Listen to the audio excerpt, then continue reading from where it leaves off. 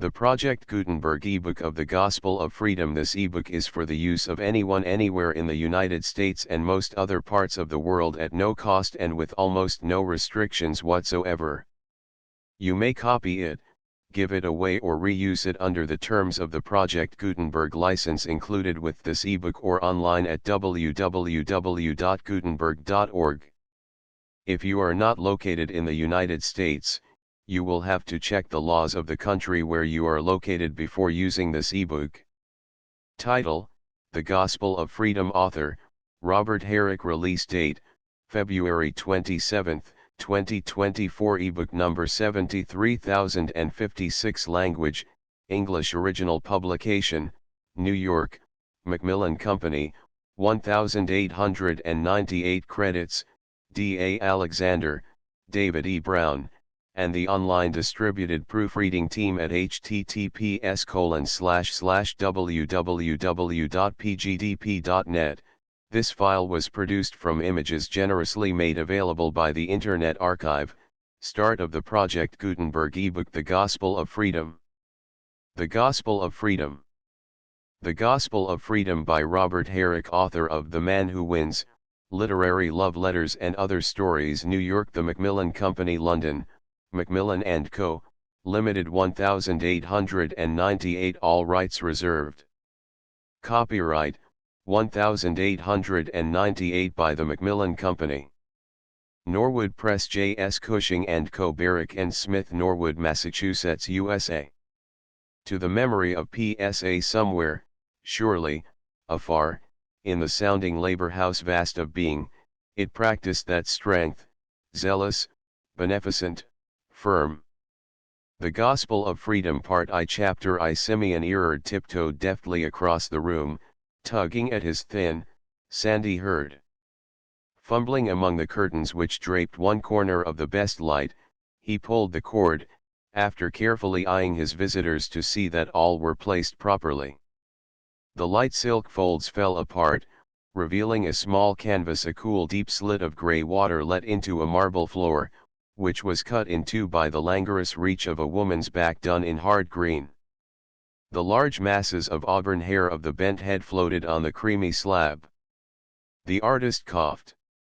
"Well," exclaimed Mrs. Anthon, in a puff of surprise. "A bathroom, I declare." "Is that your exhibition picture?" inquired her brother-in-law, Sebastian Anthon, a little dubiously. Erard took no notice of these wavering remarks. To him they were the necessary comment of the world, to which he habitually paid as marked disrespect as he dared. "You see, don't you, Miss Anthon," his voice was persuasively patronizing, "what I have tried to do? You grasp the difficulties, don't you? Of course to the crowd it's nothing but a modern bath, half full of water, with a young woman in it, whose hair is red.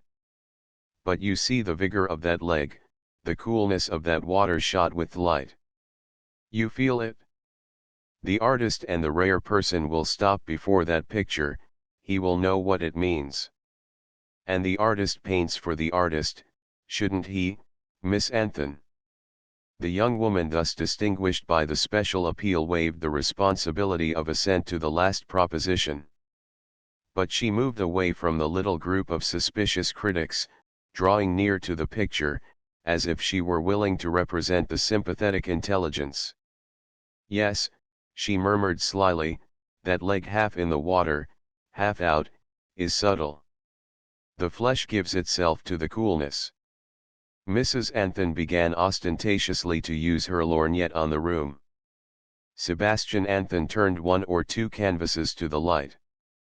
"Ah," the young artist responded, "my dear Miss Anthon, you are the right sort, you understand.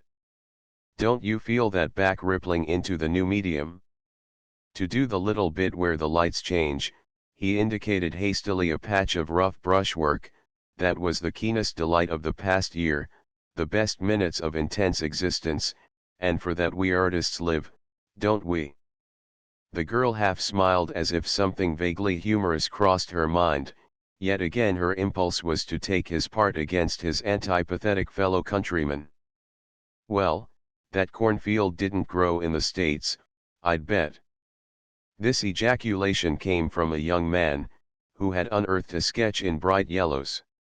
He stood with his cane behind his back, his light coat thrown open, in an attitude of eager expectation, and anxiety to lose nothing that was going on, while hunting for appropriate expression. The dull Paris sunlight of a November afternoon sobered the robust hue of his face and his broad hands. Erard remarked indifferently, "That's a sketch I made in Calabria, an effort in yellows." He turned the canvas back to the wall, as if he would take from a child a fragile toy. "This impressionistic business is beyond me," the young man remarked defiantly, addressing Mrs. Anthon for support. "Adela hasn't done much in it yet," Mrs. Anthon answered. "You know, Mr. Wilbur, she's at Jerome's. He's good for the drawing, they say, and then he has so many studios, and one is up our way, just behind the Madeleine. And Jerome has such a good class of young women. I couldn't have Adela running about and living as the common art students do. No Trilby stuff for me," I said to Sebastian, when he advised me to take Adela over here and let her have a chance to culture herself. Adela rather wanted to try it by herself for a year, but her father made her keep on at Bryn Mawr, that school down near Baltimore, where they wear caps and gowns. But when her father died, her elder brother was married and living out to Denver, and Walter was just finishing school at Harvard. I said I couldn't be left alone. What are children good for, if they're going to run away to college and to art schools? It is bad enough to have them marry, but a girl, when she isn't obliged to work and Addie won't have to teach. I guess Mrs. Anthon was fast unwinding her philosophy of life, in the sympathetic manner of Western Americans, that takes for granted a neighbor's interest in one's affairs and does not comprehend reticence. Wilbur was apparently interested. But Miss Anthon, who had practiced the power of watching ever for her mother's garrulous tongue, while she attended to other matters, interfered. "Mr. Erard will show us his den, Mama. Isn't the apartment delightful and interesting? It's an old swell's house. Louis's complete, just as it was, without any change. Mr. Erard found it quite by accident, he says, one day when he was wandering about in this quarter among the convents. He came down a side lane that runs into the Rue Vaugirard. Just as he was leaving it, his eye happened to fall upon that old cypress in the court. He prowled about and found this nest." Animation returned once more to the party. Erard led them from the studio, a fine old room, with open timbered ceiling, left almost ostentatiously bare, into the adjoining salon. In the somber studio there had been only the warm woodwork. Here were many living qualities: the lofty windows hung with dark stuffs, the fireplace adorned by a delicate relief of nymphs. In one corner was a spinet, and along the sides of the room couches, with a few low tables and aristocratic chairs. Some little bronzes, one or two pastels, and a cast of a group by a young American sculptor, completed the obvious contents. The ladies exclaimed. Wilbur observed thoughtfully, "I should think you would rattle around a little." "Ah, I don't live here," Erard answered airily, pushing open the large folding doors beside the fireplace. "This is my den, and beyond are the bedrooms." The inner room was of the same dignified height as the rest of the apartment. A bit of tapestry on one side, and shelves for books and photographs on another, hid the walls. In one corner was a simple ormolu table, where notes lay half opened, and beside it a lounge. A few high-backed chairs, each one a precious find, were ranged like solemn lackeys along the walls. A second piece of tapestry cut off a dimly lighted alcove, where a bed of state could be seen, also of the period, as Erard remarked complacently. The visitors were still admiring when the servant opened the door into the dining salon. "We will have some punch," Erard sighed, throwing himself into the deep chair at the head of the table, in which his small figure seemed engulfed. While Pierre, like an attentive mouse, passed the punch and cakes, the Americans let their eyes roam over the room. It was somber with heavy furniture, but scrupulously confined to the period, from the few plates that looked down from the lofty sideboard, to the endirons on the hearth. "An ideal nest," Miss Anthon murmured. "Your man makes such good punch," Mrs. Anthon added. "You must have put a mine into this," Wilbur commented, as he sipped his punch. "Fixed it up for a permanent residence." "Ah, I can't say," the artist replied negligently. "Paris bores me a good deal. I do my best work at Giverny or San Gemignano. This is a kind of office. Not much like the old garret where genius was once supposed to blossom," Sebastian Anthon reflected in his weary voice, as if making propositions for himself. Erard moved uneasily. The gentle old man's remark contained a special sting. "That doesn't go nowadays. To do his best work, the workman must have his proper atmosphere. It was all well enough in the Renaissance for those old fellows to bang about, there was so much going on that was inspiring, so much beauty in the world. But today he must cover himself up from the horrid impressions of reality. If he fought with cold and hunger and bad wallpaper, and all that, he would never be fit for his fine work. Either the harsh actualities would blunt his sensitiveness, or he would show that he hadn't any, that he wasn't of the temperament." Erard turned from the attentive old man to the young woman, whose fortune of contemporaneous birth might render her intelligent to the force of his remarks. Moreover, she was a woman, and Simeon Erard's strong point was his management of women. He got at them on impersonal, sexless grounds. His rambling physique and flattened face were almost repulsive, and he had never quite lost the traces of the dull back alley in Jersey City, whence he had emerged upon the circle of patrons and patronesses who were to attend him on towards fame. With a subtle insight into his own resources, he knew that women would always be useful to him, that they were most excellent working partners of fame. To have a chorus of women at your command was like subsidizing the press. It was a dangerous weapon to use, but its range was incalculable. And in manipulating women he was skillful enough to exclude the sexual basis. He never appeared to them in the light of a possible husband or lover. Further, he never included a stupid woman in his chorus merely because she made court to him. Just now it seemed to him better worthwhile securing a new ally than opening the dangerous question started by the old man. So he led the party back to the salon and begged Miss Anthon to try the spinet. While he explained the working of the instrument, he threw out casually some remarks about music. The young woman struck a few thin chords, that rustled like yellowed parchment in the lofty room. Her glance followed the artist as he looked after his guests. Now he was talking to Wilbur, who was eagerly loquacious. She could catch phrases, run over for a few months, business dull, had a chance to be fixed up in a little job, pretty good place, am a University of Michigan man. Erard's little eyes were coolly judging the expansive young man, assigning him to his species, and calculating the exact amount of significance he might contain. Who was this Erard? She had heard her mother refer often enough to Sebastian Anthon's folly over that painter fellow he had picked up in New York as a tutor for his daughter. She remembered many little details of his career, how her uncle had found him in a print shop behind the counter, and had encouraged him in his efforts to worm his way through the art school.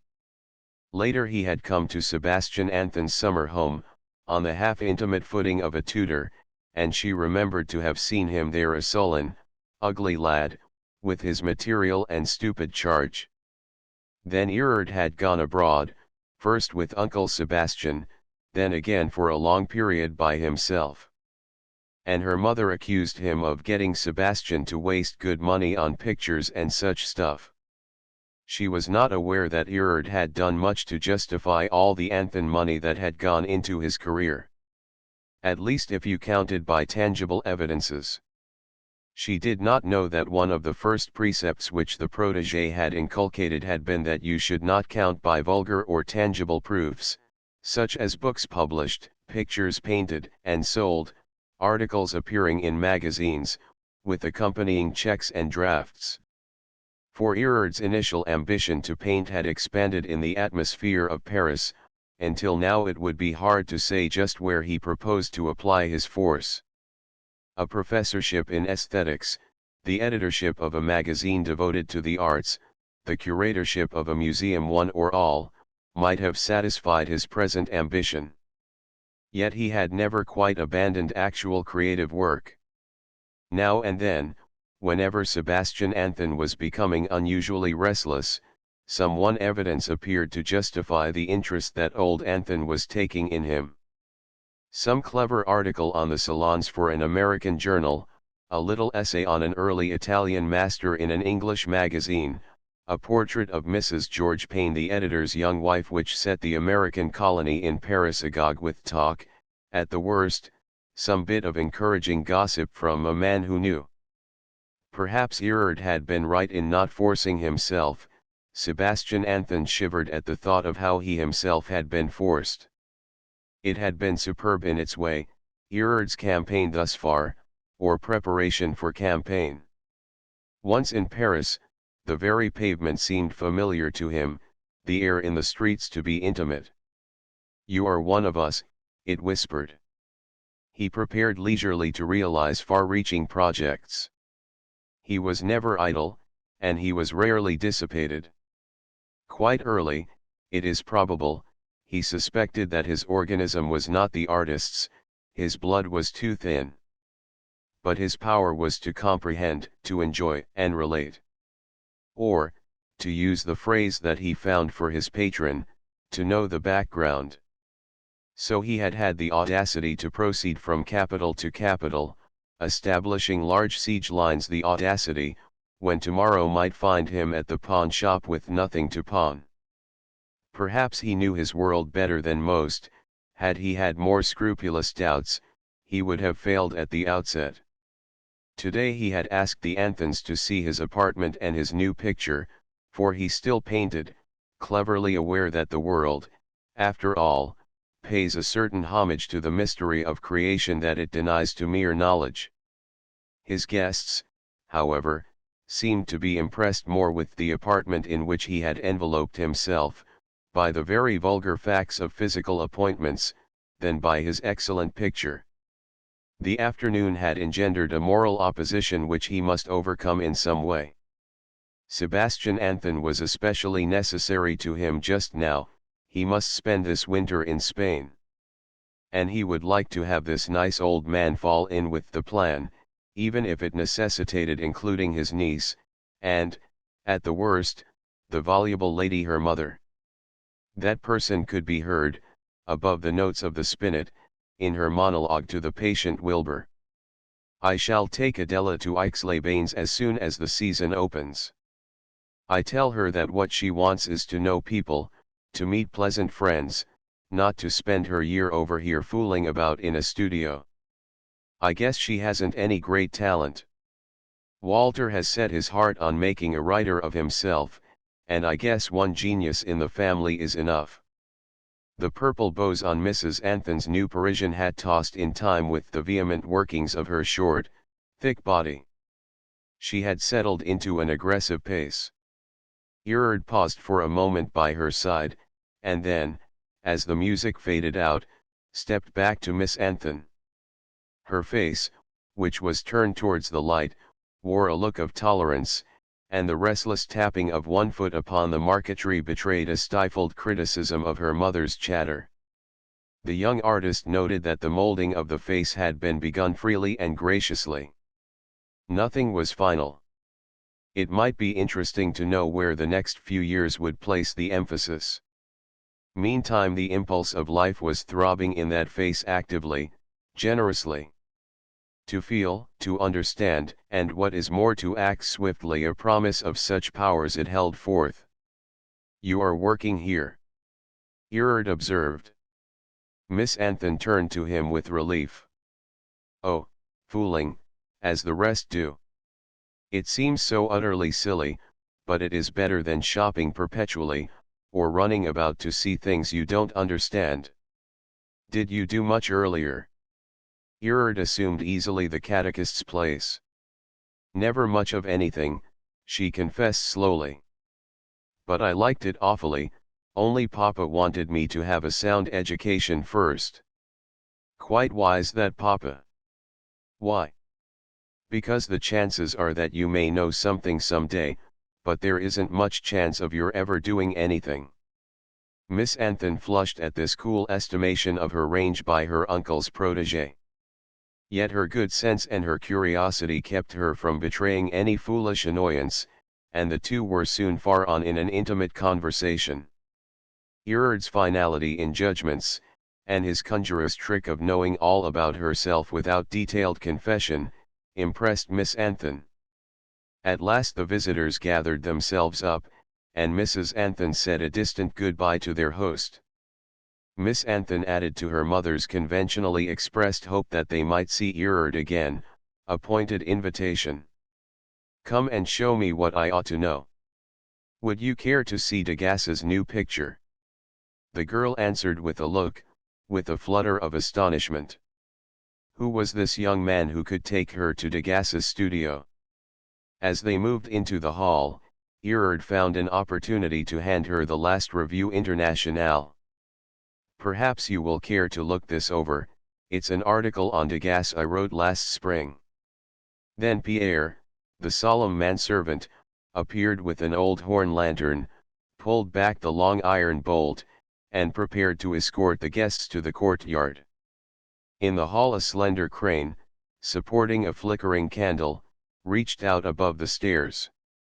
Erard stood under its shrine-like glimmer, wafting courtly cordialities to the descending guests.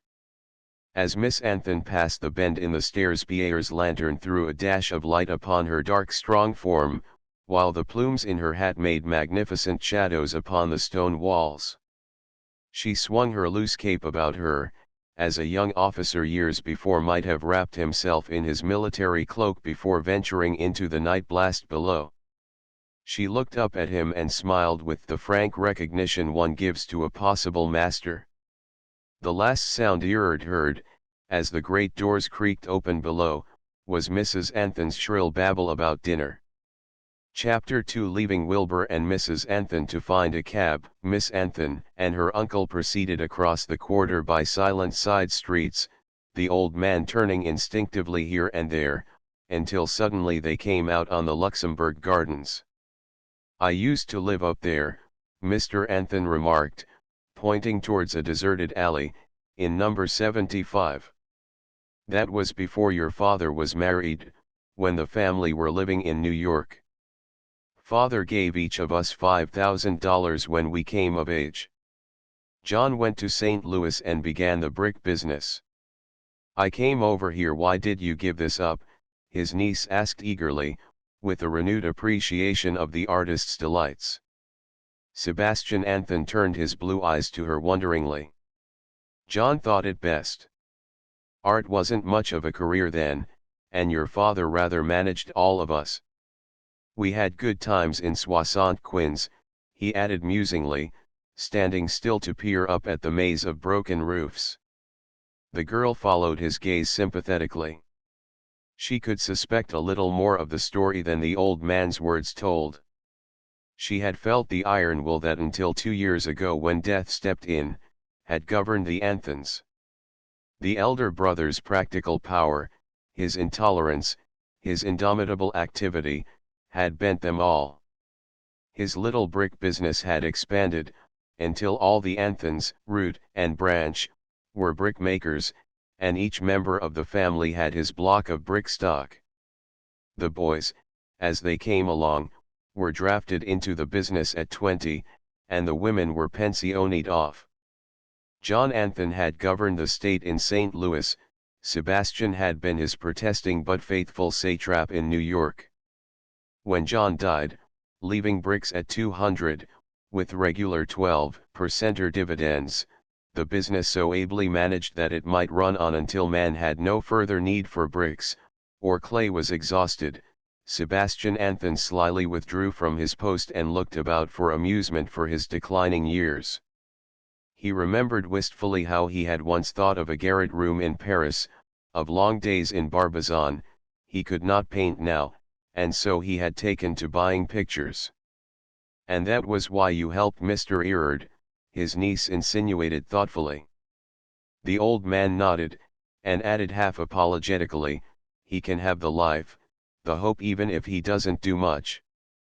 Perhaps Erard had grown to look upon him as a skillful financial agent, who provided both capital and interest. This attitude might be immoral, but the patron received his compensation. "But he has done something, he will do something," the young woman replied buoyantly. "It's a growth that becomes sterile easily, terribly easily," her uncle mused. "Perhaps one can't assist nature, yet to have the chance, that is the great thing." He looked once more wistfully over the roofs, and then turned into the gardens. He stopped again as they came out behind the palace, with its gracious facade just visible in the twilight and fog. "I used to come out here to walk. There was more going on than everywhere, students and politics. You never knew what might happen." When they reached Foyot's they found Wilbur and Mrs. Anthon already at their oysters. Seated at table with them was a blond young man, Mrs. Anthon's youngest son, who was examining carefully the wine card. As his sister came in, he glanced up with the remark, "Well, what did you think of Uncle Seb's little Jew? Wilbur and Mama have been slanging him ever since they came in." Mrs. Anthon broke out at once. "Your young friend seems to have made himself comfortable, Sebastian. I suppose painting bathtubs must pay pretty well. I must say, and I am no prude, as you know, Sebastian, that I can't understand all this loose art. What good is it for an American to come over here and learn to paint naked women in a bathtub, so that you can see the water swashing about? They can't sell such things in America. It's well enough for once in a while to see 'em over here, but we don't want that kind of picture to hang up in our homes. I used to say to John, buy good pleasing copies, something that's elevating, or nice country scenes, but don't bring any of that modern French trash into my parlors." The soup arriving just then, Wilbur had his chance. "That's so, Mrs. Anthon. But I suppose they are after something. Erard seems a clever fellow, he believes in himself hard enough, and that's the way to get there. I must say, though, that I have never found a young fellow who got much permanent improvement out of this foreign business. That wasn't the way with our fathers, or with our high-class literary men today. They made their way first and came over here later on to polish off. Isn't that about so, Mr. Anthon?" Sebastian Anthon made no reply. He was watching two young fellows seated on the leather couch near the window. They were gesticulating and pounding the table, emitting dynamic words la loi, morale, vraise enthousiasms. "Mr. Erard is quite the most interesting man I have ever met," Miss Anthon pronounced dogmatically, irritated by the bearish atmosphere. "I can't quite see why we Americans, who are always hooping for success, and pardon everything if it only leads to our ends, should have so many doubts about that same selfishness when used for other things than getting dollars or going into politics. We are dreadfully moral as soon as it comes to art or to anything that doesn't give a bank account. If I were a man without a cent, I would do precisely what Mr. Erard has done, make the world support me." "Live on charity!" Wilbur exclaimed sharply. "The eternal discussion," Walter Anthon put in, as if bored. Hitherto he had confined himself to ordering and testing his dinner. "Yes, Why not? Miss Anthon continued pugnaciously. If I gave them something back in return, some new sensations or ideas. Don't you agree with me, Uncle Seb? Sebastian Anthon had been sipping his wine meditatively, ignoring alike the food and the talk. I was thinking, he said tranquilly, that just 38 years ago last June, I took my last dinner in Paris over there where those fellows are sitting. It's changed since then, I mean the world. This reflection appeased the argumentative temper, and talk died out. I am going to hear Yvette Gilbert, at last announced young Anthon, with something of a swagger. Will you go, Wilbur? Wilbur responded by a conscious smile and then glanced at the others. What would the ladies say? Walter wouldn't think it nice if we were to go, Miss Anthon answered. I will go some other time when we are all developed. Walter looked at his sister suspiciously. They are doing that kind of thing in London, but it's safer not. I shouldn't care to meet my friends. Miss Anthon waved her hand deprecatingly. She had heard a good deal about her brother's friends. He had started a literary career in London, very favorably, with a thin volume of verse, some good letters of introduction, and a pleasant manner. Well, you won't come, Wilbur. I shall be busy tomorrow, Mother. We'll see you sometime this week. Good night. Walter Anthon selected his coat and stalked off. Mrs. Anthon looked after him wistfully, as if half inclined to follow her boy.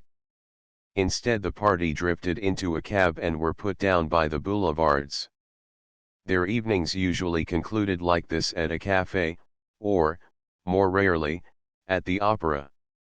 The boulevard resounded, like an animated river, coursing on swiftly, temptingly. The crowd, even on this dull November evening, was hurrying past, keenly alive about something, but Miss Anthon was obliged to sit at the little table beside the throng, an ignorant outsider. The scene was perpetually alluring her to experiment in new fields, yet she could never tread the pavement, mistress of herself. This life of idly running hither and thither was merely irritating. The longing to escape from her mother, who lived in another kind of world, even from her uncle and Wilbur, who were not quite in place in Paris, increased until her nerves were sore. She had never felt this rebellion in St. Louis. Out of the general blur of her past life one important figure loomed everywhere, dominated everything: her father, John Anthon.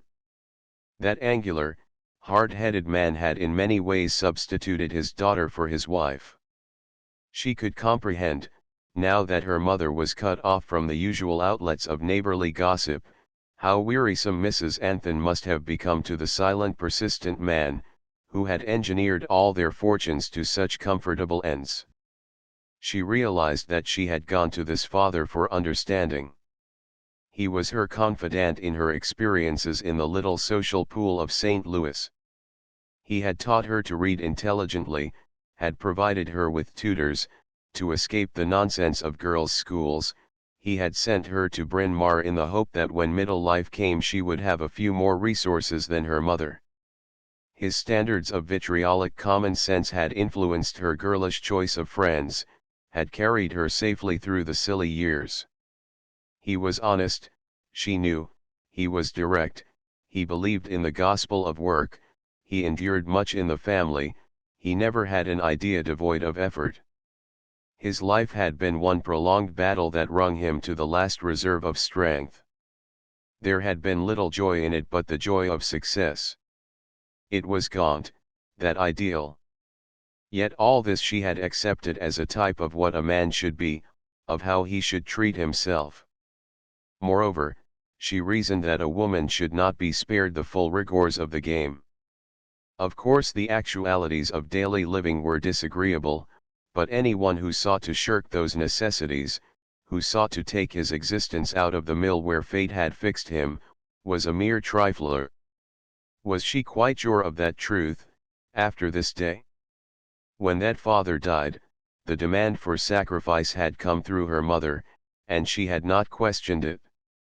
What she had gone to Bryn Mawr for was not personal gratification, at least, she thought not, but equipment. She must respond to events, as her father had done many years ago when he took the Anthon affairs in hand, without disguising the unpleasant consequences to herself. It was a primitive religion blindly taught and blindly followed. Just what could she do for her mother, now that she had made the sacrifice of her independence? Her brothers had expected it, in the general emotional drawing together of the family after Mr. Anthon's death, it had not seemed so impossible. Had her father, however, expected it? He had left her an independent fortune. There might be an implication in that fact. St. Louis, without that father and without any definite goal except to make herself companionable to her mother, had soon become intolerable. The college youths, home for vacation, appeared more childish than ever, the staid young men in business, more wooden. In desperation, one day, she found herself on the point of accepting a young lawyer, for the sole reason, when she paused to reflect, that he agreed with her in finding St. Louis arid. The fathers and mothers of the present turbulent generation had toiled out their days, and at night had been content to sit dully on the great stone stoops, or in the stuffy parlors, merely idle, until the morrow of renewed effort. The children had their energy, and yet refused the old task.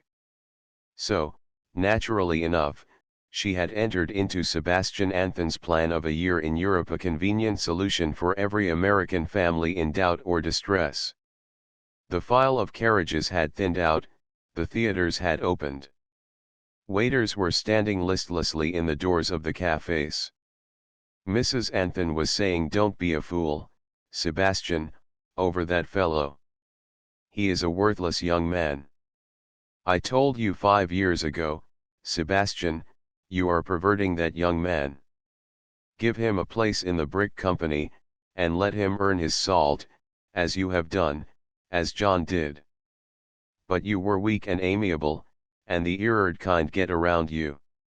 Miss Anthon smiled at the idea of Erard in bricks.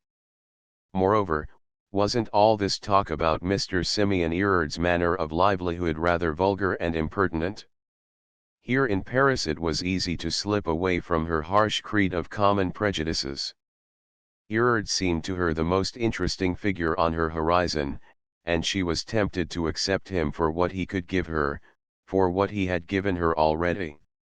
She rose hastily, stifled, eager to step out on the boulevard, to follow the throng.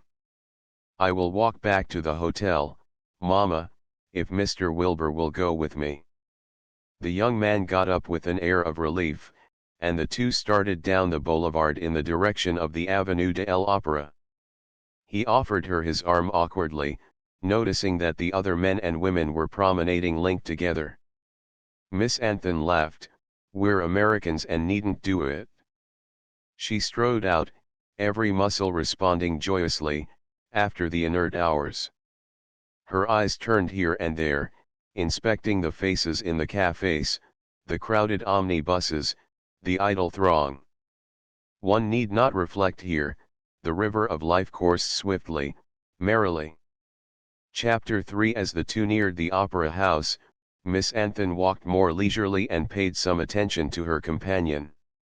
The night was soft for November, she had no wish to immure herself in the close hotel.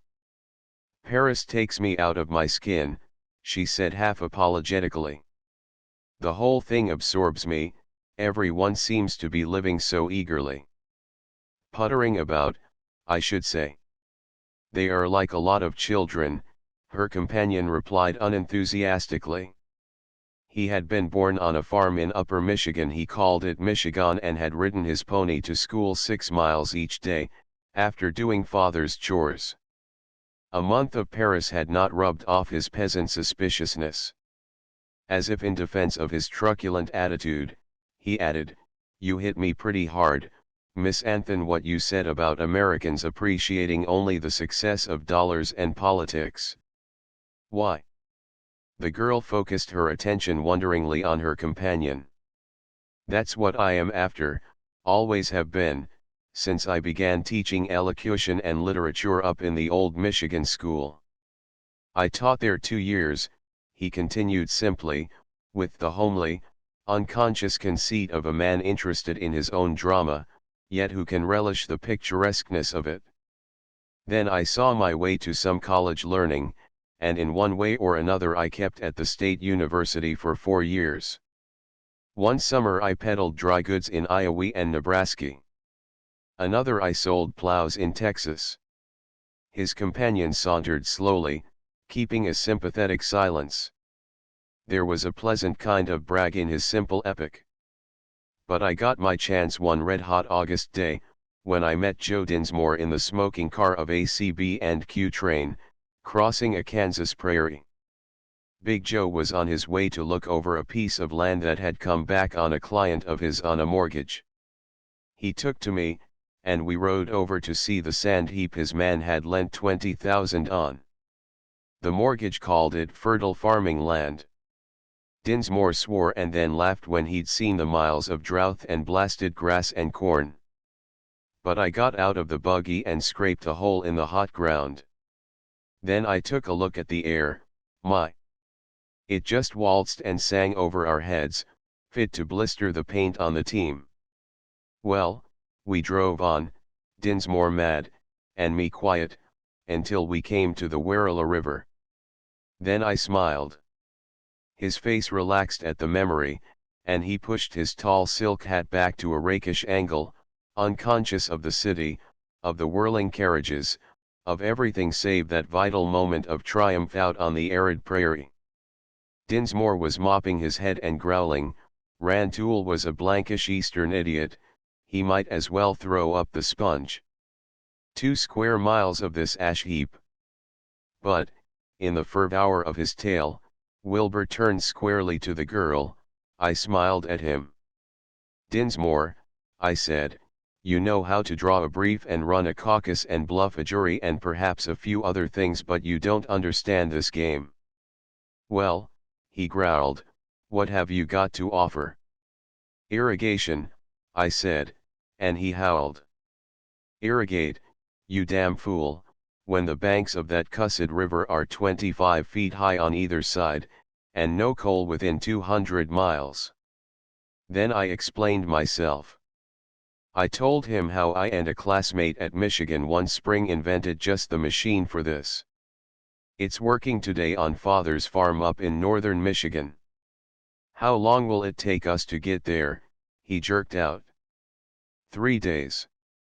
Well, the old wheel we had rigged up, Jim Center and me, was there pumping away like the day we left it, when Dinsmore and I drove over from the station. Here Wilbur, in his excitement, had stopped at a deserted brasserie, and taking 2 chairs from the nearest table, he described minutely the water hoister with all its superb points. Miss Anthon sank into a chair. They were near the hotel now, and the tale absorbed her. Dinsmore looked it over, he said nothing, then he started it running, then he looked it over again. My boy, he said, as we walked up to the house, there is a desk for you in my office in Chicago. You read law. Someday you will be managing a water hoister company. That was near 3 years ago. Wilbur ordered a bock. After one sip he put the glass down and went on. There were delightful appendices to this epic. Dinsmore had tried to cheat him, but I held him up in his own office, on the 10th floor of the Sears building. A square deal, I said, or you don't get out of this office. And Dinsmore has done the right thing ever since. Miss Anthon's blood ran in little throbs as he described this primitive arrangement in the 10th floor of an office building, where the old eel of a politician had been foiled by his sharp clerk. Then Dinsmore tried to do Rantoul on his land, when he saw what a fat thing we had. But, here the young fellow smiled in appreciation of his astuteness rather than of his honesty, Rantoul has his third now. Later Wilbur had gone to Washington as secretary for an Illinois boss, and while there had arranged the patents and started the Water Hoister Improvement Company. Center was remembered. I gave him a quarter of my third.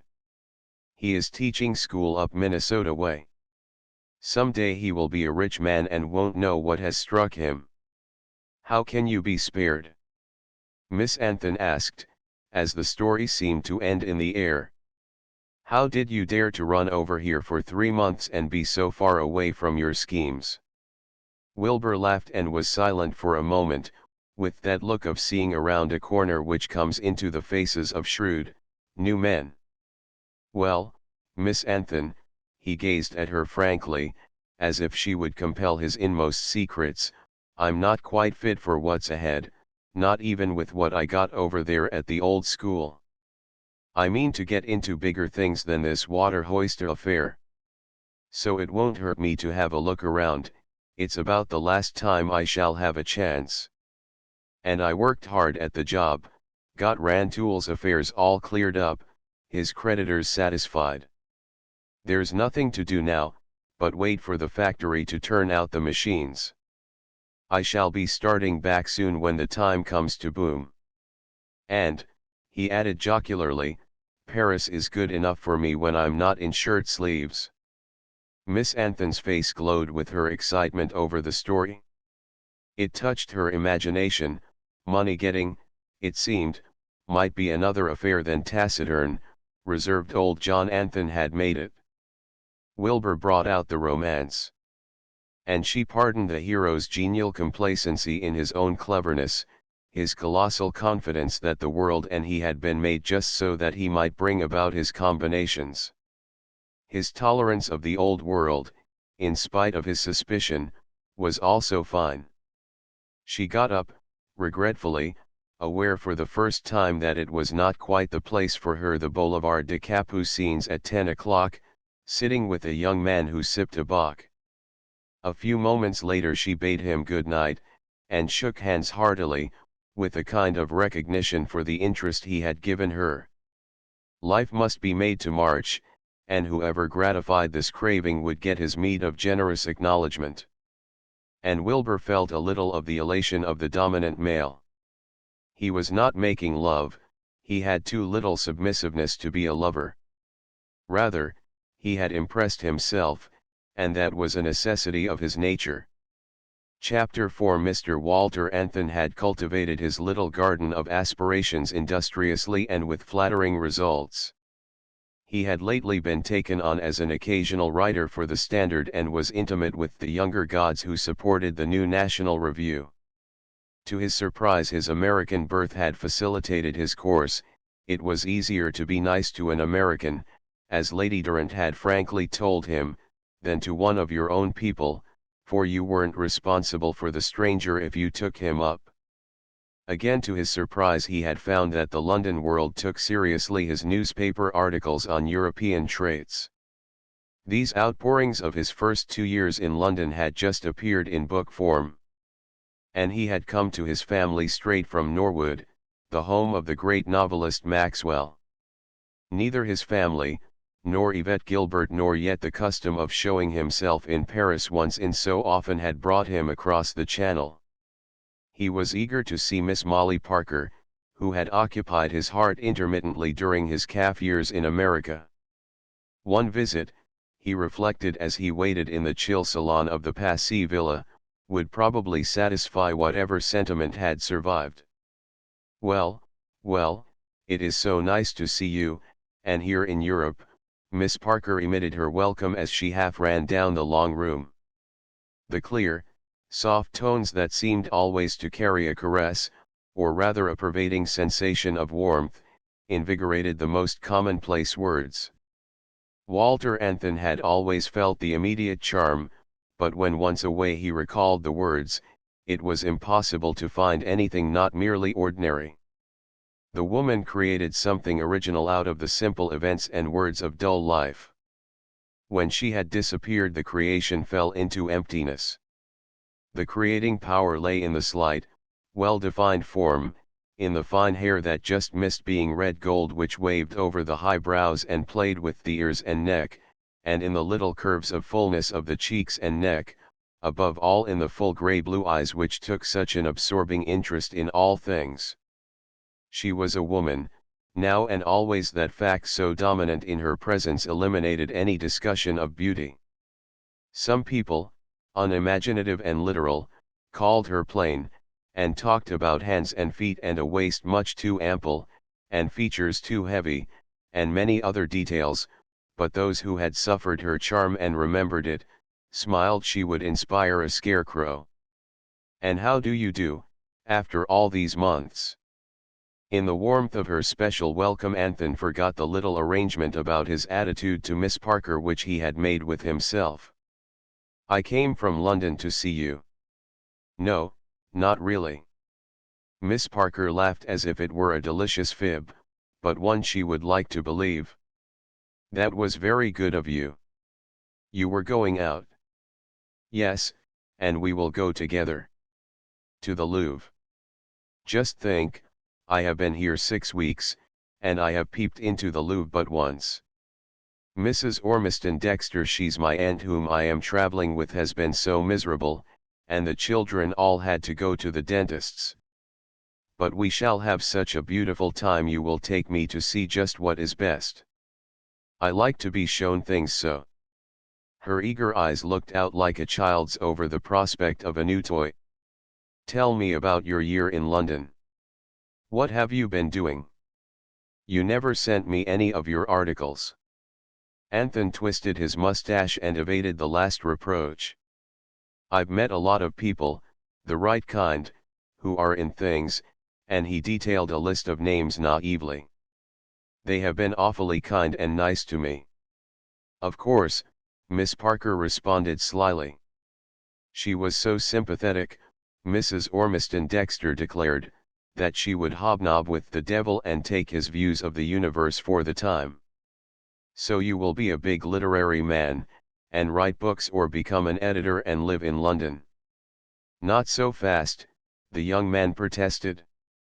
"You will make me poet laureate before you are done. I'm on the road, that is all.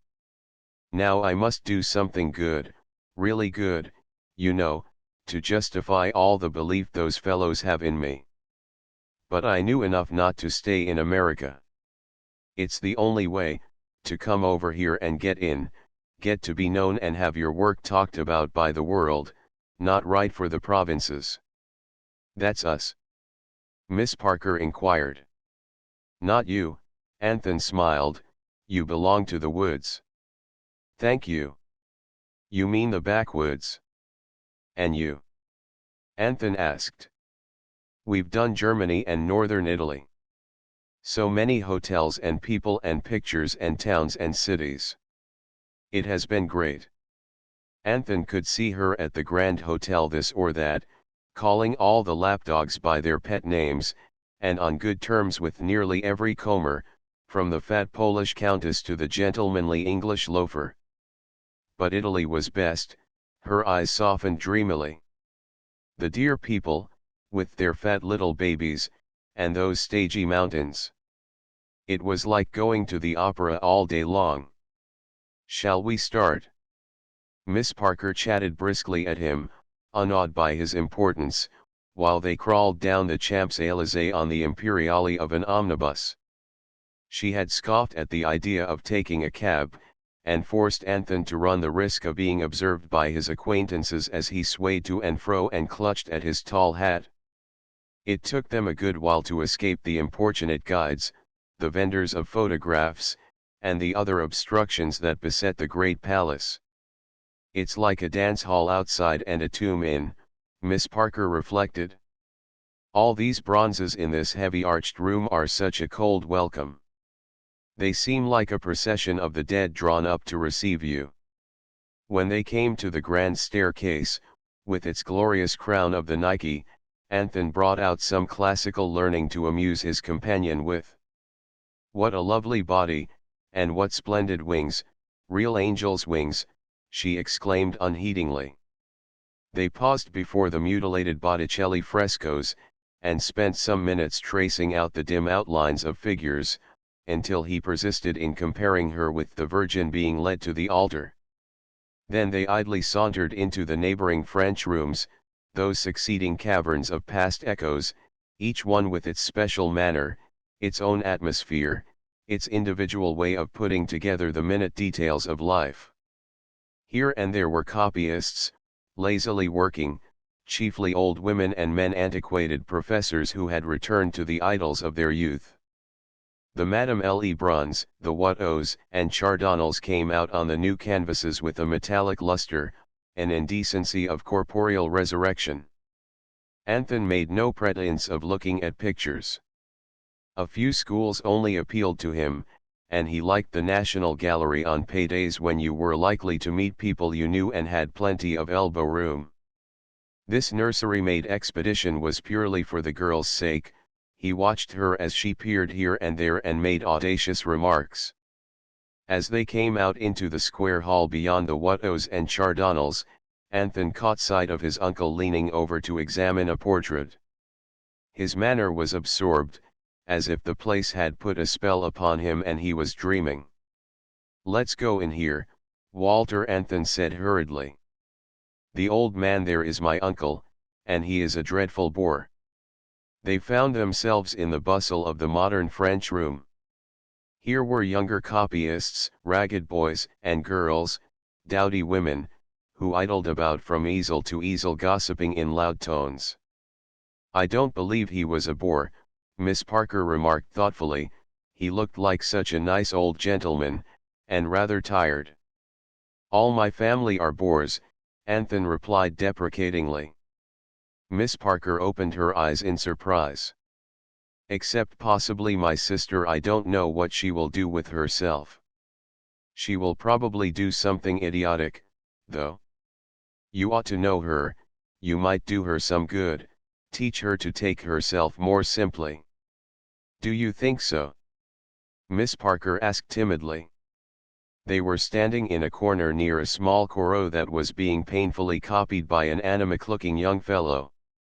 "I never come here," her companion continued irrelevantly, "without wondering what all these poor devils think they are doing." He glanced about at the copyists. "Perhaps they love it." Then she changed the topic as if aware that Anthon did not show himself at his best in his criticism of life. "Do you know a Mr. Erard?" "My uncle knows enough about him. Devilish clever, they say. He never got on well in London, though. Something of a cad, I fancy, but I am told he knows pictures." "What do you know of him?" "I met a younger brother once. He was in a mill and got sick. I visited the family and grew to know them. Peter Erard was such a nice fellow, too good for his place. He was 22 and had $10 a week. That was what the family lived on. They talked about this older brother in Paris, who seemed such a great man in their eyes. My uncle helped him on, I believe. My mother is down on the old man for spending his money on the fellow. He doesn't paint so much as he writes about art." The two passed across the great square room with its fervour of national art, its striking high-pitched tone, and nervous crowd. "There's Adela now," Anthon exclaimed when they had entered the long gallery. Miss Parker looked quickly over to the tall young woman who was gazing perplexedly at a Titian. A meager-looking man in eyeglasses was evidently discussing the picture, his fingers running up and down before the frame as if he were feeling the thing in its joints. Every now and then he applied a pair of small opera glasses to some detail and then stepped back to his companion. Walter Anthon walked over and spoke to his sister. She glanced up as if annoyed at any break in the mental condition, looked over to Miss Parker, measuring her swiftly, then nodded to her brother. A moment more they had crossed the room, and Anthon presented his sister. "You were very good to come." Miss Parker looked up at the other woman trustingly, as if to say, "Of course you are bored to be disturbed, but I want you to like me, and I guess we shall make it all right." You seem so interested over there, she continued, as Miss Anthon stood examining her without protesting or indulging in polite phrases. Don't let me break it up. Mr. Erard was explaining to me why the picture is not a Titian. It is very complex, and I was absorbed. But I am glad to meet you. She smiled back at the smaller woman. Won't you come over too, if you are interested in pictures? He took me first to a real Titian, and we spent nearly an hour over it until I got hold of some of Titian's characteristics. Now we are examining this fellow. Erard merely nodded to the newcomers, and continued his broken monologue, largely to himself, partly to Miss Anthon. You see how stiffly this arm is drawn. You couldn't move that arm, it doesn't exist. Now in the real Titian I had a feeling in my right arm, a tightening up of the muscles as if they wanted to grasp the sword. This is wooden, like a piece of lath. I pass over the dead black, that may be due to the restorer. But in the application of light, Miss Anthon, you must feel how much inferior this is to the Titian. There the light was flecked on, boldly, in points. Here there is a hard, white line, mechanically traced over the corslet. The effect of the Titian is dazzling, this is metallic. And the head, Miss Anthon, this is half a head. Just as if you should split a skull and veneer the features to the canvas. There is no back part. Now in the Titian you could feel the rounded head, you could pat it, and fill it in for yourself. There is air all about it. Miss Anthon followed his least motion, absorbed as over a mathematical problem in tracing his induction. Yes, I see, she murmured. Let's have another look at the real Titian. Erard moved off. Why, they still call this a Titian, too, Miss Parker exclaimed incredulously. Erard shrugged his shoulders. It will take them 5 years to get the label off. When I first came to Paris, they used to call this thing a Drizzen. Only last year they labeled it Bonifacio. Then the labels aren't right, Miss Parker remarked naively. Sometimes, Erard replied with a smile. Miss Parker remained absorbed in this new aspect of the world that it wasn't always what it pretended to be. If a thing was said, printed, if it could be seen in a book, why it must be so. If you were to suspect the evidence of your simple senses, what a bewildering world this would be. Erard said little more when they came to the Titian. He studied it thoughtfully with his glasses, remarking at last. The forefinger isn't his, nor the thumb. Some bungler put that on. Well, you have seen enough for one day, Miss Anthon. Don't look at any more pictures. Miss Parker made a little face of disappointed surprise, she was greatly interested in this new oracle. But Miss Anthon accepted his decision as final, though her robust zest had not been appeased.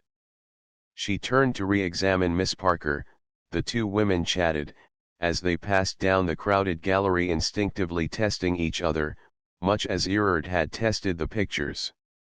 When they reached the salon-care, they paused as if satisfied with their preliminary trial. Miss Anthon dismissed her companion with unceremonious directness. I want to see you again, and I shall try to find you at Passy. Goodbye. She's got pretty thick with him already, Anthon remarked, as Erard disappeared with his sister. Miss Anthon was saying to her companion, you have made me see so much. Yes, you can see, when you are told to look, Erard assented quizzically. If you can keep on using your eyes and not your intuitions, you may know something about pictures someday. If you would, she began humbly. Stuff. Erard cut her short irritably. I might teach today what I should deny tomorrow. Use your own wits, and hold your tongue. There is nothing so wonderful about art in certain aspects, no Eleusinian mystery. She was afraid to make another remark lest she might blunder. What Mr. Simeon Erer judged to be stupid was coming to have an immense weight with her. She felt grateful to him for not snubbing her badly. Chapter V. Miss Anthon continued to spend a few desultory hours in the fashionable studio behind the Madeleine. Erard's raillery made the work appear more futile than ever, yet the engagement was a convenient excuse. At least once a day she could escape from Mrs. Anthon's rasping companionship, and the dressmakers and milliners and aimless scurryings to and fro. Her uncle Sebastian had hinted, also, that the first sign of restlessness on her part would precipitate a move to Nice, or some other watering place. And, so long as Erard condescended to take an interest in her case, she was loath to leave Paris. On brisk days, when the pervasive fog was lifted up and shoved behind the surrounding hills, Miss Anthon gave Jerome's the slip and snatched a few hours for long walks. In this way she had taken Wilbur out to the little house in Passy where Miss Molly Parker spent the burden of the day over Mrs. Ormiston Dexter's children. Wilbur and Miss Parker had dashed into a surprising intimacy from the first. Miss Anthon watched enviously the skillful American girl lead Wilbur through his most stalwart paces. One could not help being intimate with this young woman. She was like a green field in June. When she smiled one felt at home, as one did in nature. "You are so immensely human," Miss Anthon had been moved to say, as they left, taking Miss Parker's hands and looking into her startled eyes. "Why? I'm just like the others," Miss Parker replied, troubled. "With a difference," Miss Anthon sighed. "It's all straight to you, there is no doubt, no hesitation." "Oh, lots. I am awfully poor, and if it weren't for Aunt Nan, I'd have to teach school or keep books or get married." "Money is so unimportant," the other girl announced disdainfully. "Oh, my lady, nothing, a mere trifle." "Comprenez, Monsieur Fifi," Miss Parker mimicked the air of disdain, taking the little black spaniel into her lap. "C'est rien du tout, this matter of money. C'est une bagatelle, milady Edith. Que pensez-vous? Au revoir, you child." Miss Anthon kissed her. "Bonjour, milady." Once out on the grey street, Miss Anthon turned to Wilbur for appreciation. "Well, she's a good girl," Wilbur remarked abstractedly. "That's all." "That's enough, isn't it? She's the sort to go through fire for one, and cook and sew and play with one, too. She's about right." This explanation mollified Miss Anthon a little. "You make her out a companionable animal. Isn't there anything more?" "I guess so," Wilbur replied, swinging his cane. Evidently neither Miss Parker nor women in general appealed to him just then. Miss Anthon watched his moody manners sympathetically. He touched her on sides little known to herself, awakening vague instincts, appealing to a primitive nature that did not lie far below the surface of her character. His practical sense, his imagination in material issues, his enjoyment of the hearty meal in daily life, pleased her. She liked the heavy frame, the square face with its ordinary plainness and healthy tints. His tolerance of fine art tickled her humor. To him Erard's profound seriousness over these matters of adornment was ridiculous. He never allowed any conventional appreciation to disturb him. The face value of the world, as he looked at it, was quite satisfactory. The day was soft for December. Mount Julian towered up beyond the river, close at hand, its fortifications lightly covered by a mantle of snow. As they came out on the Place de l'Étoile, the broad avenue seemed alive with cabs. The vivacity of the scene in which she had no real share rendered her somber. "You had a great chance," she said at last, sighing unconsciously. Wilbur smiled. "There are always plenty more. For a man, For men such as you. I guess for women, too.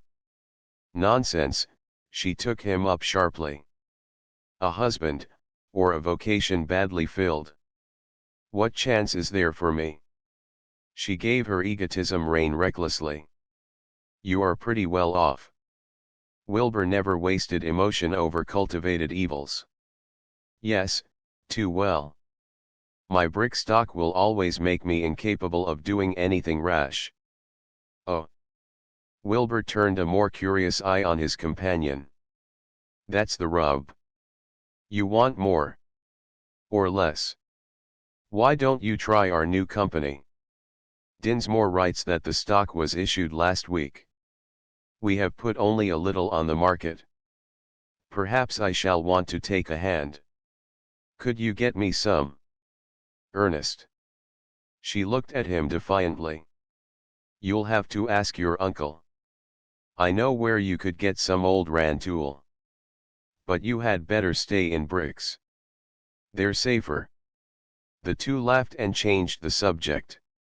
She had no very definite idea why she desired to take risks, to be richer than she was at present. It was a longing for the risk itself, as much as anything, for having a share in the palpitations of the world.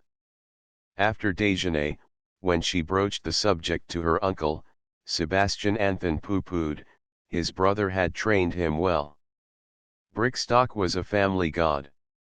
To sell it, to dabble in other enterprises, was like trading in the family reputation. Opposition, however, made the girl truculent. Uncle Seb, did you never want to do anything but the safe thing? The old man smiled at her. I always want the others to do the safe thing. Do you think it would make a nice world if everyone did the safe thing and rested there? I don't know, he mused. There are always plenty to do the unsafe thing, to make the ventures, and the world is not an over-nice place. She looked at him without replying. Adela, I am afraid you will explode someday.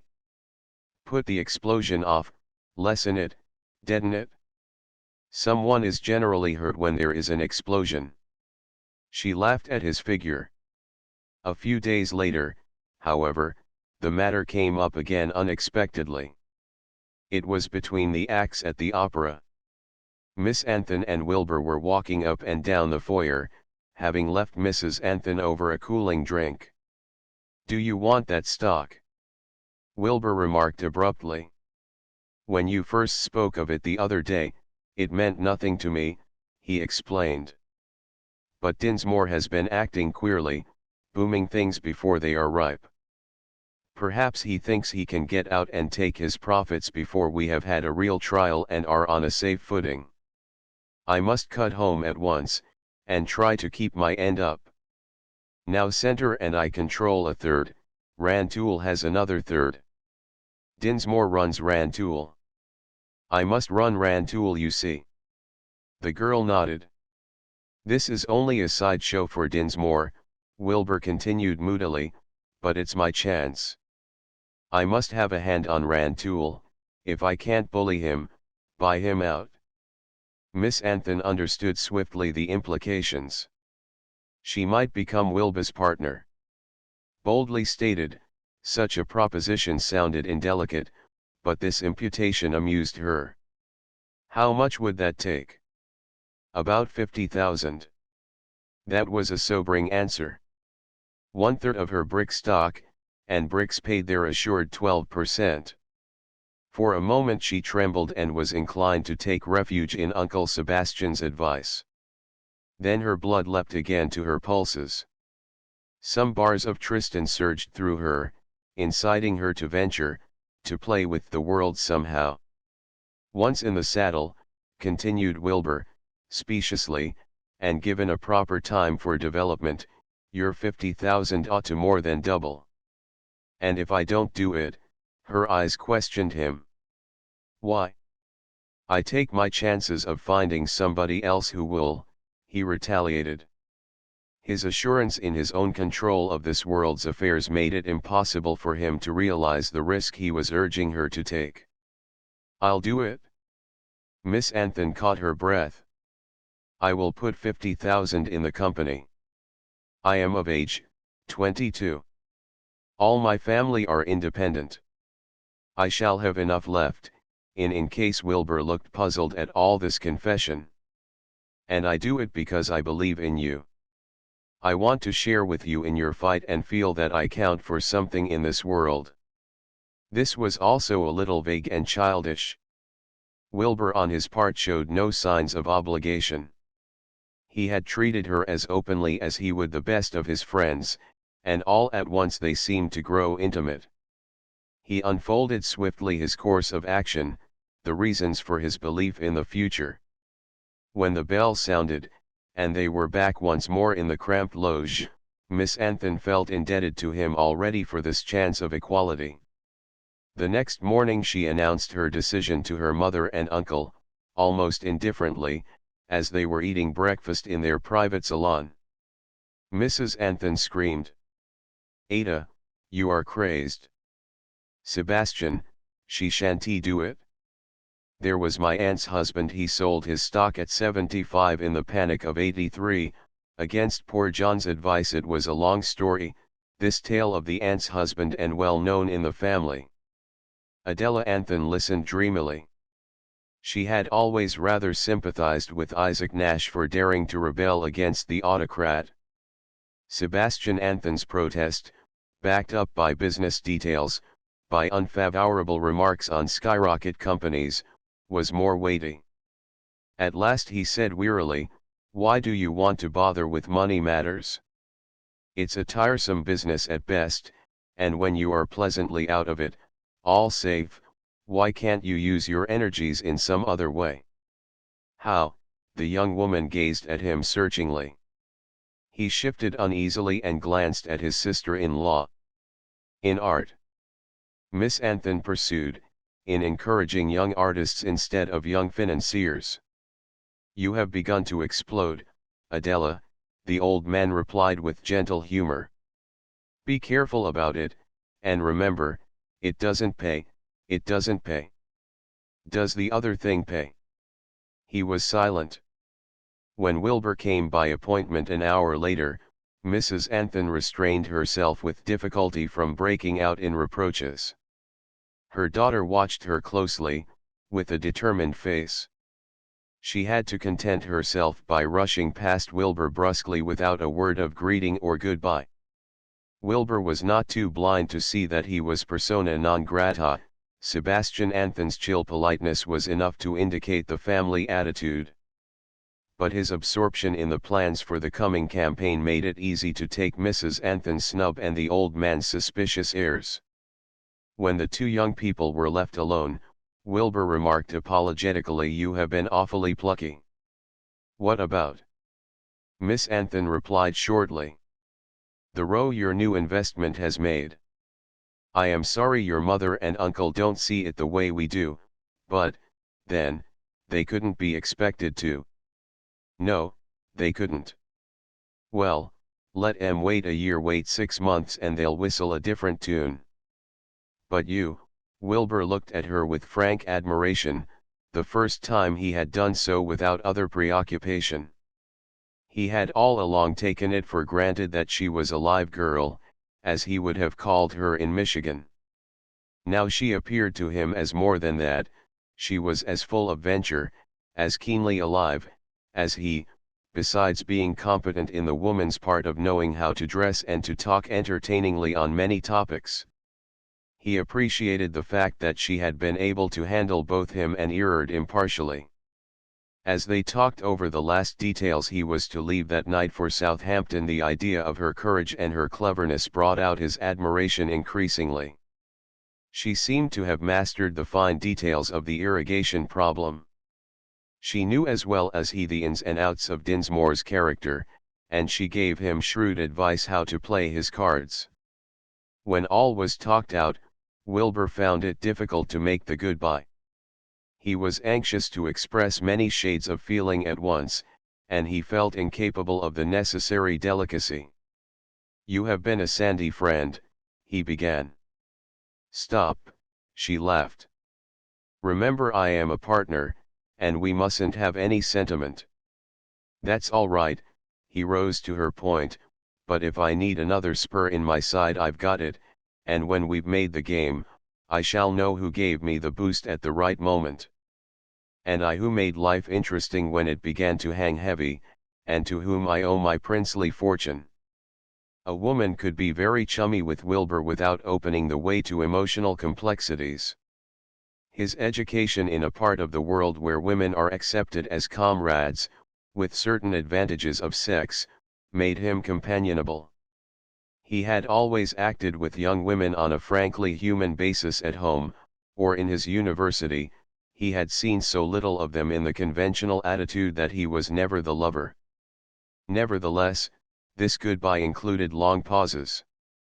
At last he said, when the stock is selling at 125 you will see me again. Not before. And, he proceeded slowly, then I shall have another scheme to propose. Miss Anthon was vexed with herself at her sudden blush. I haven't any business to be talking now about, well, I can't help, though, letting you know how it stands. Perhaps it would be best not to complicate affairs, Miss Anthon responded coldly, having gained control of the situation once more. No, no, but, he added irrelevantly, you are a great woman. You can get what you have a mind to. Goodbye. He held out his hand.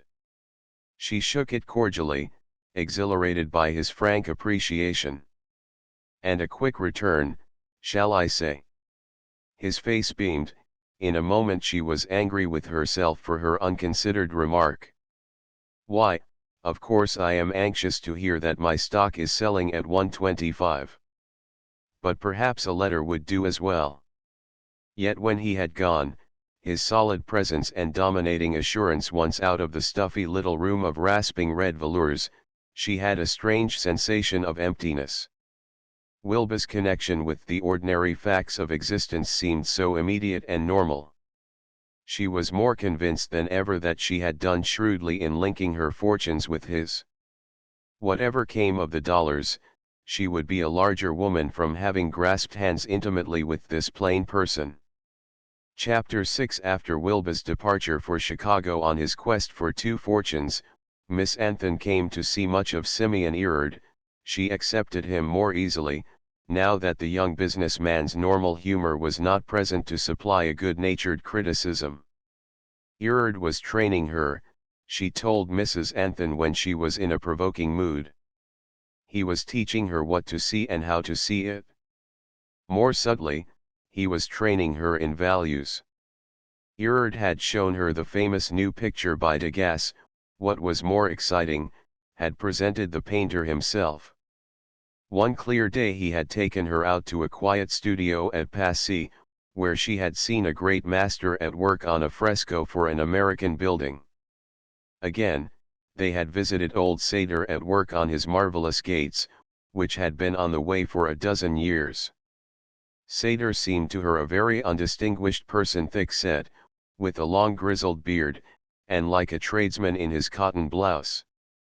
The sculptor shut the door after them and locked it, and, as if to waive commonplaces, pointed to the famous gates.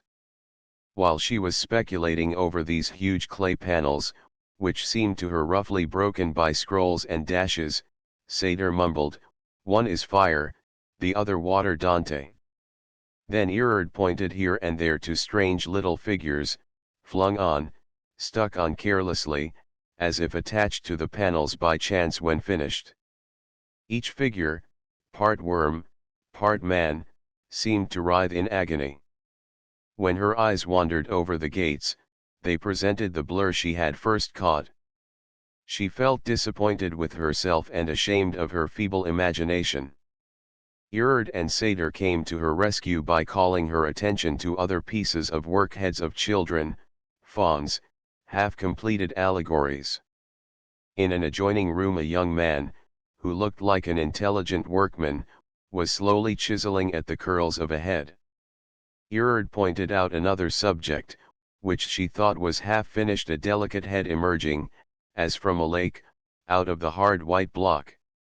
The pure bold outline of the face, the features scraped to an ascetic thinness, were accentuated by the roughness of the unfinished marble. Nearby was a group, a man and a woman in a convulsive embrace, half caught in the marble, half emergent, as if struggling in all their tense limbs to escape from the bondage of the stone. "That's his trick," whispered Erard, when Satyr had withdrawn to the gates. "A kind of impressionism in marble. He does a lot of these little things.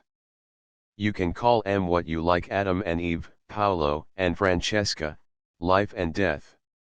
Miss Anthon looked puzzled and hopeless at his blasphemy. Authority still counted for much in her mind. The sculptor returned to bow them out, with the same fat, complacent smile with which he had welcomed them. "The old fool will live to see his stuff despised," Erard remarked carelessly, when they were on the street again. "They are all trying to tell their story in another language, straining to utter the impossible. But Matthews isn't. He's the American you made so much of in New York and Chicago. He doesn't try any experiments, he knows too much finance for that, but he tells the whole story. Dancing girls and little boys and Venuses, the usual outfit, as Wilbur would say." Then they crossed the quarter to Matthews' studio, which was a much more habitable place than Satyr's chilly shed. They found the sculptor entertaining a fashionably dressed woman and her escort. This Mrs. Warminster, whom Erard seemed to know rather intimately, was poking about the studio in a nervous manner, emitting now and then admiring exclamations. The young man with an impressive manner, Erard called him Salters, tried clumsily to follow her inconsequential chatter. The sculptor smoked a cigarette with a bored air, while engaging in the elusive talk. "This kind of person infests the studios," Erard whispered to his companion, indicating the voluble Mrs. Warminster. "She booms Matthews, socially, and all that." After a short chat with Matthews, who made Miss Anthon feel that she was at an afternoon tea, they drove back towards the busy avenues along the river. "He makes his 10,000 a year," Erard commented. "Nothing there you couldn't take in at a glance. The glorification of the obvious." In the intervals of street racket, Erard's phrases dropped like little pieces of hail. "But he is on a safer road than old Satyr. He has stuck to the tradition of his art, not tried to paint with a chisel or to tell stories with a brush." Miss Anthon was depressed and silent. The conflict of theories and ideals, instead of exciting her, as at first, was subduing. "There's something suggestive to me in Satyr's place, though," she remonstrated at last. "We are all striving for some kind of freedom, for some escape, and his figures make you feel that impulse." When the cab stopped at her hotel, she remembered gratefully that Mrs. Anthon had sallied forth with an acquaintance for the afternoon. "So you are searching for the means to express an unutterable longing?" Erard questioned mischievously, when they were alone. She looked at him restlessly before replying, then said impulsively, "Shall I ever do anything? Tell me, what is there for me?" She was leaning on her folded arms, her short coat thrown open negligently, her hat laid aside. Her black eyes gleamed with the intense interest of her appeal. Erard measured her face before he replied. Her hair waved back over her head in thick, rich brown masses. The upper part of the face was thin, mobile, but he noticed for the first time that the chin and jaw overbalanced the other features. "Why are you anxious to get more than the phrases, to talk art fluently when you are over there?" He pointed vaguely across the boulevard. "You can do that now pretty well. When you are married, and have your palace in St. Louis or Chicago, you can pay 10 times what it's worth for the truck you buy of us. You can become the patroness." Miss Anthon drew back, hurt, vexed at her childish confidence. "At least I shall know what to look for in those I patronize. And I am not as simple as you seem to think." The sting pleased Erard. You have come into the procession too late to do anything, he continued more seriously. You should have begun with your parents and your grandparents. They became unfortunately prosperous and lived where their senses were dulled. Can I not make up for them? Only in part. We Americans like to think, as your friend Wilbur does, that we can get anything on earth we want. Europe is our sphinx, we never penetrate the riddle. While we are making toys, up springs some offspring of these effete nations and accomplishes like a giant. Some American women do succeed. There is Mrs. Ralston Brown, Miss Anthon retorted defiantly. She had gone to the master for confession, and he dealt her out sneers. And why were the salons last spring full of foreign work? Why do the French critics howl for protection for French artists? Do you want to paint jaunty, slapdash portraits like Mrs. Brown's a poet? Because if you do, I will promise you a picture in the Champ de Mars in 5 years. The bewildered expression settled down on her face again. Mrs. Ralston Brown was an instance of feminine ability of which she was proud. No, no, Erard continued, sipping at his tea. Don't believe the journalists of life. Really, we Americans have done nothing but journalism in the arts. Certainly many of the smart things in the salons this season, every season, are signed with American names. He continued to lecture her in his bitter strain. Her head ached over conflicting thoughts, and she wished he would leave her. Not that we shouldn't try, he threw out, at last, as a sop to her prejudices. But try, my young lady, in a way that our lordly race is too impatient to suffer. What do you mean? She fancied that he had a new theory of training to suggest. Learn something. Not pose in the ridiculous belief that our genius will create a universe all for ourselves. New experiments, new inventions in education and art we patent by hundreds as if one could invent the strands of a cable that anchors the ship. Miss Anthon followed him eagerly, now the comforting definite word was to be spoken. And I personally, what am I to do? She asked insistently. You are an ignorant young person. She nodded humbly. After learning a little French and German, less Latin, in some place where they have lectures and go about in caps and gowns, you went to an art school for a year or two. In the place you called a college, you were taught a little advanced algebra and a survey of European history, perhaps some lackadaisical young man taught you to love Tennyson and Browning. Now, chance having brought you to Europe, you undertake art in the same fashion of godlike heedlessness. Miss Anthon winced and then laughed. That's about so, she admitted. And really all you want out of art or anything else is amusement, and gratification for your vanity. You think that is all? Well, you have taken the she could have cried. Erard suggested another topic. Why do our Amazons despise the other role? Isn't it enough to be clever and charming and a woman? She looked at his ungainly figure, and curled her lip haughtily. If that were her inevitable career, she would not spend herself on him. You mean something between a politician in petticoats and a dabbler in art. Well, one of these days we shall see you, running your little piece of the world over there, like our friend Wilbur. An authority on art, a great reader of papers before clubs, and an organizer, and a power. A gracious, energetic woman, who knows how to make good looks imposing, to order a large house and make herself felt in her neighborhood. An important career I am sketching for you. Voila! He rose with a disagreeable, high-pitched laugh.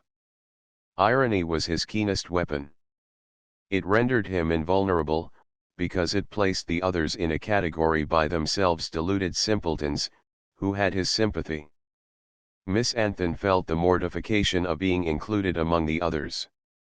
You have been very good to take me about, she said simply, with reserves of dignity, and to tell me so plainly that I am a fool. I shall have to leave you now to dress for dinner.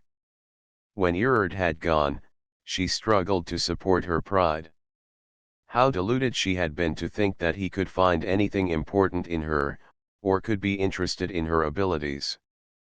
Like a silly country girl, she had been dreaming of making a noise in the world. She could never endure to see him again, for he had read her character too easily. And he was right in thinking her ridiculous. She was crude. How the work she had seen at the studios had puzzled her. Finally she resolved to see him again, to show him that she had sense enough left to laugh at her own folly.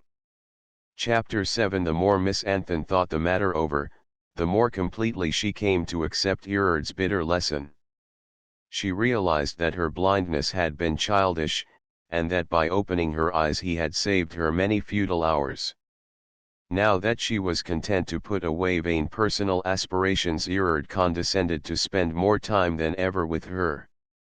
Mrs. Anthon grumbled insistently at this increasing intimacy, and, as her sneers had little effect on her daughter, inflicted her grievances upon her brother-in-law. "Sebastian," she warned him, "Adela is fooling away her time with nobodies. She has had about enough of this art business and of your Erard. You know I only want the best for my children, and I have never crossed her anywheres. But that man has altogether too much influence with her.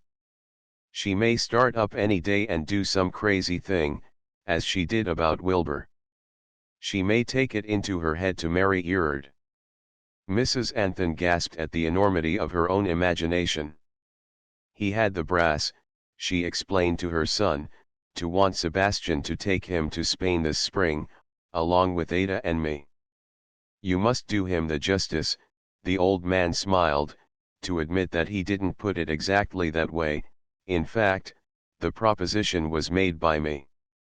I knew what he was after," Mrs. Anthon continued, "he just pulls you around." Yet had Mrs. Anthon been aware of the sum of Erard's preaching, she could hardly have found it heterodox. It was a less practical and blunt phrasing of her own aspirations. For she had dreamed in an ignorant delusion that Europe meant inevitable matrimony for a good-looking American girl with some money. Before her husband's death she would have been satisfied with a homely domestic match, but travel had expanded her views. She threatened now to remove Adela to Aix-les-Bains when the season opened. Why Mrs. Anthon had selected Aix-les-Bains was a mystery to everyone but her daughter, who knew that on the steamer her mother had become enamored of a globe-trotting New York woman. In the long hours of confidential chat, when the ennui of steamer life causes women to enter upon the confidences of the deathbed, Mrs. King Hamilton had learned the Anthons' situation minutely. Mrs. King Hamilton had advised Aix-les-Bains, and marriage for the daughter via ALB. She cited numerous acquaintances whose daughters had imbibed matrimony at Aix-les-Bains. But if nothing came of that venture, there was Trouville, and then London, where Mrs. Anthon could count on the old intimacy between her husband and the present ambassador. Thus Sebastian Anthon, wistfully looking Spainwards, and Adela Anthon, satisfied to remain indefinitely in Paris, were being persistently shoved towards Aix-les-Bains. "Well, Sebastian," Mrs. Anthon concluded defiantly on one occasion after they had been over the old ground, "you can give Erard notice that we shan't put ourselves in his paws. Ada is off with him now at Durand-Ruel's to look at some picture no young girl ought to look at with a man. He will entrap her into a low marriage." Mrs. Anthon worked on her amiable brother-in-law's nerves. Few things in life seemed to him worth standing out for against the acid speech of his brother John's wife. He was tempted to sneak off to Spain by himself after all, but he reflected that such a course would leave Adela in the lurch. Moreover, a marriage with Erard was a possible eccentricity. His niece had begun to explode. She might explode further in this direction, and that would not be best, on the whole. After a few weeks of vacillation, during which his defense of Erard weakened under Mrs. Anthon's robust attacks, he was driven to take aggressive measures. It was a dull March day when he betook himself to Erard's apartment. The boulevard seemed to weep, and the few pedestrians were scuffling along as if abject poverty were their sole excuse for being out on foot in such weather. The old man had made up his mind what to do, painfully, because he disliked change of any kind in itself, and especially did he shrink from taking harsh measures with this protégé. Severity in Erard's case was like cruelty to his own youth. Erard was taking his coffee in the salon in company with Mrs. Warmester and Salters. Sebastian Anthon knew Mrs. Warmester by reputation. She had been married to a quiet iron manufacturer a dozen years ago. Mrs. Warmester had been much in evidence ever since, but no one ever heard of the Iron Man. It was generally reported that the couple were not divorced, not from any fault of hers. The less well-informed said, the better informed held that husband and wife understood each other. Perhaps she will take him over, the old man reflected, as he exchanged greetings with the excitable, effusive woman. How homely, after all the fuss over her, he concluded, watching the dark lines of the jaded face. They were discussing some purchase that Mrs. Warmester had in mind. Salters was delivering his opinion in a ponderous voice. Really, my dear Mrs. Warmester, you couldn't take that back with you. It would be positively wicked to hang it. We know it isn't a Van Dyke, don't we, Erard? Pity, Mr. Anthon mused, that Erard should be thrown into her hands. She looked so cheap. Mrs. Warmester's face wore a perpetual grimace. She had been told that her power lay in expression, and consequently she had cultivated a distressingly perpetual mobility. Don't let her do it, Erard, the heavy young man pleaded with pathetic intensity. Think what it means for our reputation as connoisseurs. Well. Mrs. Warmester rose, laughing nervously. Whatever Mr. Erard decides, I suppose I shall do. I am in his hands. Then she departed, taking the urgent Mr. Salters with her. Two idiots gone, Erard sighed. Salters is a New York man, a nobody with money, who has been over here a dozen years trying to learn something about fine art. He knows a lot of people and gives dinners. One has to tolerate the ass he brings in game. The woman might know something, but she is crazy for réclame. They say she hires the Paris Herald to publish a paragraph about her once a week, no matter how scandalous. She turns up about every year, and I have to take her around. She buys whatever I tell her to. While Erard flung out these biographical items, he was arranging photographs on a large rack that stood like a desk in one corner of the room, where the best daylight reached it.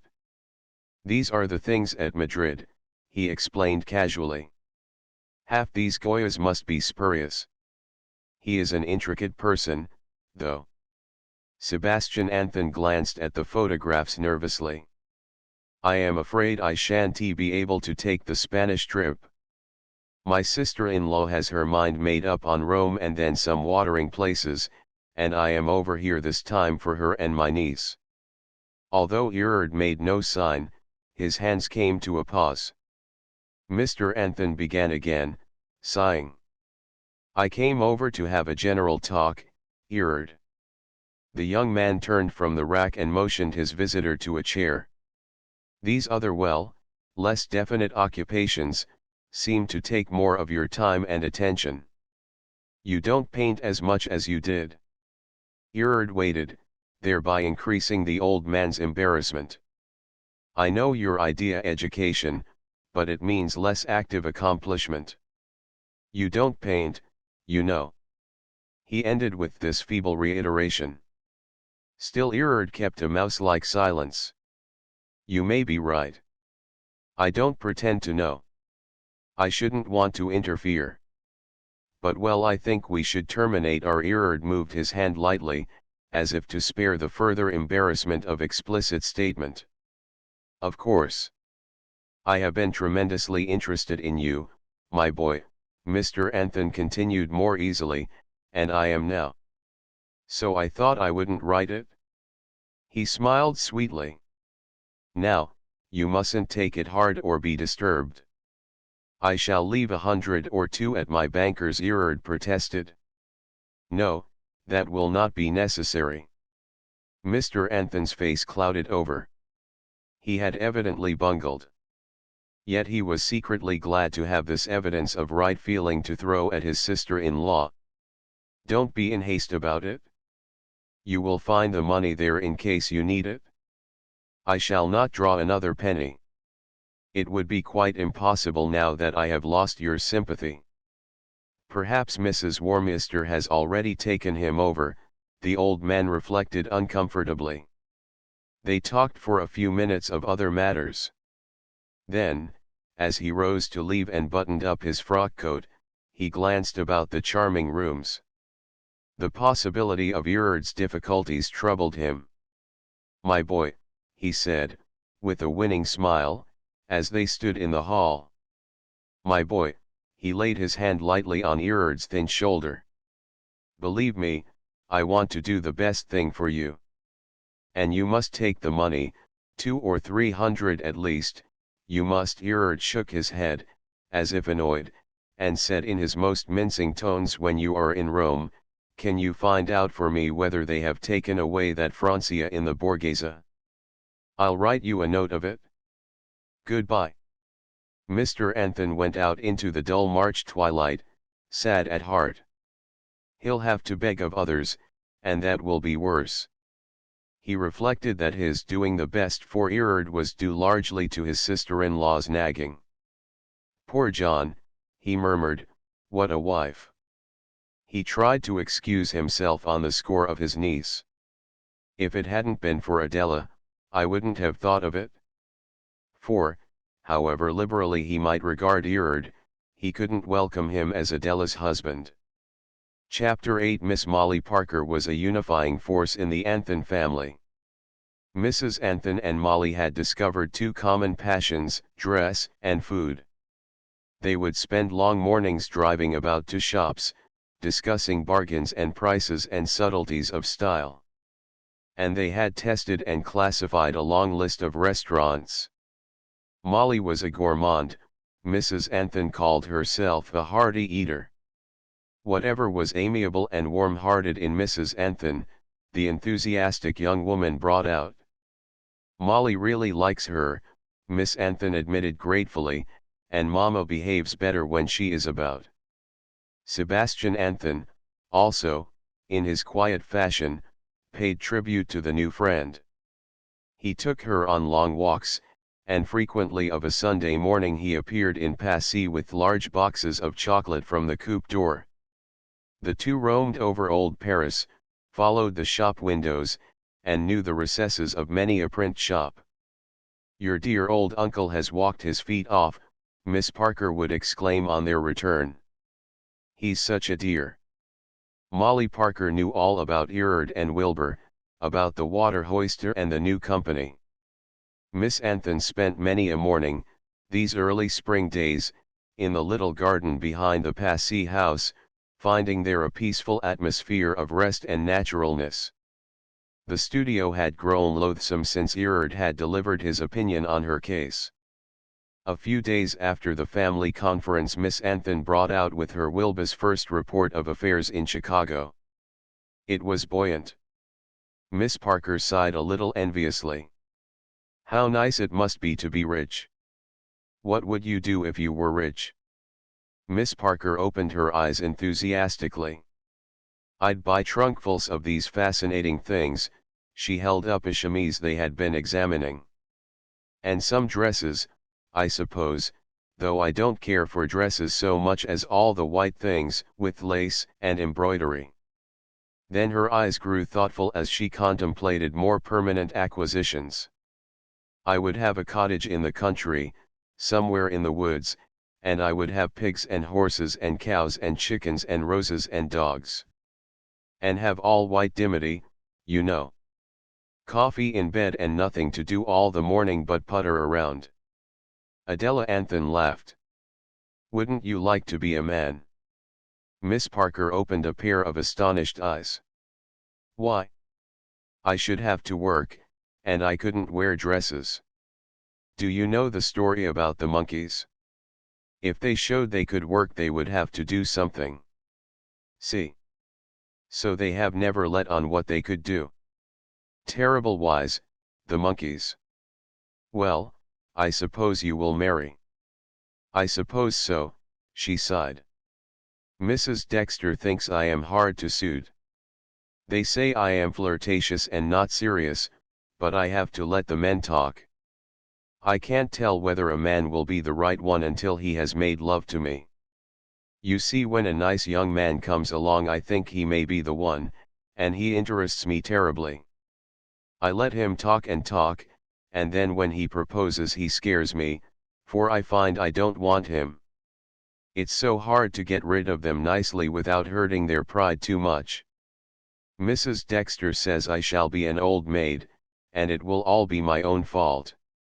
I haven't any money, she says, and only enough good looks to carry me a little way, and no accomplishments. I shouldn't be so stuck on myself. But I can't help it, and I suppose I may be an old maid. Wouldn't it be awful, though, not to be married in the end, and not to have any kids? Miss Anthon kissed her laughingly. No danger. What did you do with Walter? Did he propose this time? Miss Parker looked at her friend slyly, until the two laughed again nervously. He doesn't really want to do anything so rash. It would be nice to be your sister. Not if you should marry Erard, though. Miss Anthon moved nervously. There's little danger. He has dismissed me from serious consideration, told me I was an idiot. But you couldn't anyway, Miss Parker protested. He is so queer. It would be worth doing to see how Walter would take it. But the family have banished him somehow, or, perhaps, he has become tired of my crudity.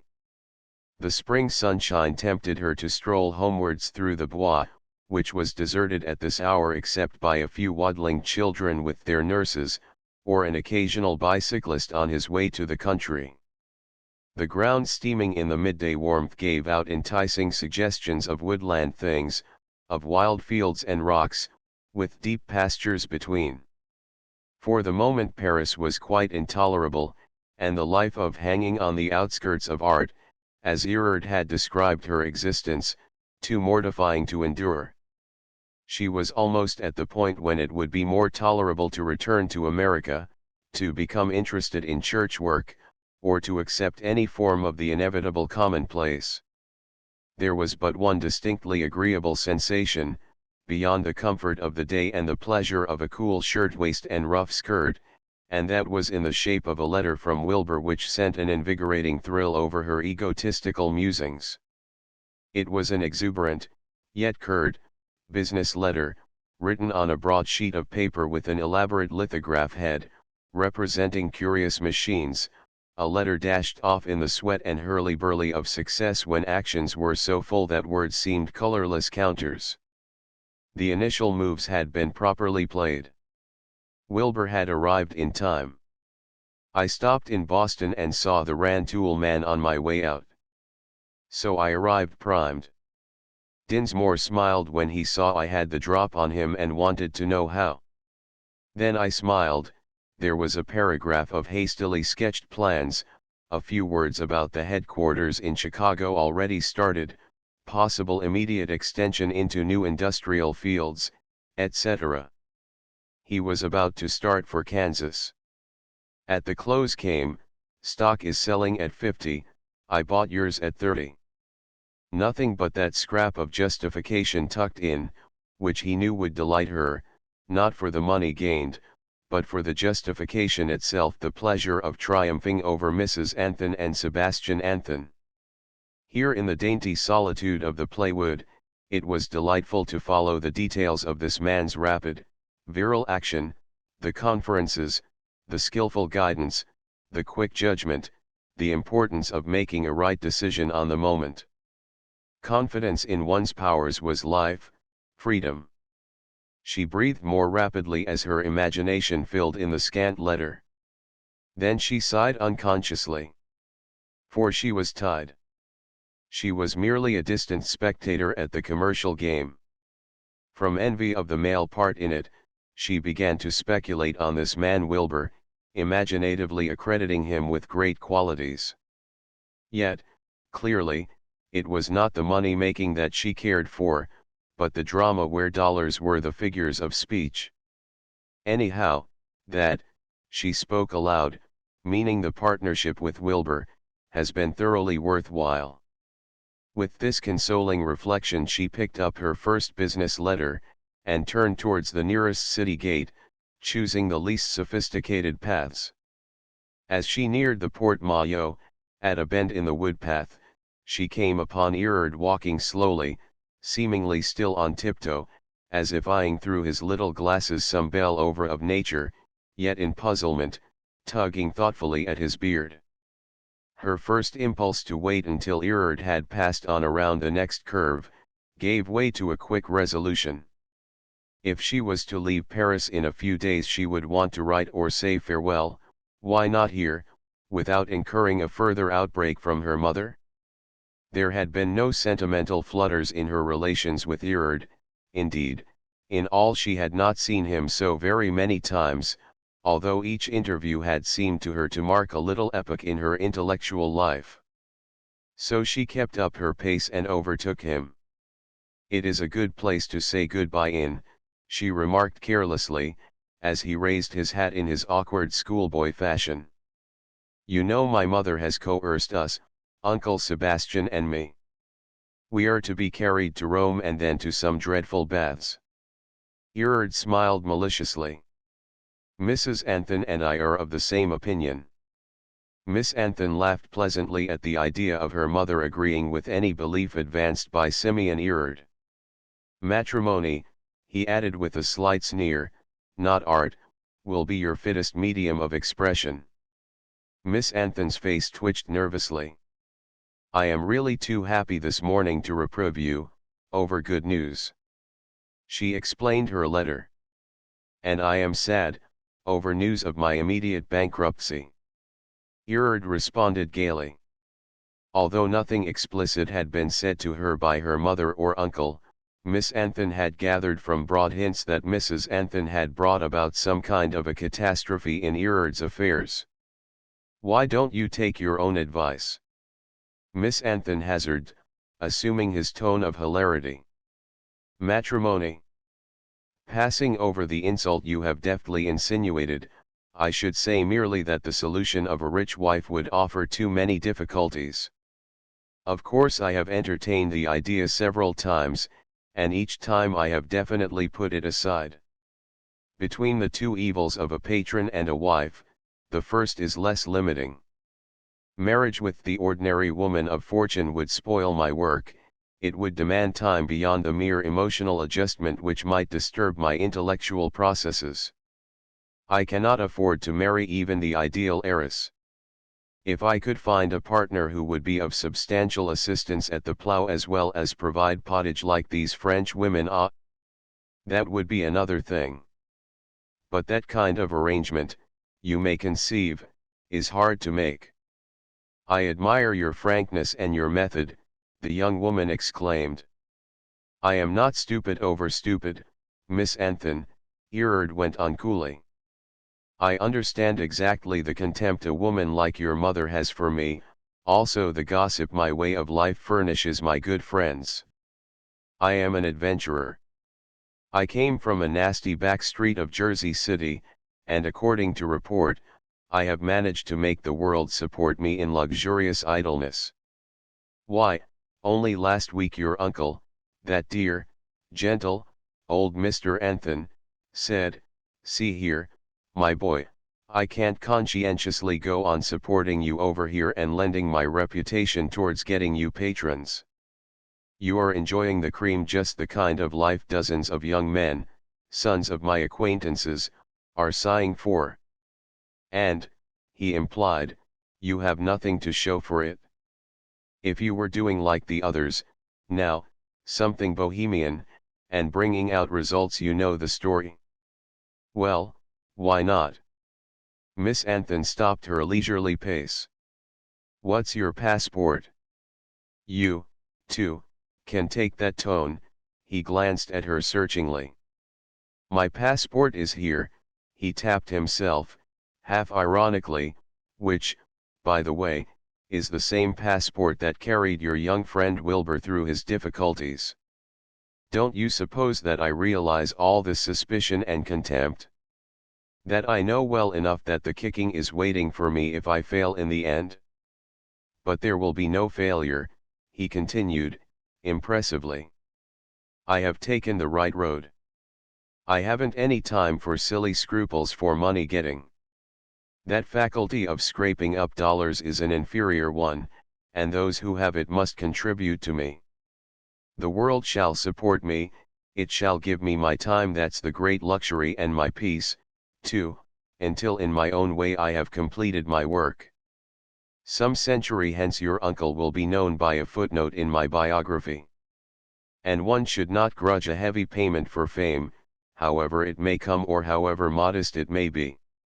Miss Anthon was impressed by the fervour of the man's passion for his own life, by his unbounding egotism, by his force.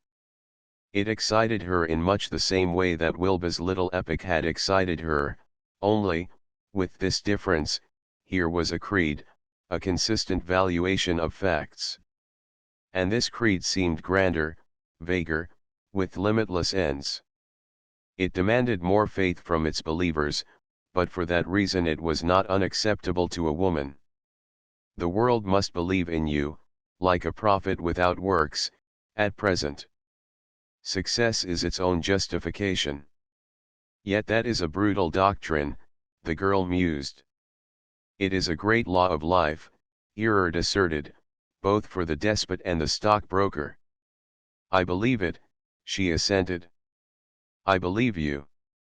Of course accidents may come, such as disease or death, leaving you a wreck with a broken reputation. But that is the risk you take voluntarily, as well as the pain of always being a dependent. You have no time to make compromises with life, to spend your strong, creative years earning your freedom. You are right. Her sympathy, always so ready to go out to anything which promised relief from triviality, invested Erard with the interest of a hero. What he might accomplish ultimately, its value to himself, to others, intrinsically, was a small matter. He despised the world, treated it haughtily, and that was enough for her.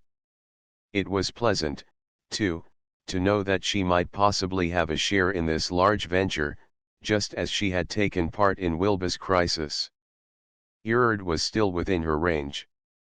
And Erard, himself, was the most interesting man she had ever known. Her pride was exquisitely flattered at the thought of her own emancipation in sympathizing with him thus instead of despising him. She could hold him, as it were, aloof, and judge him as the others, morally, according to the old code, and then accept him when he tickled her intellect. Erard took her into his confidence as one who was liberal enough to understand his case. He took pains to explain his reasons for drawing away from painting and enlarging his critical field, some of the reasons. He talked freely, without irony now, partly from a natural yearning to justify and magnify his sinuous existence, and partly because this eager-minded woman was the much-beloved niece of Sebastian Anthon. He charmed her with intimate confessions. The thing that must stand out from me embodied mine, yet not mine cannot be born from nothing, from unconscious nature. Into me must enter a knowledge of past experiments. Man cannot cut himself off from the tradition, he can only push on a step beyond. To her excited imagination this vague doctrine implied a new great art. He described his manner of approach in large phrases, and with bravado told how he had cultivated his receptive powers as delicately as a French market garden. To have a most finely sensitive sensorium, that is the first necessity. Now I am schooled, he ended cynically, they tell me, use yourself in teaching or painting portraits of corpses like Mrs. Warminster. Turn your nicely sharpened sword to whittling wood. Never. Cutting beefsteaks would be a truer figure, Miss Anthon suggested, with a laugh to lower the tension. You have let me make a fool of myself. No, I have almost made a fool of myself. She quickened her pace, both speculated for a silent minute on what she meant. She felt that she was dangerously near another explosion, and she was struggling for time to take a calm look. But one doesn't mind playing the fool before you, for you are so superbly tolerant, Erard ventured. She flushed. Horribly crude, though, you told me the other day. To set you on the right road, he answered quickly, and not let you run to waste. Then I am some good. She stopped and faced him nervously. You have the Great Rebellion, he answered impressively. Yes, she exclaimed, surprised at his divination. Something makes me sympathetic with any rebellion. I feel as if I wanted to take the present in my hands and crush it. And you are responsible for unchanging the animal in me, for rousing an appetite. I shall die if I can't feed the animal somehow. He looked at her quietly, reassuringly. Then they continued on their way to the Porte-Maillot. Erard had added another member to his chorus. Chapter 9. When Miss Anthon reached the hotel, she found her mother and the newly imported maid bustling over trunks. Your uncle received a cable this morning that calls him home on important business, Mrs. Anthon explained, and I thought we might as well move on at the same time. Just as well for Sebastian to be out of that fellow's way. Does uncle mean to leave him to starve? Miss Anthon inquired quickly. Starve or work, I guess. That's the law in this world. Miss Anthon went into her own room without further words. Her mother's remark suddenly gave point to the vague impulses of the hour's talk with Erard. She must come to a decision at once. As she sat down by her table with a sheet of letter paper ready, she paused, for the act which she meditated might cost her much more than money. Should she offer him support bluntly, or try some other means? Her uncle, perhaps. What gossip might say did not trouble her. But a draft sent and accepted, that closed any other possibility. There was no other possibility now. She might never love him. Should she love him, why need the fact that she had helped him alter their relations? In the gamble of life she happened to have superfluous advantages. Might she not share these, in a simple, objective manner, without compromising herself? She was giving to life, not to Simeon Erard, and they must be able to rise above the mean considerations involved. Finally she wrote, deliberately, my dear Mr. Erard, I feel that I must have a share, even a very little share, in your work, in your ambitions and theories. Where I cannot hope to go, you may, perhaps, more easily through my help. So I have taken the liberty to place at your disposal, at the Messrs. Monroe, a draft to be used in going on. Every 6 months that will be renewed. You see, my first venture succeeded, giving me a surplus which I wish to invest again. And I owe to you so much real interest in life that I feel I must show a little gratitude. You need not acknowledge this. Believe me, ever sincerely yours, Adela Anthon. She had no sooner posted this note than she was impatient to receive a reply. Would he possibly refuse? She was amazed to find herself hoping that he would. If he accepted and she had sent the note in all sincerity, there would be a bar to any other relation. This scruple was conventional, irrational, but she felt that she could not rise above it. The next 2 days were full of preparations, and when on the day of departure, just as they were about to drive to the station, the reply came. She waited until they were settled in their coupe to read it at leisure.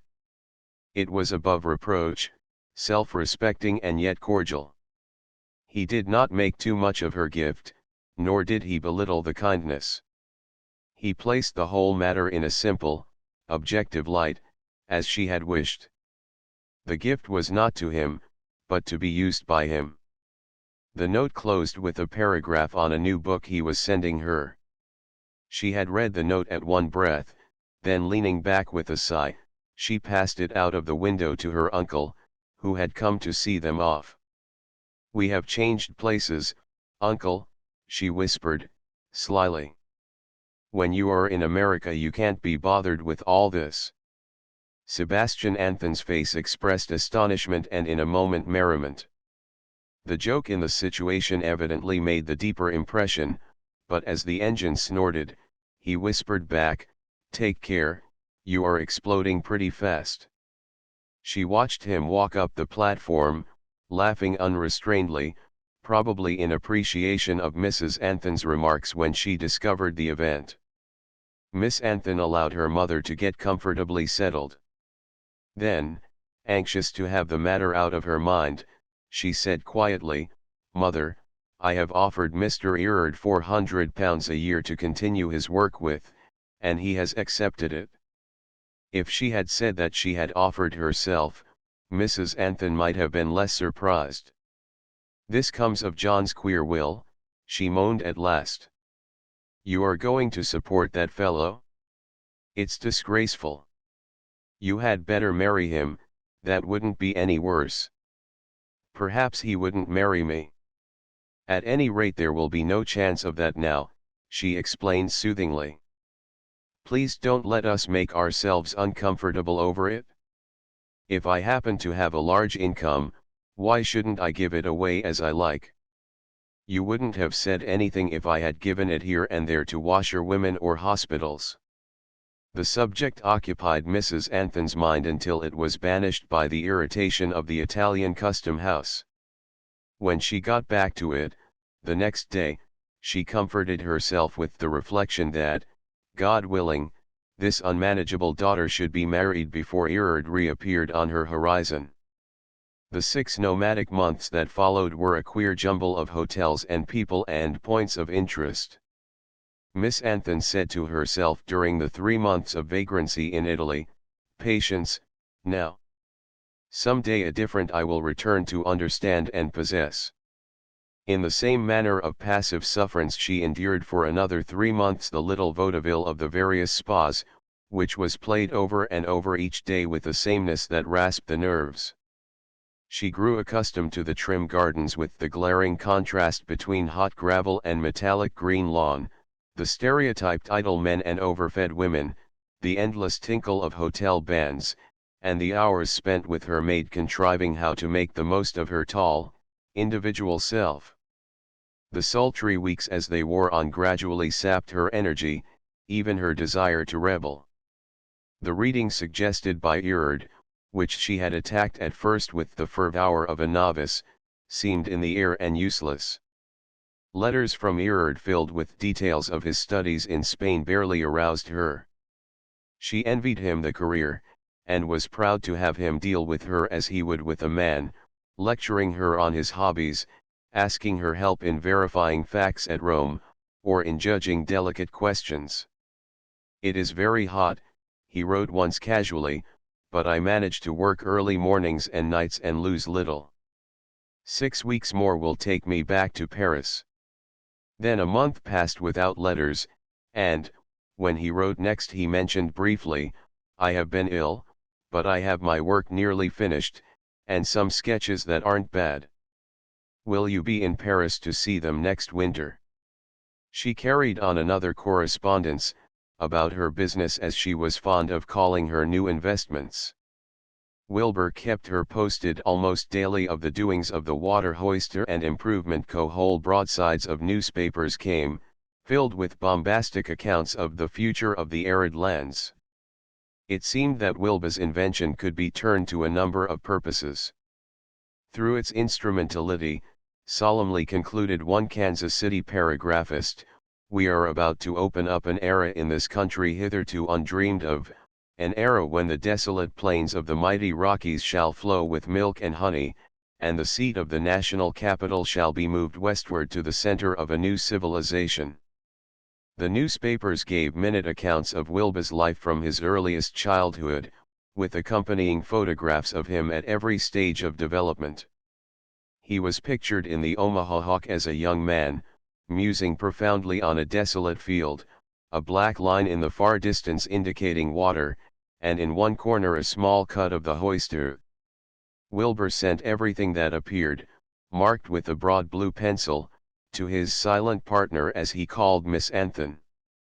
A 10-cent magazine with a vast circulation published a profusely illustrated article on the new American inventor, with autobiographical notes at the head, containing information on Wilbur's personal habits, his hour of rising, the number of cups of coffee he indulged in, his temperance principles, etc., etc. All this fuss and gossip seemed to amuse Wilbur, so far as he paid attention to it, yet he realized its serious side. Stock in the company continued to rise. Subsidiary companies for placer mining in canyons and for fruit raising on the reclaimed lands were being formed. Wilbur had already embarked on new schemes. In spite of his belief in the divine service of the Hoister, he was never imposed on by noise. At the very time when all was booming merrily, he took part in a syndicate formed to buy forest lands in Alaska, and soberly recommended his partner to join in the deal. He was about to make a short expedition to examine the ground, and also to look into some mines near Juneau, and if she cabled him at once, he would sell part of her stock in the Hoister and place the proceeds in his new schemes. He had the prices of the various stocks which she owned, cabled her at the close of each week, and it added zest to the Sunday morning coffee to receive a little blue dispatch, to know each week that she was richer than the week before. Money gives power and freedom, she told herself again and again. It had freed Wilbur. Instead of spending his days as a small lawyer or clerk, he was striding on, growing each month in shrewdness, in experience, in grasp. Money had freed Erard, assured him the priceless leisure for tranquil, unharassed work. Would it free her? Enrich her? Cut through circumstances so that the restless, savage beast in her could grow and possess and be satisfied? Not yet, she reflected bitterly, and again the word must be patience. Chapter X October found the Anthons in Paris at a new Americanized hotel just off the Avenue de l'Opéra. Mrs. Anthon talked of London, of taking a house for the winter, where Walter could be at home. Miss Anthon threatened in that case to run off to Egypt with Molly Parker and a maid. They spent the brilliant days of the early fall in the usual round of shops and dressmakers, in company with the flight of tourists returning from their summer roosts in Europe, who were tarrying for feathers before swooping back to America. Adela Anthon's curiosity to see Erard was gratified finally at a little gathering in his rooms. She had gone with Mrs. Ormiston Dexter and Molly Parker and had met Mrs. Warminster and the heavy Mr. Salters. They had praised Erard's sketches until the sallow little man gave the word to halt. While the others were drinking chocolate and listening to Salters, Miss Anthon went back to the bare studio with Erard. His deferential attitude had piqued and irritated her. Couldn't he forget that she was his benefactress, see her merely as a woman and an attractive one? Even when she had him to herself his talk annoyed her. He expressed enthusiasm over her friend. It is marvelous how that Miss Parker, so untrained and unacquainted with even the ABCs of art, should feel delicately and get hold instinctively of the right things to feel about. It puts us all to shame. She is a delicious companion, like a translucent lake in the heart of the mountains which reflects every passing image. Miss Anthon looked at him ironically.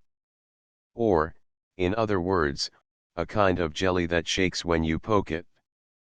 Well, the great thing, Erard retorted, is to have your sensorium delicate, impressionable, educated to be so, if you aren't like that young girl.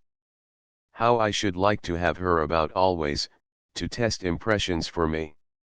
I could put her before a picture or a piece of music, and register the gush. Miss Anthon mocked. Tell me something more about Salters.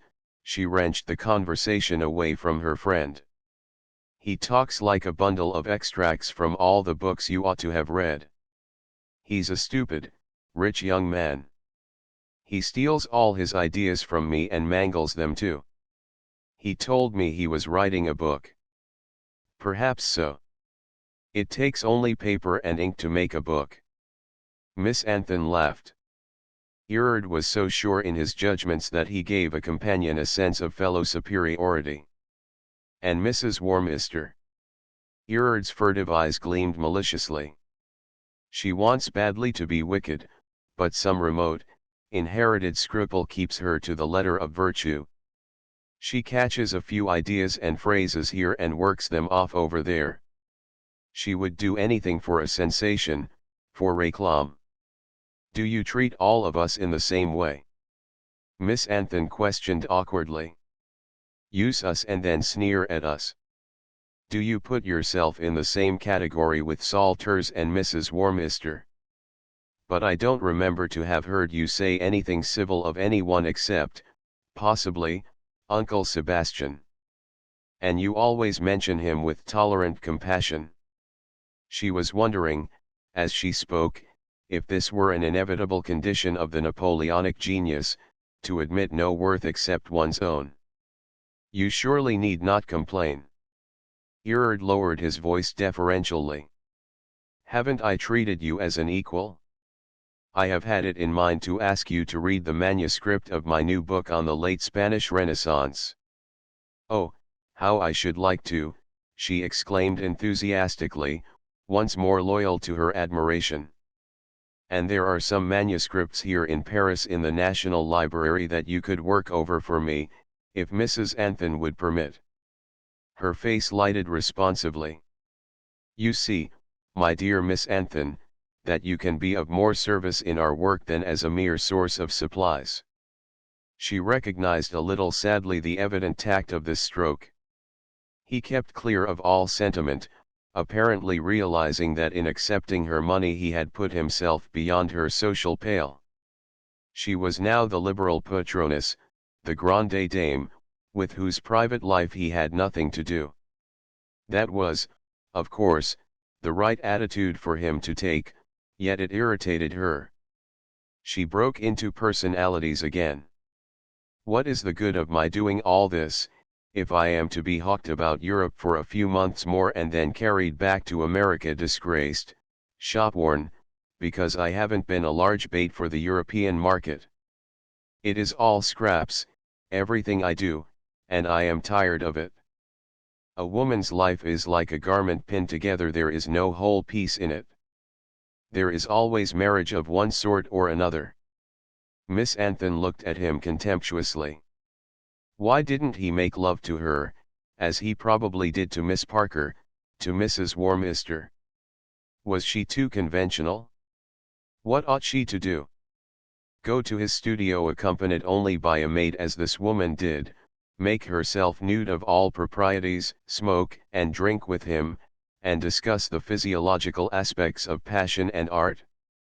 And yet if he should advance that way, she would snub him, taking pleasure in showing him that however much he might interest her, she despised his personal habits. She rose abruptly and walked back to the salon where Salters was lecturing Mrs. Warminster and Miss Parker on some Japanese watercolors. Mrs. Warminster glanced up as they entered, measuring Miss Anthon swiftly with a disagreeable smile on her lips. Miss Anthon, in chance intervals of leisure, accomplished some of the work on manuscripts that Erard had suggested. This occupation served as an excuse to bring them together, and, in order to escape from Mrs. Anthon, They took long walks in parts of Paris she had not known before. Paris this autumn was to her altogether a new city, a strange, complex being with a human heart in rebellion with fate and law. It seemed to say, "We will to be irresponsible, O God. We know not the morrow, your morrow, and we care not for it. Thou, God, hast given us a few poor nerves, some dying passions, and many evil fancies. With these we will play out your little game of dreams in our own manner, thus using up our vilely inadequate bodies." They roamed through the black alleys of Montmartre. She had the rebellion of the socialist. Beyond the Invalides lay the domain of artificial peace, of nuns and monks. She would settle the personal confusion of life by a perpetual, fixed idea. Nearer the river the old cathedral raised its towers, out of a past, lusty age into the trivial present. The little insects who manufactured petty art for this present world swarmed nearby. She would join them and play at making an Apollo come forth from a café chantant. No, no, she proclaimed to herself, not marriage, but absorption in some effort. That will give freedom. Then she remembered Erard's remark, there is no freedom, except the freedom to feel. The nerves must be watched, too, lest they fail. And she had a sudden desire to abjure her master. Chapter 11. On her return from one of these walks with Erard, Miss Anthon found at the hotel a large card, with the name John Foster Wilbur scrawled in an untidy hand. He had left word that he should return after dinner. She was surprised at his arrival. Had the Hoyster Company gone up, and had he come to break the news to her? Only this morning she had received the weekly bulletin of prosperity. Whatever brought him, she felt a thrill of unexpected pleasure in the thought of seeing him once more, and of listening to his convincing tale of life. He would be a relief, a refreshing vision of the concrete commonplace. She dressed with unusual precision and care in a queer anxiety to make an impression on his inexperienced eyes. When he arrived punctually at 8, he gave her another surprise, for he appeared 10 years older than when he was lounging about Paris a year ago. He was better dressed, though he had come in his traveling suit, as if in a hurry, on some business that did not permit forms.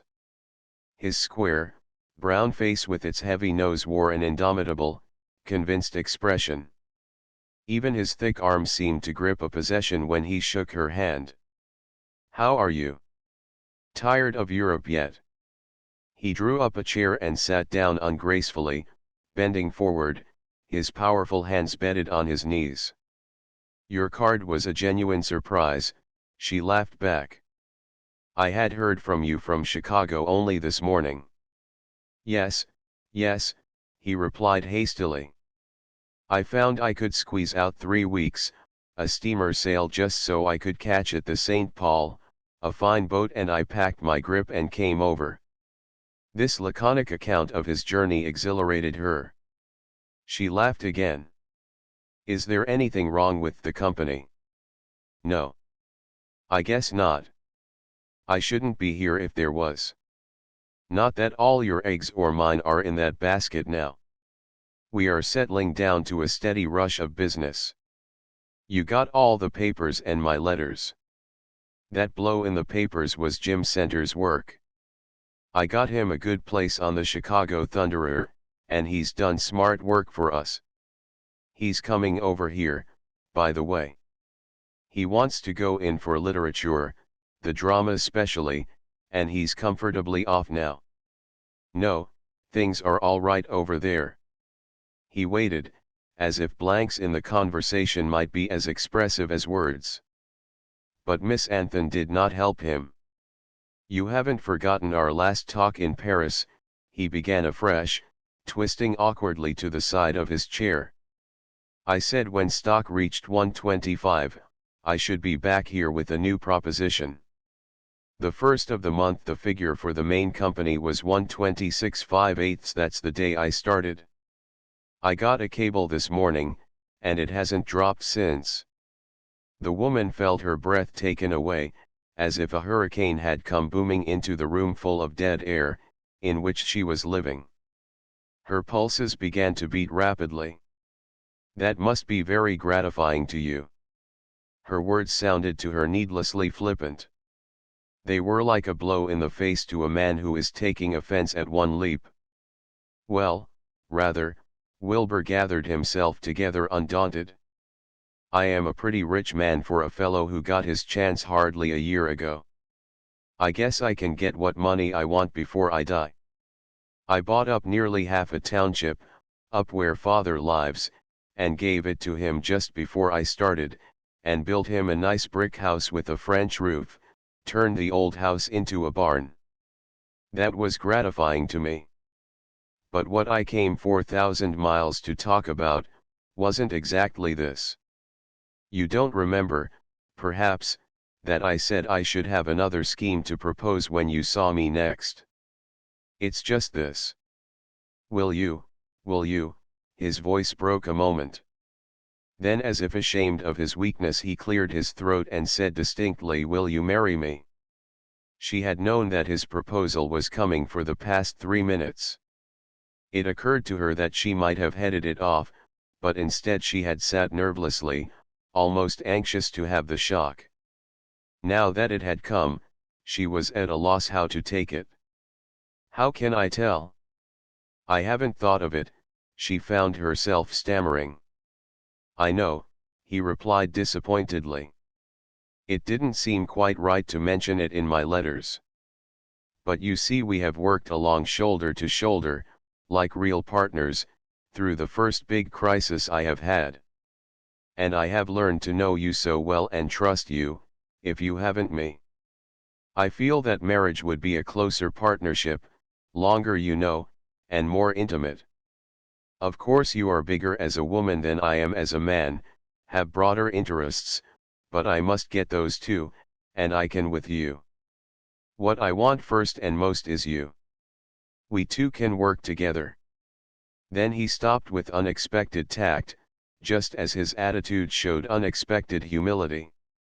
He urged no more, but sat quietly while she thought with desperate swiftness. Of course her feeling about it ought to be spontaneous and instinctive. Novelists and poets made it out so in every case. She should be able to say yes or no on the spot. But the experience did not come to her in quite that way. She felt enormously drawn to the man, and more than ever from the form in which he had put his offer. A partnership, stronger and deeper in meaning than mere business, yet two-headed and two-working, with absolute trust and confidence on either side. Wasn't that rational and ideal? And that would mean freedom. His every act indicated freedom, a large, hopeful way of life, full of plans and the realizing of plans by constant, swift, clever calculation. How much more vital that, than the dead groping into one's interior self after expression or some faint representation of that inadequate self called art. "It is better to live than to paint," someone said. "It is best to make life your art." Freedom. The very word had an impelling charm, freedom from this endless division of herself that present conditions imposed. How much Mrs. Anthon and Ixley Baines had to do with her decision it would be hard to say. For at last, as the still moments escaped while she faltered there before the intent man, all logical thoughts fled, and in their place came confused longings and impulses. Wilbur rose and walked slowly over to the fireplace. "If I should give you more time," he began. "No, no," she interrupted him, anxious to take herself at full tide, and feeling for him that delay would be a pain she need not inflict. "I think we know one another." She went up to him and frankly put her hand in his. "A partnership for life," she said slowly. His eyes had a suspicion of mistiness in them as he answered earnestly, "God help me to make it prosperous for you." Her face flushed. "And for you." Then as he kissed her, drawing her head gently to him, a new train of feelings rushed over her, an intimation of other sides to this affair, of personal, emotional considerations she had never suspected. She looked at him wonderingly, amazed, uncertain. He kissed her again. Mrs. Anthon appeared just then, quite breathless over the excitement of Wilbur's sudden arrival. "Mother," Miss Anthon said quickly, "I have promised to marry Mr. Wilbur." "Well," Mrs. Anthon gasped, "well, Audie, you might have done worse, and you have been so curious of late in your goings-on I didn't know just how you would end." With that she relapsed into sentiment and tears over losing her only daughter. "But, Mama," Miss Anthon interposed maliciously, "this is what you have been planning for months, plotting with Uncle Seb and Mrs. Dexter. You ought to have known your own mind."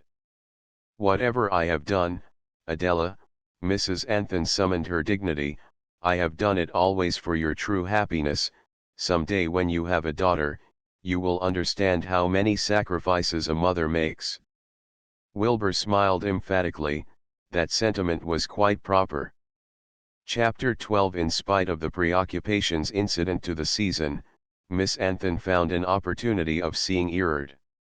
She preferred to tell him of her new step rather than write a letter, for her curiosity about his opinion on the subject was quite keen. They were examining an Ingres at the Louvre and Erard was engaged in convincing her of its regular merits. In her present mood the smooth, polished surface of the nude figures struck her as vacant and useless. Imaginatively she began to see that all art was of the same nature as this Ingres a little dead. "I have taken your advice," she remarked casually, "and chosen the active life. I am to marry Mr. Wilbur." "Ah!" Erard exclaimed, recovering his balance neatly. "You will be the Chicago matron after all. And what shall I do for an assistant? I had just taught you a few things, you were beginning to be useful. That was mere play, you know well enough. I could never be more than an intelligent clerk." She was disappointed that his manner was so completely impersonal. He took it altogether as too trivial a matter, too much of course. After a few minutes he returned to the subject. "May I paint you, Miss Anthon, as La Grande Dame de Chicago, USA?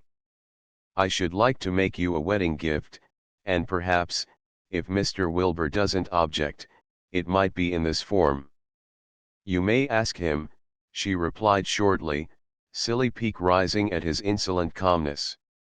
She evidently meant very little to him, personally. He was quite right, but to please her, he ought to be wrong. Even his interest in lecturing to her about pictures seemed to flag. Making some conventional excuse he cut short the visit to the Louvre. It was as if he regarded time spent on her now as wasted, it would lead to nothing. As they parted he arranged for sittings, and then remarked, "You will be very happy of course, after you have shaken into place and got used to yourself. The commonplace thing is the best for most of us." "Yes, I shall be very happy," she replied shortly, turning away. With scarcely less curiosity she waited for her uncle's comment on the news. It came promptly, and if brief and rather conventional, was kindly. One sentence stung her. "So you have given up exploding and decided to be a good girl." She flung the note down irritably. I believe he would have liked it better if I had told him I was going to marry Erard. She felt that the old man was bored, if not disappointed, in finding that all her rebellion had come to this decorous end. Walter Anthon wrote their mother at great length. The substance of his remarks was the relief which they must all feel that Adela, if she had not done the brilliant thing, at least had ended safely and properly, if it were safe, that is if Wilbur were really sound financially, and that, he supposed his mother and uncle had taken pains to find out. Beyond that he was sorry that her life was inevitably to be so divided from his. "We shall be country cousins," she explained to Wilbur, "and he hopes that we shall not put him in the awkward position of ever visiting London." Wilbur left for Chicago, after a week in Paris. The portrait came off while the Anthons were waiting for the trousseau. The sittings were full of ennui to the subject, for Mrs. Anthon insisted defiantly on attending every one. She persisted in regarding this portrait as an installment of Erard's debt to the Anthons, although her daughter explained elaborately that it was an act of mere friendship. While he painted, Erard talked merrily of the coming life in Chicago, advising and exhorting her on matters of taste. "Of course you will build a house, a palace, I should say. Do induce Mr. Wilbur to have a good architect, if there is one to be had over there. Bad architecture has such a subtle influence for deterioration on the person, and bad architecture has been the order of the day pretty generally in your new home. Tell Mr. Wilbur that he will distinguish himself in the best way by putting up a house that is more than elegant, and big, and costly." "We may live in a hotel for a time," Miss Anthon answered shortly. Erard lifted his eyebrows deprecatingly and dropped his glass. "No, you mustn't live in a hotel, an American hotel above all, it is so degenerating. I haven't painted the portrait with that view." "Why? Would you have made me into a kind of barmaid, or grass widow? I should have sprinkled in diamonds a little more freely." Another time he continued the same vein. "Of course you will have the furnishing and all that on your hands. Do have Lemaire design the chairs. I will write him myself, if you want me to. He is rather dear, you couldn't have him do the whole place at once, that would take a duke's fortune. But get a little at a time, 1 or 2 chairs and a table. You can't think how much good you will do your neighbors, when they come to call or to dine. And the stuffs, there is only one place for good colors, Marin. You ought to have some artist design the whole for you at the same time. When you come to pictures, that will be so difficult. Do, dear Miss Anthon, go slow. Don't let Mr. Wilbur buy old masters, because there aren't any, or way beyond a millionaire's purse. You could start in with some good etchings and old engravings. Then I could get you a Degas for £1,000, an early Degas. It is a great find, I assure you, and one Degas would go a great way towards furnishing your house. One of those women in a bathtub." Mrs. Anthon ejaculated. "Whatever you do, my dear Miss Anthon," Erard continued tranquilly, "go slow. Get one good thing at a time, and make your house a shrine for that." Miss Anthon felt as if she were being tutored for some missionary service. About to go forth to the wilderness, she was receiving the last advice of the Father Superior. "Of course you will be coming over here frequently to get your ideas straightened out, and to fortify your tastes. 6 months there will make you provincial." Occasionally this note of condescension stung her. "Of course we shall travel a great deal." Her conception of the future was large. She and her husband were to take their life, which happened to be for the immediate present in a Western metropolis, and mold it in an original and free pattern. The years of great things were just ahead. She had refused to look at the picture until it should be in nearly final shape. One afternoon, towards the end of their stay in Paris, she took Molly Parker with her for a first view. Erard was in, when they arrived, standing idly before the picture, which he had brought out into the center of the empty studio. He was smoking a cigarette, in a mincing manner, his hands in his pockets. The two women sank into the chairs he placed for them. Erard had insisted upon painting her in a white satin evening dress, half reclining upon a crimson divan as though tired by the fatigue of receiving. It was undoubtedly a clever piece of work, painted knowingly and for the world successfully. He had made the most of her tall form, her ability to carry clothes. He had turned her indefinably from a girl to a woman. Her physique seemed a bit more robust and solid than actually true, her face, a trifle full and less mobile. In expression she wore a half-smile, looking down at the roses which drooped from her hot hand. Yet it was not the expression of one altogether pleased with herself, in spite of the smile, which seemed to be caused by some pleasant flattery that still hung in her mind. After the first long look, Miss Anthon glanced reproachfully at Erard. "You haven't painted me." "Wait 5 years," he emitted shortly, dangling the cigarette from his lips. "I didn't expect to have your prophecy." Erard shrugged his shoulders. "I paint what I see. And shall I be like that? Dissatisfied and bored and a little heavy? You will know some facts, then. Now you are fooling." Miss Anthon would have liked, impulsively, to seize a brush and paint out the face, which would grow to have the power of a sneer at her present self. But she was restrained by the presence of Molly Parker. "A stunning piece of work," Miss Parker remarked, eyeing the portrait intently. "La Grande Dame de Chicago, USA," Erard assented softly. "But I shouldn't hang it except in the attic," Miss Parker continued.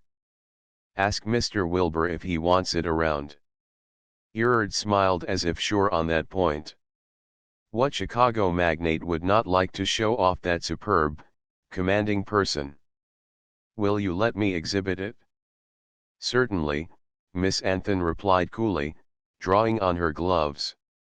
"It can make no difference to me." But it had made a difference to her already. "So these are your real views of my marriage," she exclaimed, as Miss Parker wandered off to the old spinet. Erard's amused glance said, "Well, yes, if you want to know." Her former ambitions tantalized her, this cynical, absurd little man tantalized her. Was she selling herself cheap? Was Erard stronger and finer than she?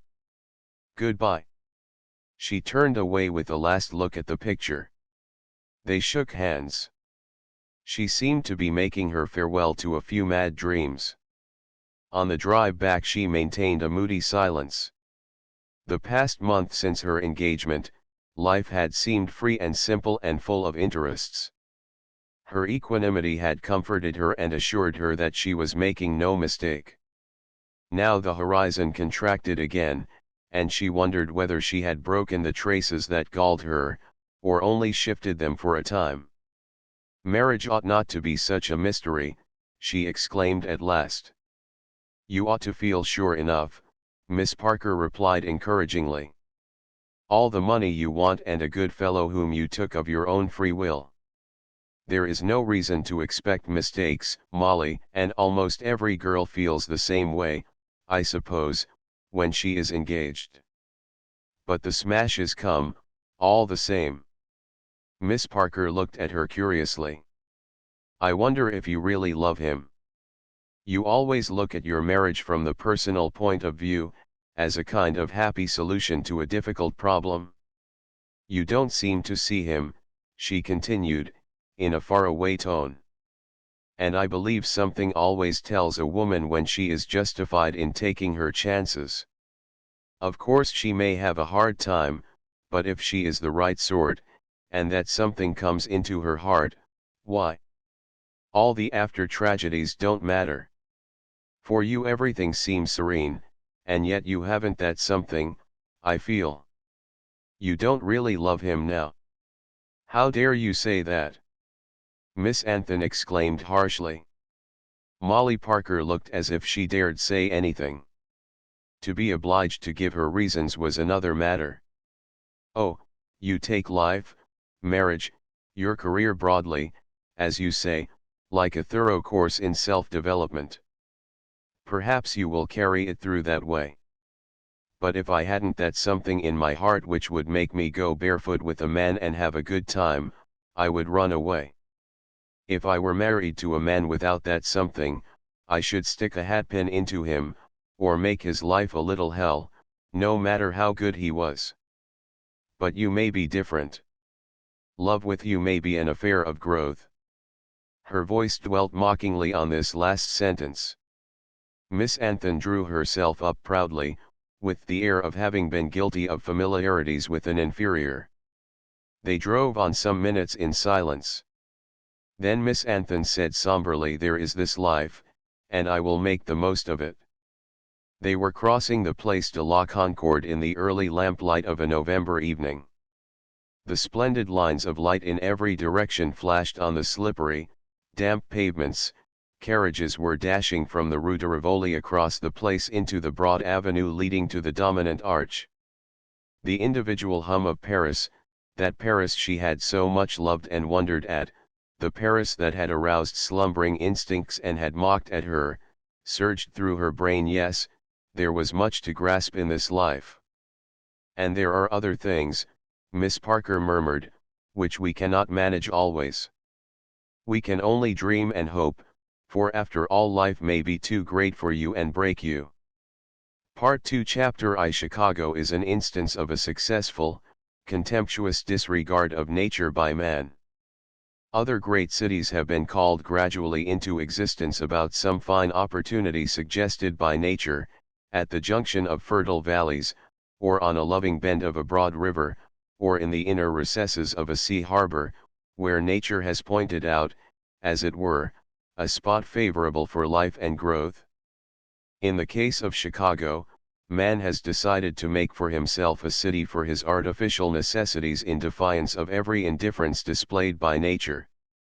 Along the level floor of sand and gravel cast up by the mighty lake, the city has swelled and pushed, like a pool of quicksilver, which, poured out on a flat plate, is ever undulating and altering its borders, as it eats its way further into the desert expanse. Railroad lines, like strands of a huge spider's web, run across the continent in all directions, willfully, strenuously centering in this waste spot, the swampy corner of a great lake. Through these manifold strands, the city touches the world. The soil, where it emerges from the swamp, will grow nothing but spindling, scrubby trees and weeds. Man must prepare special foundations for his great buildings, must superimpose good streets of asphalt or brick upon the treacherous bottom, must make green things live, with the cares of a hothouse, to delight his eye, for left to herself nature merely hides the plain with a kind of brown scab. Upon this desolate waste first necessities have been provided for by miles and miles of nondescript buildings, enclosures for business and the requirements of naked existence, and then, these last years, time has come for ornamentation and individual care for the private house, the boulevard, the park. This last development, however, is sporadic, hence as a whole the first impression Chicago gives is that of a huge garment made of heterogeneous materials, here a square of faded cotton, next door a patch let in of fine silk. For the order of life is first existence, then comfort, then luxury, and last, when the human mind begins to suffer ennui, a little beauty for a plaything. The complex quality of this wonderful city is best seen as the stranger shoots across the prairie in a railroad train, penetrating layer after layer of the folds. First, in the great distance, rises a pall of dull smoke, shifting lethargically up and down the scene, as the lake wind or the land wind pulls and tugs at its mephitic dead body. Then the railroad, describing irregular curves, crosses lines of streets built up on embankments with oily ditches below, and intersected by cross streets that disappear into the marsh. In the chinks of the broken, ambitious plank walks grow brown weeds and grass. At regular intervals lamp posts set high up on mounds indicate where the city will place some day a solid level for actual, busy life. Here and there rows of frame boxes, or cheaply ornamented cottages crop up, or a stone front apartment building stands stranded, above the swamp, its foundation stones on a level with the lamp posts or the broken plank walk that gives access to its desolate self. Sometimes these tentative buildings lie closely together, and there are stores and saloons, and the streets are penetrated by electric wires. This is the Chicago of the future, perhaps of the morrow, whenever the advancing lines of blocks shall have bounded that way. Then come the solid outworks of the great city, which are marked roughly by the parks flanking the three landward sides. These parks are a noble patronage of nature, an indulgence to the carnal appetites of men, which are given to green things, as trees, and flowering bushes and soft sod. They are great slices of man's territory handed over to the landscape gardener to be made into nature by a tour de force. Here begin the broad boulevards where live the men of the city who lead the toil and fight in the furnace, and have emerged to build great comfortable new houses surrounded by broad edgings of cool-looking grass.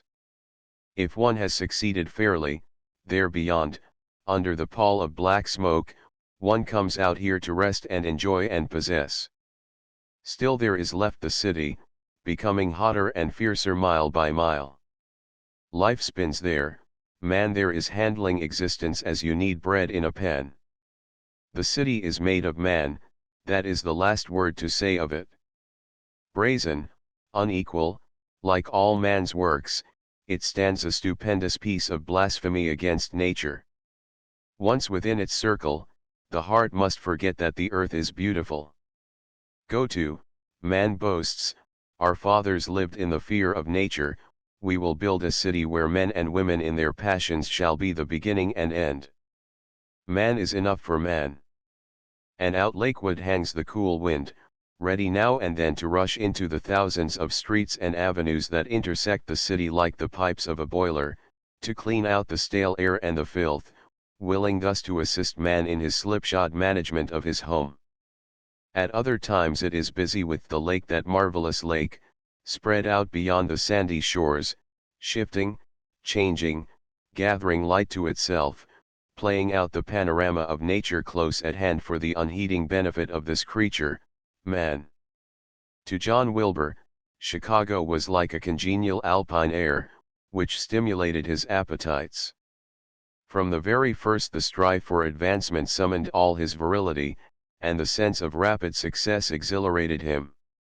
His wife, on the other hand, remembered for many a day the sudden depression which the fierce city had given her spirits that first March morning of their arrival.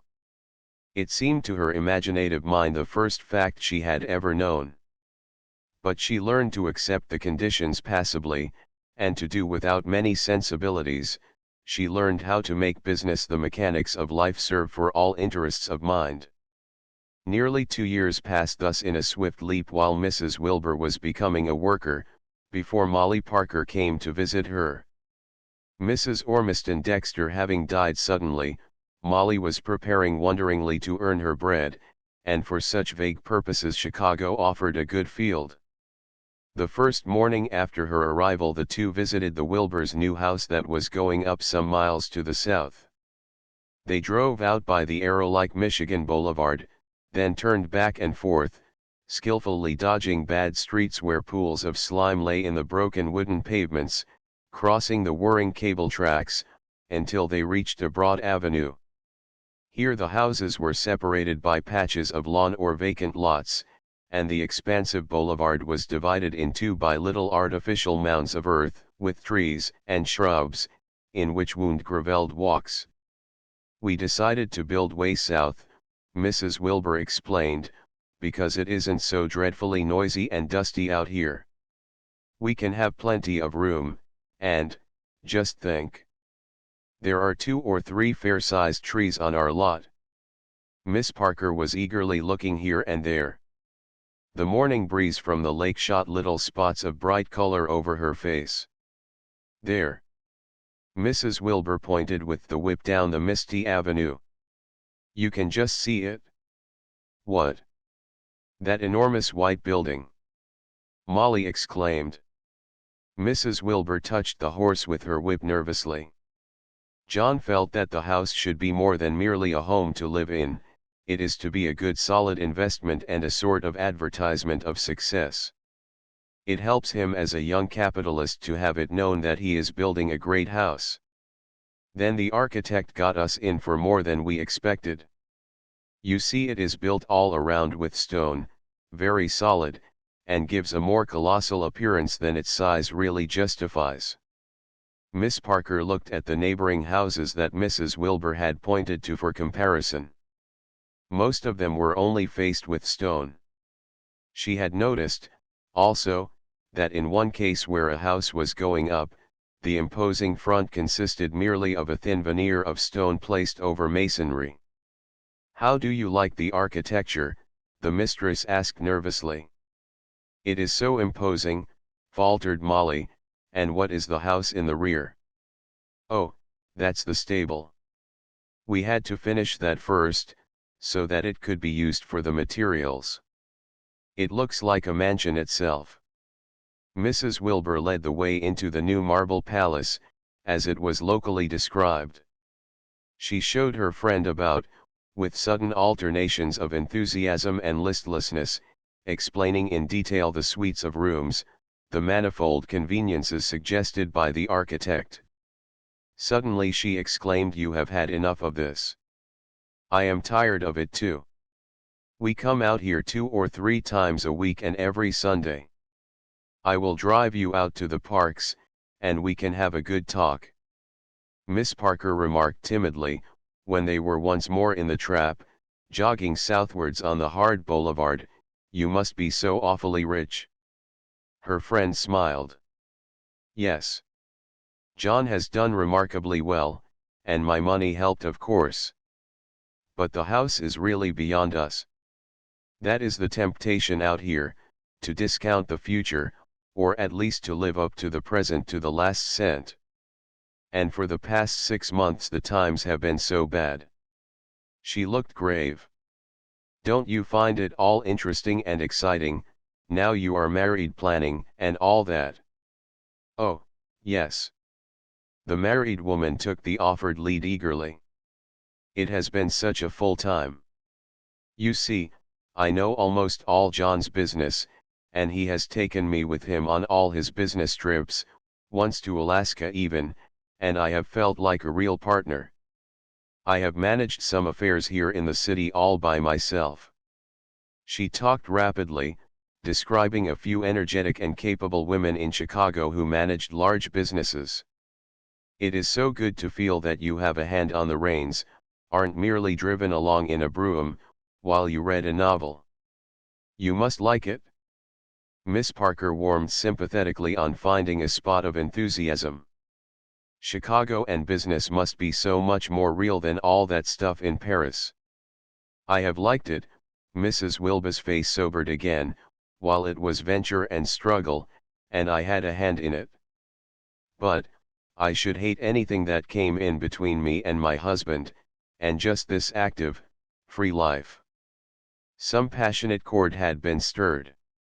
A woman loves and marries and has a large scheme to carry out. She plans living with her husband as an equal, and then she touched the horse quickly. "What?" the girl asked curiously. "Then she finds that their roads must divide. She must make the home, cultivate persons whom it is well to know, even entertain horrid, stupid people because her husband's interests are involved." "But if they are your interests too? A woman wouldn't sacrifice herself to get her ends in that way. Now we have this house, I must try to be something of a leader, so John thinks, and go in for reading papers, or at least for music and art, because the others do. I must entertain, become a patroness if I can, and all the rest of it. I should think it great fun to have a swell house and loads of people about, and put my name down for all the nice charities. I'd have a beautiful time and fill that big temple of yours full of interesting people." Mrs. Wilbur smiled indulgently. "Interesting people, I mean people interesting for more than a few minutes to anyone but themselves, aren't so easy to find, my dear, anywhere in this wide world." Molly Parker did not answer. That had not been her experience. Every object that she could remember, from the puppy dogs and the babies in the streets to the self-conscious New England professors at Aunt Dexter's, had always amused her. Then there are other facts a woman doesn't reckon with before she is married. Her children, Mrs. Wilbur continued abruptly. "Molly, Do you think a woman is horrid because she doesn't want children? Yes, the younger woman answered promptly. Perhaps not at first while she is kind of honeymooning it, but afterwards why, of course. I suppose that is the proper way to look at it, Mrs. Wilbur assented regretfully. If a woman doesn't love her husband, children are interests, and if she does love him, she wants his children. But it isn't true necessarily.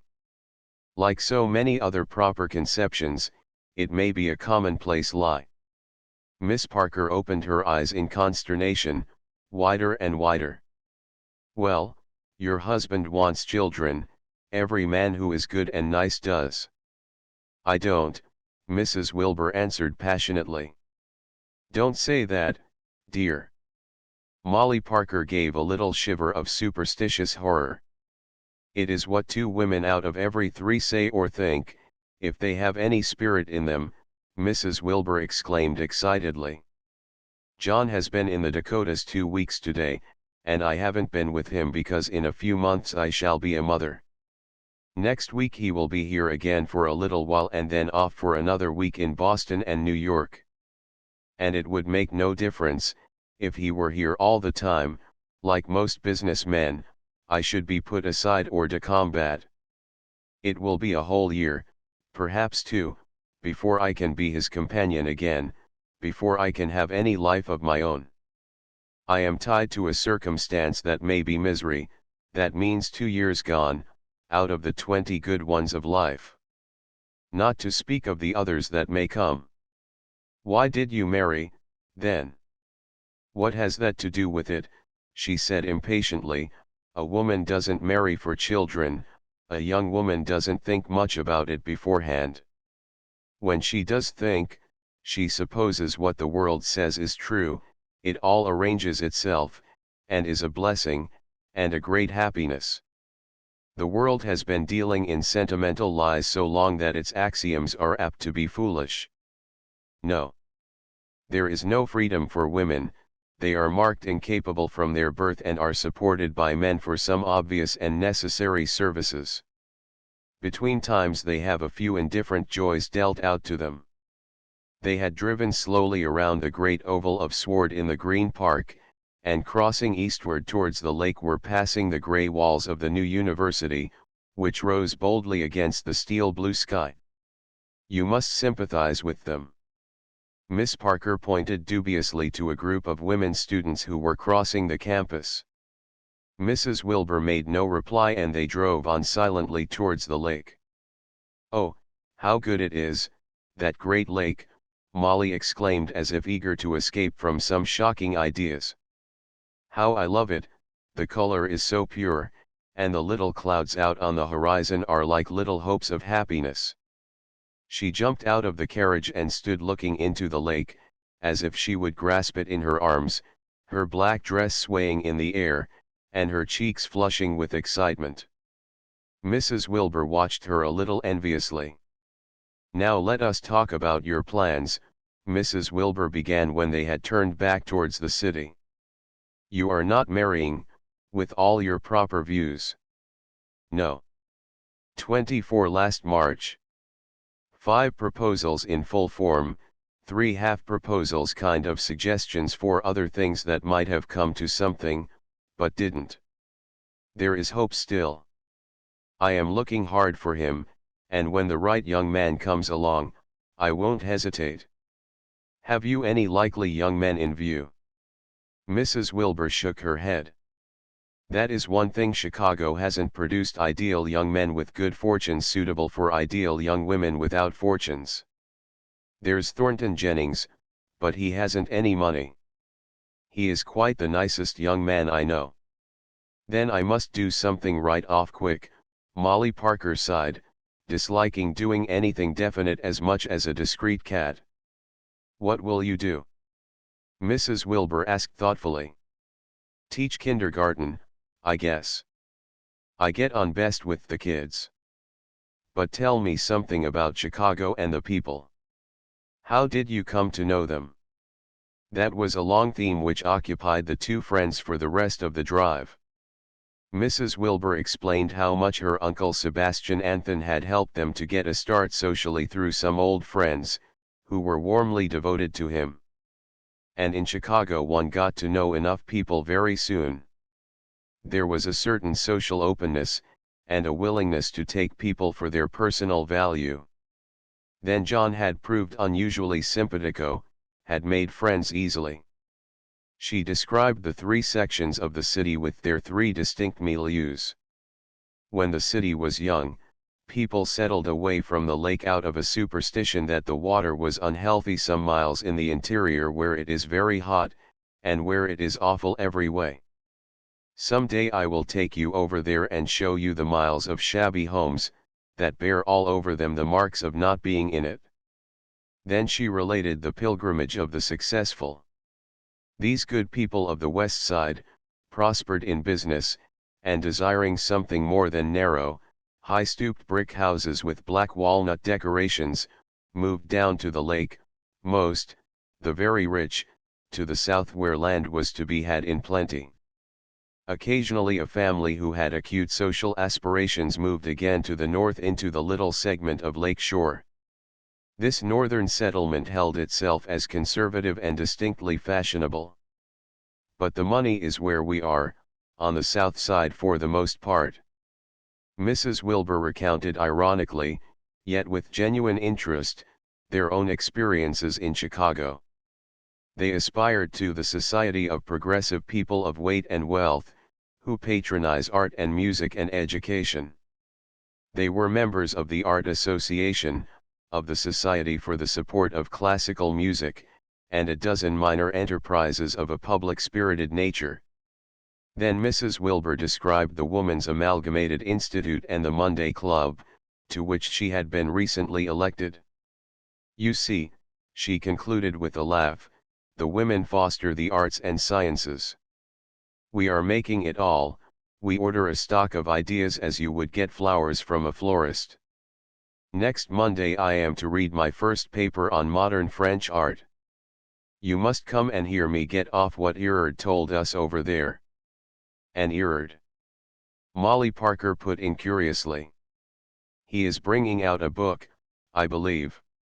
He sent me the proof, but John had no interest in it, and I was too tired after the day's hurly-burly to do more than glance over it.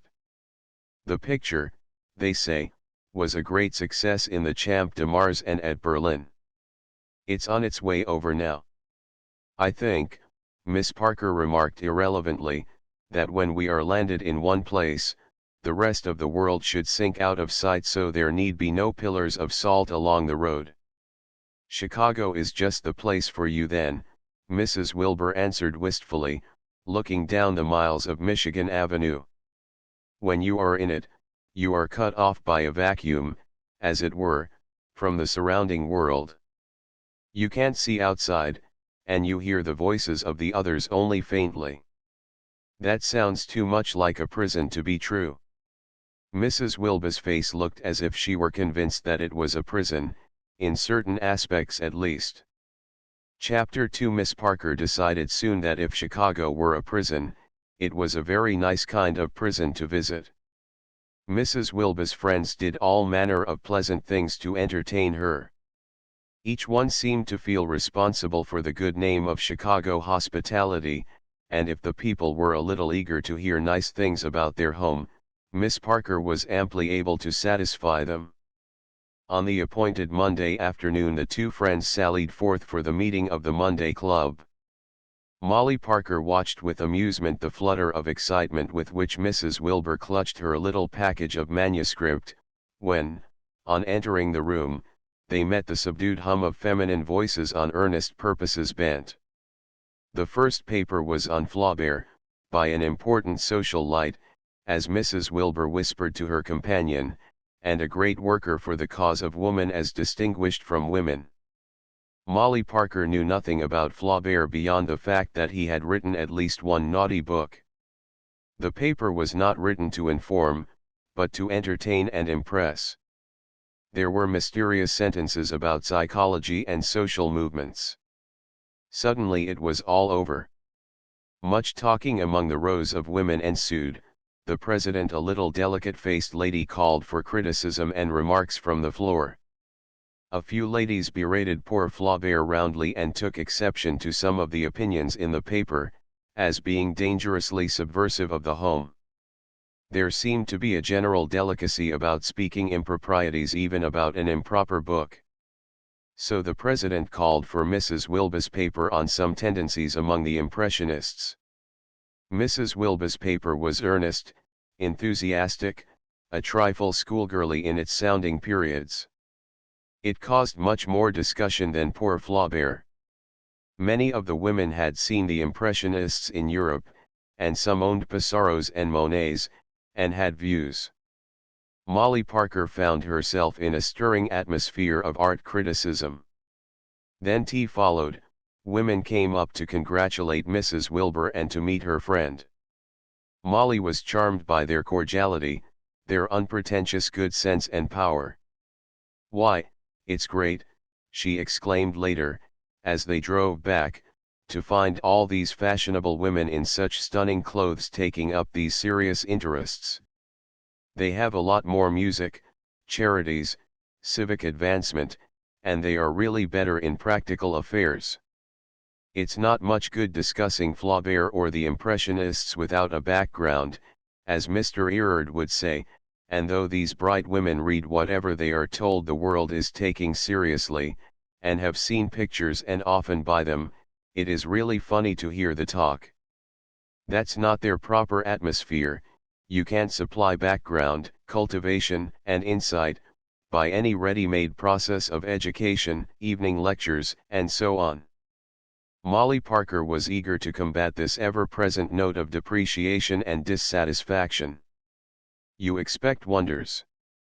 They know a deal more than I, with all the ministers and lawyers in my family. The proper values, the expression will come fast enough to the next generation." "It's always that," Mrs. Wilbur replied scornfully. "That blessed next generation. May I live to see it? But it requires a pretty lively imagination to be always living in the next generation. I like this one." Molly settled herself comfortably in the carriage. She found, however, that Mrs. Wilbur, in spite of her lugubrious reflections, was a fairly contented person and ever active. The days sped by in engagements.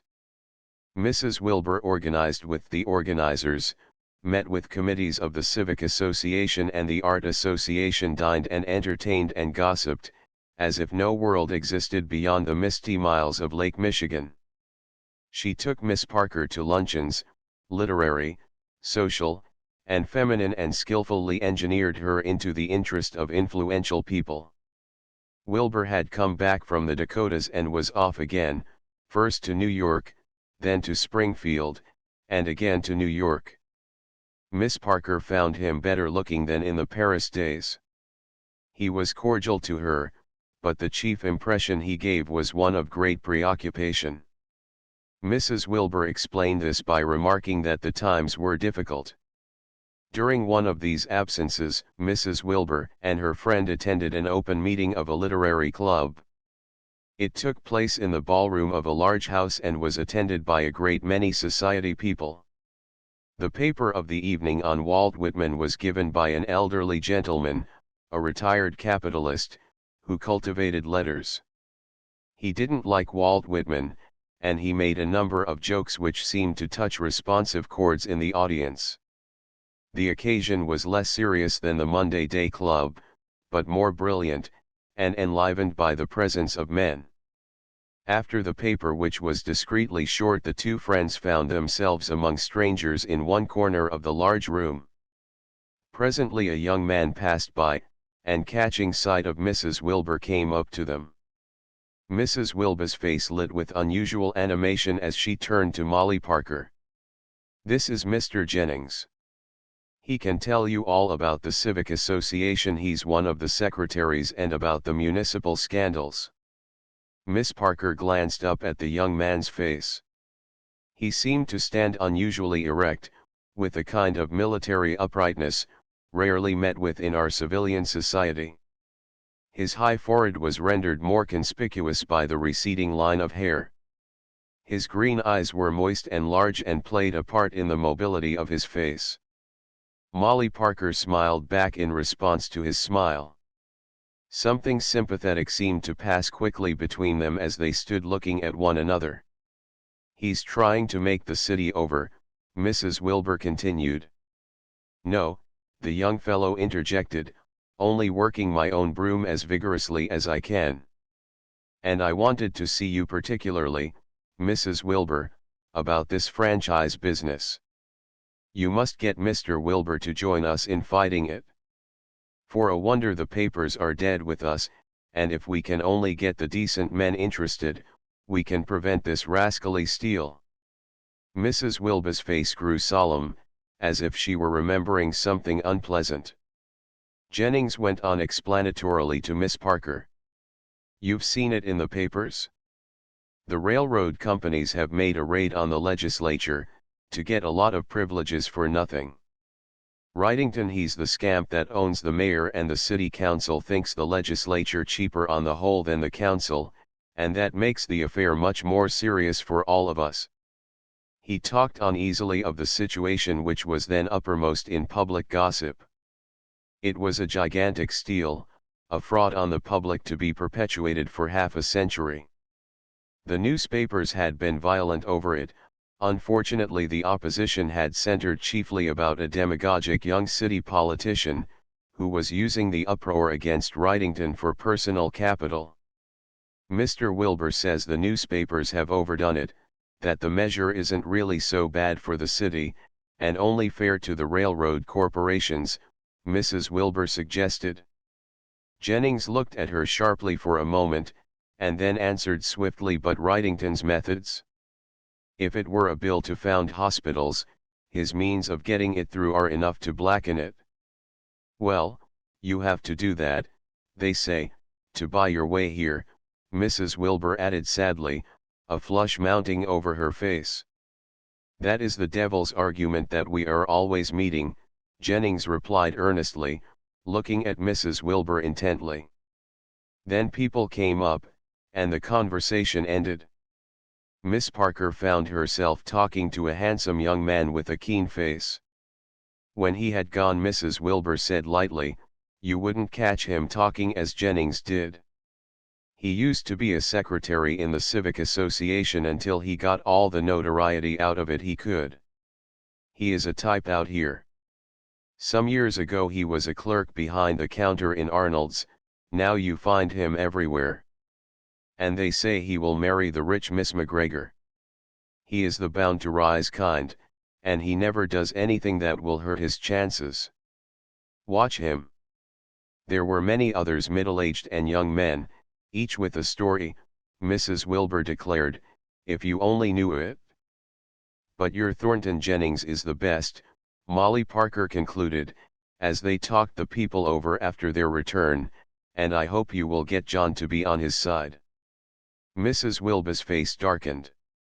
"That question is so complicated, and like so many things here, opinion seems to come down to two views, that of those who are in it, and that of those who aren't. But Jennings is a fine fellow. I met him on the steamer coming home.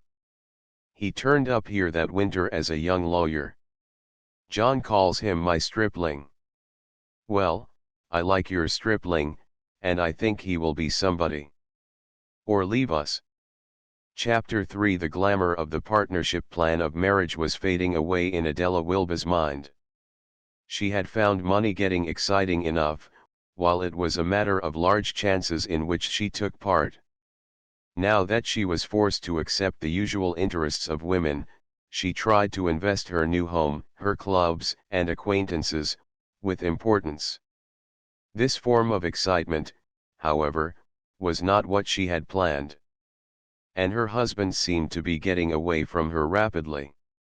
The Water Hoister Company was a thing of the past.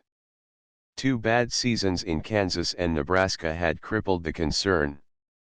Wilbur had insisted on getting out in due season. The first division between them had come over his plan of selling their large holdings, with the idea of buying in later on a low market. To her this familiar device was like a sneaky trading of your home. Their partnership was based upon faith in the idea of the water hoister. To step out and let other people bear the burden of its hard days was, if not dishonesty, cowardice. Wilbur's sagacity, however, had been proved convincingly. Hoister stock fell steadily, until now it was kicked about for purely speculative purposes. What Wilbur had done with the sums realized from their Hoister stock, she knew only vaguely. He was so much in the thick of the fight that she could not follow his rapid movements. She inferred that he was one of a group of young capitalists, of whom the newspapers asserted Wrightington was the mastermind. The great Wrightington. This name, hawked about ever since she had known anything of Chicago, filled her with a kind of terror. He was an unscrupulous adventurer, who had gone broke several times, yet was always triumphant, a man received nowhere, of no respectable affiliations, yet a power to be followed. Many of the respectable element secretly admired his audacity, half excused his reputation, and covertly followed his lead. He was brazen, impudent, cynical, and inevitable. Of late the papers had been frantic over Wrightington. They teemed with the usual charges of scandalous corruption and bribery which his transactions periodically aroused. Wilbur had shown unusual irritation, when his wife had approached the subject of the protest before the legislature by the Civic Association. "Don't mix us up in that tomfoolery," he had blurted out.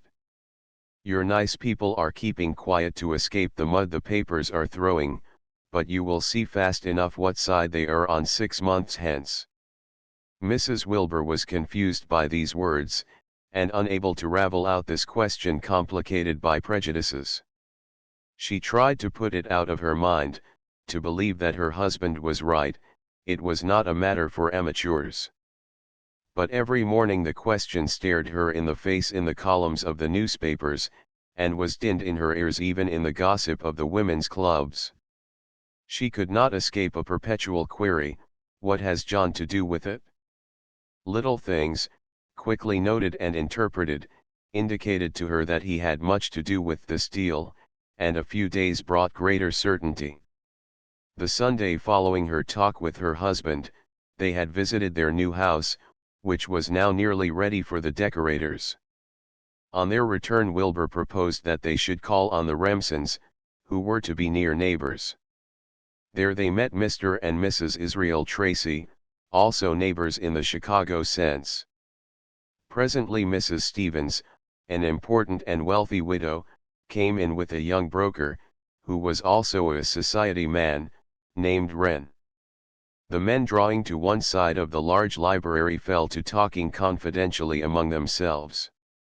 Mrs. Wilbur listened apprehensively to the earnest tones.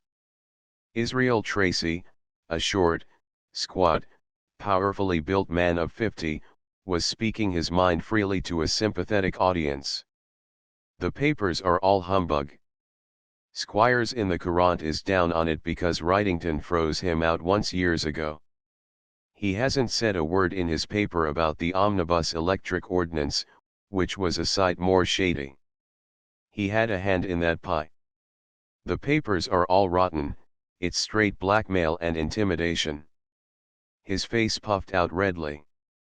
"It's a shame, the way the papers lead people by the nose," Wren put in. There was a time, Remsen, who was heavily interested in real estate, began sententiously, when everyone howled for anything in Chicago. You wouldn't see a word of blame in the papers no matter what people might think. Nothing was too good to say about the city. It was the best place on earth to live and die in. Now if the papers keep this racket up, people will be afraid to put $1 in the place. They're just ruining it, damning everything and everyone so. They've gone pious all of a sudden. But you wouldn't have them approve of Wrightington." Mrs. Wilbur ventured into the conversation impulsively. There was a moment of silence in the room, as if someone had awkwardly spilled a glass of water. Wilbur looked annoyed. Well, Tracy began again, defiantly, Wrightington is a mighty clever man. This franchise business is misrepresented. He needs it to protect his properties, and what's more, he'll get it, too, in one way or another. Wren laughed at his own cynicism. All this howling may make the price higher, but he's bound to get it. The bill passed the Senate yesterday, Remsen explained. There's only the governor now. Wren laughed. The other men smiled and tacitly abandoned the topic. Just then, as Mrs. Wilbur turned back to the women, feeling reproved, she caught a look of intelligence which passed between Mrs. Tracy and Mrs. Stevens. The latter, who had taken no part in the talk, was smiling knowingly across to Mrs. Tracy. Mrs. Wilbur saw her lips moving in an inaudible whisper.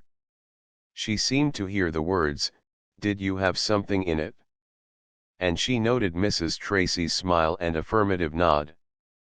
The pantomime was over in 5 seconds, but it gave her a vivid shock. All these people were gambling on the chances of Wrightington's having successfully bought the legislature and the governor.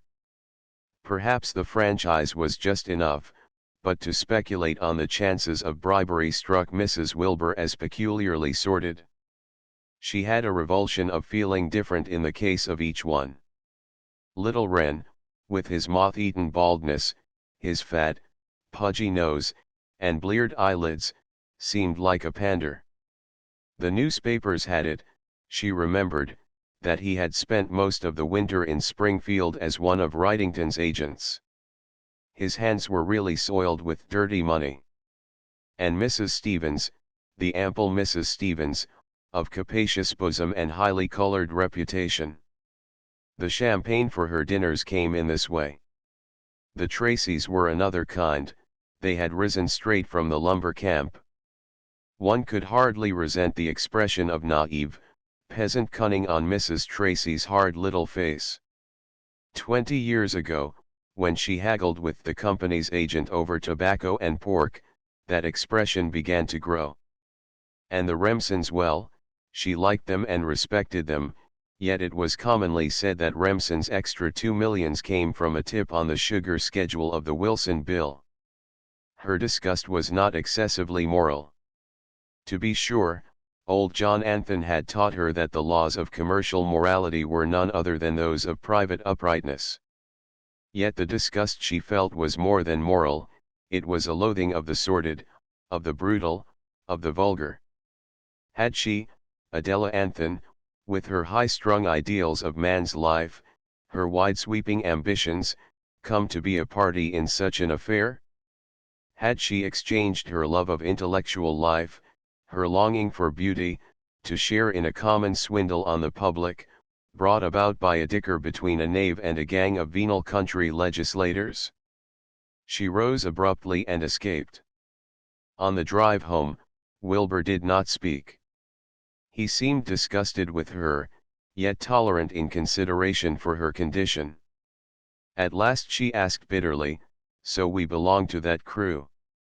I thought you were a bigger woman, Adela, than to talk like that. If you mean, that I have put every dollar I could raise into traction stocks, yes, 3 months ago. But it isn't good for you to talk over such matters, it only disturbs you." Yet when she was silent, he felt forced to continue. "I believe that the companies should get this franchise, all the noise over it is absurd. As for the corruption charges, they're always made. Probably there's been plenty of grease used in this matter. But we have to do it, here, and that's all there is about it. And suppose you lose? Suppose the governor is an honest man and vetoes the bill?" Wilbur laughed. "You don't suppose I'd have 300,000 in it if I didn't know which way the governor is going to jump? He came high, but well, Wrightington is nervy. You will see that he will play it out well, the governor'll hold off, and have a hearing, and go through all the forms. But he'll sign." Mrs. Wilbur gave a quick gasp. Wilbur put his arm about her. You are nervous, Adela. You wouldn't be so freaky over this business if you were all right. And, Audie, it means the house. If this goes through, the house is all right, but we were getting into a bad way. This argument hardly appeased her. So their home was to represent this transaction. She could never cross the threshold without feeling that Wrightington had given it to them. It was a morsel of Wrightington's plunder. And there are plenty of men in Chicago who have taken the same chances. The Ralstons, and the Browns, and the Heckers are mighty stuck on themselves. But what with false assessments, and contributions to the city council, watered industrials, and tips on sugar, I guess they needn't boast. Don't you think there are any honest men in the city? A great many, from my point of view. Not so many from yours. A woman can't understand it. Business is like life, you've got to play as the others do and play hard all the time, or you'll be chucked out. You can't be dainty. She knew that this opinion was final. He was not a bad man, he was not corrupt, he was merely heartily of his times, and her scruples were unintelligible to him. He was the same Wilbur that had convinced her in Paris of the desirability of action. He had developed, and she had caught sight of his claws. That was all. So she gave up the contest, as he lit a cigar and lowered the carriage window. The frosty air hung in clouds about the eaves of the houses, and the hard roadbed of the boulevard gave a chill thud to the horses' hoofs, while they rolled swiftly through the city of men. Was marriage altogether like a partnership? Chapter 4. The hearing before the governor at Springfield came off as Wilbur had predicted. The papers reported that Charles Bishop Wren, together with Israel Tracy and Wrightington, had gone on to the Capitol to plead for the bill. Also Thornton Jennings, chairman of a subcommittee of the Civic Association, appeared before His Excellency, as the sole representative of the opposition. Public opinion was exhausted, or submissive, the matter seemed already arranged. You see, Wilbur explained to his wife, no one of any account has taken the pains to appear before the governor against the bill. Perhaps they prefer to save their fares, she retorted. He made no reply, and she was afraid to trust herself further. Yet she listened eagerly to Jennings, who happened in one afternoon, while he described his experiences at Springfield. The hearing was a regular love feast between old Wrightington and His Excellency, the governor, who was moderately full. They sat on me every time I opened my mouth. He laughed good-humoredly, stretching out his long figure. At last the governor suggested that I should hand in a brief of my case. He had had enough of Chin. It was a delicious farce. He signed, then. Mrs. Wilbur asked nervously. Not yet. But of course it is all settled. I knew that when I went on. She looked at him admiringly. He continued idly. I wanted to be in at the death. It was worth it too, as a comedy. He laughed again contagiously. I met old Parsons of our firm on the train. He gave me some fatherly advice about sticking to business, and keeping out of politics. He cited a model Jack Hendricks, you know him? The slim, white, perfectly clean young man who is trying to marry Remsen's youngest. Honest Policy Jack we call him at the office. He is a nice young man. His mind ran on nervously, and when he spoke again he seemed to be looking into the future. But the good people of Chicago are running things on a wrong basis, and someday they will wake up with 40,000 Polacks and other impetuous citizens tearing down their houses. I shouldn't be altogether sorry. Mrs. Wilbur flamed out. Well, if there were only Wrightingtons and Tracys and such like. But the others you. After all there would be merely a row, some shooting, and back again to the old game of grab. She reflected after he had gone that Wren had called him a socialist, a meddler. They think he should be a clergyman. She was glad that he left before her husband should come in and find her with her Eastern puppy, the young agitator. She did not wish to have any extra prejudices to contend with. For her feeling was high, she must express herself somehow, must struggle to draw herself and her husband out of this situation. Wilbur found her walking nervously back and forth, crushing in her hot hands the evening paper with its story of the hearing. Mrs. Wilbur was too excited to use any finesse. She outlined her plan rapidly. They must sell the investments made with her money, and use that for the new house. In this way she thought to induce her husband to drop the traction stocks. For, she concluded, then our home won't always be a sore between us. Wilbur looked at her disgustedly. That's the woman in business. I don't care to let go my hold in the Alaska company, nor in the other things. As far as your conscience is concerned, well, I have already made 80,000 in this deal. What would you like me to do with that? He spoke coolly, almost good-naturedly, but with contempt. Mrs. Wilbur rose quickly and walked up and down the room, speaking passionately. Do. Let us get rid of it all and keep just what I had from my father and leave this place, this prison. We can go to Europe and live quietly and decently and think of other things. If this goes on, we shall be like the others, like the Tracys, all of them, plowing the mud for swill. This isn't life. This is pausing for the word, she caught herself, and grew calm again. Her fury, which had made her speak out for once, appeared childish, ineffective. Her desire was the old, womanish desire to run away from the present, to elude the tangle. Wilbur looked at her in astonishment. Then, as if recollecting that allowances should be made for her, he spoke again calmly. Well, you wouldn't like that kind of thing long. I shouldn't, I can tell you.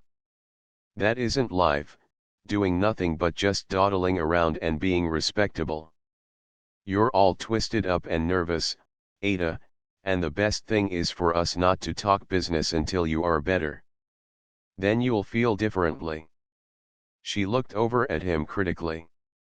He certainly would never feel differently. He stood alert, keenly alive, self-reliant, quite assured, one who had fitted into fate admirably. Her passion for business, for the stir and contest of affairs, ended there, that night. The papers were torn, the partnership dissolved. Her excessive feeling was unreasonable, she knew, yet this episode of the traction stocks had revealed to her all the ugliness of this game with money, which as a girl she had fancied to be fine and exciting. Others possibly might play it with ideal justice, but so few, so very few. And the worst of it was that your ideas of fair play became warped insensibly, that the best of men acquired a contempt for the amateurishness and quixotry of their youth. They became Jesuits with their souls. And the end of it all, after you had got the success, was one or all of three things: personal indulgence, charity, or a vague kind of comfort in the general development of mankind. Money made Chicago expand until men became dizzy contemplating where the end might be. But what use in all this multiplication, if it meant no gain in quality, no finer fiber, no higher life of the mind or of the soul? If the hard, honest Remsen were but to give place to the unctuous Wren?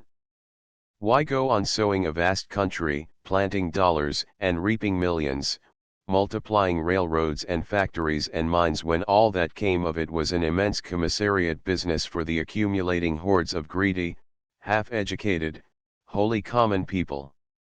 One passionate, intolerant moment killed this woman's love of business energy, the mere exercise of getting wealth. It was a curious trade, that was all. Her imagination made her unfair, narrow. She could not see that in this wholesale indictment of an eager, fresh civilization, she was condemning the order of nature. She did not pause to consider the sturdy men who kept to their ideals, nor realize that the seething, hungry mass who fought for the only glory they knew were pitiable and blind. She would have none of it. 6 weeks later Mrs. Wilbur's son came. When she had grown strong enough for her old life, she put all business aside methodically, turning away from the stock quotations in the newspapers in nervous dread, and skillfully avoiding any reference to their affairs whenever Wilbur showed himself inclined to talk business. There had been a time when she resented her child's interference with her plans, his division between her and her husband. Now she welcomed it, trying to make up to the little Sebastian her disloyalty during the months before his birth. Even Molly Parker, who presided over a small kindergarten in the neighborhood, found her a sufficiently solicitous mother. When Thornton Jennings wondered why Mrs. Wilbur had lost her interest in the Legal Aid Society and in the committees of the Civic Association, Miss Parker explained blithely, "She has other things to think of." I don't believe it is that, altogether. She was not the kind to lose all interest in this fashion. Perhaps she is passing through a crisis. She is always having a crisis on hand. And Wilbur, who found nothing to complain of in his handsome, composed wife, also wondered about the crisis. He found himself left completely to his own devices. He did not bother himself long, for the business world was beginning to shake off the lethargy of the past 2 years, and he was busy with success. At odd moments, the husband and wife talked of the new house. It was nearly ready now for occupancy, and there was an undiscussed plan to move late in the summer. Mrs. Anthon, who had come from St. Louis to assist in this operation, was anxious that the house should be properly dedicated by some important social event. Wilbur agreed with her, and the two discussed the matter for weeks. At last Mrs. Wilbur showed enough interest to suggest, languidly, giving a musicale. Then, she added, we might have a series of lectures on art subjects by Mr. Erard. The Woman's Amalgamated Institute have asked me to get him for the club, and I might offer the house. Mrs. Anthon sniffed dubiously. I thought you had dropped that fellow by this time. What's he doing over here? Visiting and lecturing, I believe. He will be in Chicago by the end of October. I had thought of asking him to stay with us while he is here. What do you say, John, to having him? I kind of think as your mother does. What's the use of bothering with him any longer? He is either on his legs by this time or ought to be. He asked, as a second thought, have you been sending him money right along? Oh, yes, she replied in her usual calm tones. But I won't have him here if it troubles you. The lectures will be for women in the mornings, you know. Oh, if he interests you, I thought we had been traveling different roads these last years. Yes. Mrs. Wilbur's tone was slightly ironical. We have been going different ways, but I still find him interesting, perhaps more than, well, most things. Chapter V. The night of the musicale, Erard arrived at the Wilburs very late. He had driven from his hotel, after a comfortable dinner and a cigar, without taking the trouble to ascertain the distance. When he entered the hall, he could hear the music from an inner room, a bit from a new Russian symphony, more intricate than melodious. Through the doors opening broadly into the hall, he could see the people, the women seated in irregular bunches fanning themselves and furtively looking about, to inventory the guests and the rooms. As he continued to peep, he was surprised at the brilliancy of the dress. He had vaguely fancied the inhabitants as costumed in something between the conventional blanket of the frontier and the plush absurdities of our grandmothers. Yet these women, many of them so portly that they could carry magnificence, appeared more richly dressed than anything he remembered in London or Paris. The men were standing about the doors in various uncomfortable attitudes, seemingly unhabituated to this difficult part of the full dress parade. Erard noticed, as he glanced about, that they were generally middle-aged, solid men, with here and there a bony, wiry specimen. To his European eye, the faces appeared individual, yet curiously undistinguished, rudimentary types, he murmured. Every one was silent and serious, as if living up to the decorum of the occasion. One of the footmen, who had taken his coat and hat, followed him and motioned to a room on the right, away from the music. Erard took the hint, thinking to find a chair where he might make himself comfortable until the music arrived at an intermission. He found himself in a dimly lighted room, which had evidently been planned for a library. He perceived indifferently half a dozen other occupants of the room. As his eyes began to wander about, he saw Mrs. Wilbur, who was watching him from the other end. The first thing he noticed about her was the dress. He had painted something like that once, with its delightful folds of white lace and cream-colored satin. And the face, too, he had painted that. Mrs. Wilbur caught his eyes, and they looked for an instant at each other, examining. Then he noticed Mrs. Anthon, planted firmly in another corner of the room. She seemed a bit dumpier than 3 years before, and more complex in dress. The music ceased with an awakening bang. A servant turned on the electric lights. Erard crossed the room to greet his hostess. "Where is the original?" he asked meaningly. "I wish to compare it with the portrait." Mrs. Wilbur flushed with annoyance. "So it is, the great red divan and the same dress and the house. I couldn't have arranged it more expressly for you. The portrait is in here." She turned to an inner room, designed for her den, and touched an electric knob. Erard looked at his hostess critically, while she threw herself, willfully, into the pose. "Not quite," he announced, glancing at the portrait that faced them, "not the final thing. Perhaps another year or two. The stone is harder than I thought, and perhaps you have complicated the problem." Mrs. Wilbur refrained from pushing him to an explanation. "And you have changed also, prosperity has altered you." "Yes, we take less tragedy in our portions as we go on. The pinnacle doesn't seem quite so distinguished, nor the abyss so awful, as it did once. It is the middle light of life." "And your work, the painting," she suggested eagerly. "I paint less," he replied uneasily. "Each season I mean to get at it again, but the penalty of success in one effort is that you are expected to repeat yourself." "I am repeating myself." "Oh, you mustn't do that," she replied pleadingly, understanding that he referred to the success of his writing. She would have carried protest further, but Mrs. Anthon intervened with a tardy guest who had been hunting for her hostess. "Audie, here is Mrs. Stevens. She's been looking for you. Why are you hid off here? You mustn't flirt in the corners when you have friends to look after."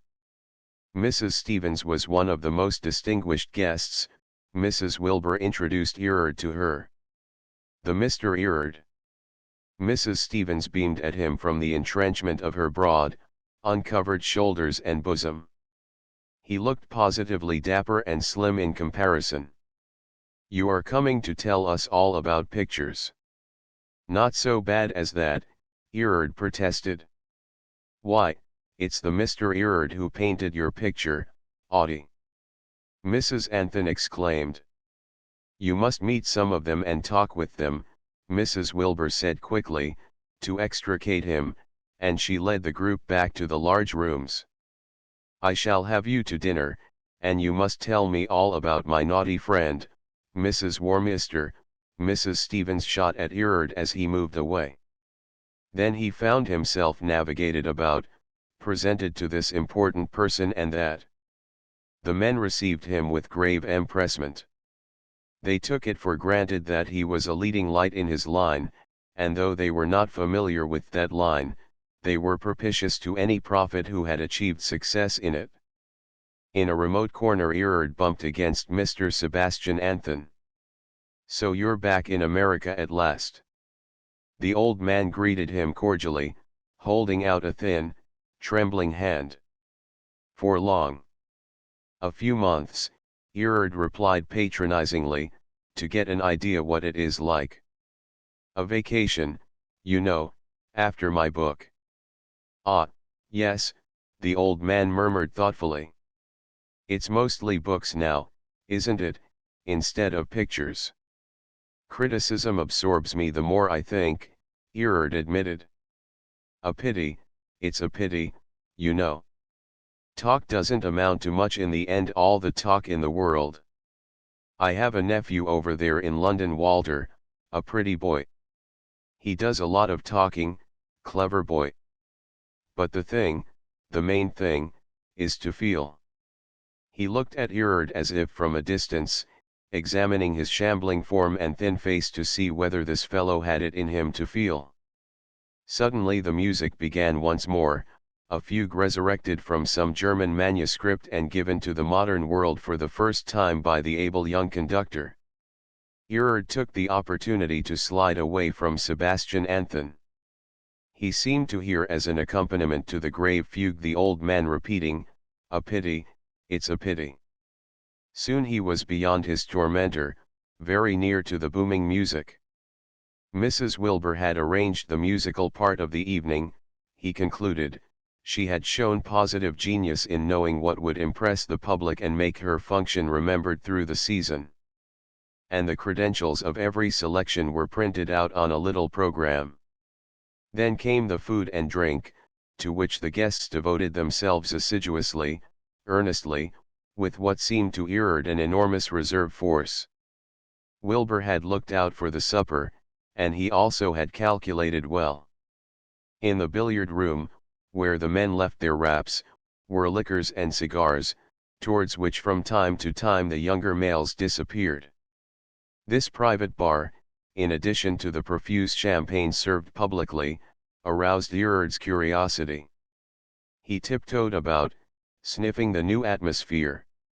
He came across Molly Parker seated in a recess of the hall, enjoying equally her ice and a sleepy, affable young man who was telling a long story.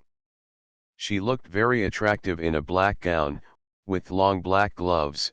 The somber color deepened the fairness of her skin and emphasized the great eyes that were falling out in her excitement over the story and the ice. She reached Erard her left hand, in a casual fashion. "Don't disturb yourself, Mr. Wren," she said sweetly to the flabby companion. "It's only the new Parisian genius Mrs. Wilbur has imported, Mr. Simeon Erard. He won't spend more than 2 minutes on me, if he does that." The young man rose pompously. "Happy to meet you, Mr. Erard. Erard, is it? And how do you find Chicago?" "Very good place as long as it likes him," Miss Parker interposed maliciously. "We will give you a lot of new sensations," she went on, "but they won't always be pleasant. There are some very fine things here in your line, I believe," the old young man continued ponderously. At that moment Thornton Jennings appeared. Miss Parker promptly introduced him to Erard. The younger man towered commandingly over Erard's head, while they shook hands without words, as if measuring one another, and recognizing the valor that each possessed. At last Jennings spoke, with a comprehensive, winning smile on his face. "I am glad to have had this chance. I read your articles in the Beaux-Arts, and I have your new book. I have heard of you through a lot of people over there. And there is another link between us," he added less spontaneously, "your brother has told me such a lot about your plans, and your father." But Erard received these cordialities with a stony impassivity. He was not in a mood to be reminded of his antecedents. Miss Parker had been right in saying that all his sensations in Chicago would not be pleasant ones. At last the crowded rooms began to thin out. Supper disposed of, Conversation did not have sufficient excitements to hold one after midnight with a prospective drive of perhaps 6 or 8 miles. Erard stood in the hall, one of the last to say good night. "They are so nice," he remarked to his hostess, "especially the ladies, they seem like such good mothers, so homely and unpretentious. I want to sit right down with them, and talk over Mary and Jack, and the new bay window, and the clergyman riding a bicycle." "You had better not assume too much," his hostess laughed. "You will find that they can talk over the last Salon, the new book on Rembrandt, even your own articles. Don't think you have measured their horizon quite so easily." "Well, I hope they won't open up often by asking me which is the sacred and which the profane love in Titian's picture, as one young woman did tonight," Erard replied sulkily. "I had rather talk babies." "Have a cigar or something, Erard?" Wilbur asked, weary of this prolonged tête-à-tête, and willing to patronize the young man of talent who had no great house, no good champagne, no successful feasts to give. Said young man of talent could come and admire the other kind of talent that owned houses, horses, and champagne, and now and then, if he were discreet in his views, he might be called upon for dinner to enliven a party of lethargic good folk. Erard looked at Wilbur coolly, as if weighing the chances of being bored against the comforts of a cigar and a glass of hot whiskey. "No, thanks," he concluded indifferently. "I think I shall walk back some 1,000 blocks to the hotel. I must be off to arrive before breakfast." The family party lingered in the library while Wilbur finished his cigar. Mrs. Wilbur flung herself wearily against the wall on the long, red divan where she had been seated when Erard entered. If he had seen her now with her restless hands roaming over the large bunch of drooping roses, her eyes tired, not with physical exhaustion, but with the perpetual play of half-thoughts that sap vitality like dreams, the languor of the face at the time of triumph, he would not have said wait 2 years. "Well," Wilbur broke the silence as his wife offered no remark, "I think our racket was an A1 success. The house looked fine. The music was unusual, and the food was stunning." "Yes," his wife assented. "They seemed to enjoy themselves. Old Bailey and Fernald were here with their wives. I didn't expect that," he reflected complacently. "But the judge didn't come. Mrs. Linton was here, and that married daughter of hers. The judge didn't come, though. Judge Linton's rheumatism confines him to the house," Mrs. Wilbur replied comfortingly. "Did you notice Mrs. Stevens's diamonds? She is a fine-looking, well-set-up woman. I had a long talk with her. She may be a little gay, but she has a first-rate head. She was asking about the Badlands Company." Sebastian Anthon sat near the fire smoking a long cigarette, a habit he had maintained in spite of the brick interests, and eyeing Wilbur keenly. "I suppose," he spoke languidly, "this is the top of the hill. You are pretty young to have got there already. You'll have to spend the rest of your life trying not to roll off. It's a big success, Audie. I am proud of you." Mrs. Anthon crossed the room and kissed her daughter effusively. "You have done everything just as I would have had you do, married well, and had a family here," she prophesied, "except for little Sebastian, unless he could be called a family, and have this elegant house, and let me show you your room, uncle." Mrs. Wilbur followed the old man, who seemed to be fleeing from the volubility of his sister-in-law. "It's so large I lose myself," he explained as his niece put her arm under his. "What do you do when you want to be at home and not in a hotel?" "Well, Adela, I didn't think the explosion would end in this." She looked at him wistfully. "Nor I, Uncle Seb. Not that it isn't quite what you should do. But it doesn't seem to suit you. Most things don't suit in this world, Adela." We are a lot of misfits, a lot of misfits. She put her arms around his neck affectionately. You should have married me, Uncle Seb. We would have exploded together. Yes, that would have been fun. How splendid you are, he exclaimed wearily as she turned on the electric lights in his suite of rooms. Do you think of water hoister and brickstock and Badlands and all your other investments when you lie in those beds? He noticed her sad eyes, and added, You are splendid too, little girl. No, I see Wrightington on the walls. Who the devil is Wrightington? But she had hastily left the room. When she returned to the library, Mrs. Anthon went yawningly to her chamber, leaving husband and wife alone. Suddenly Mrs. Wilbur asked him, Are you content with it? Why, of course.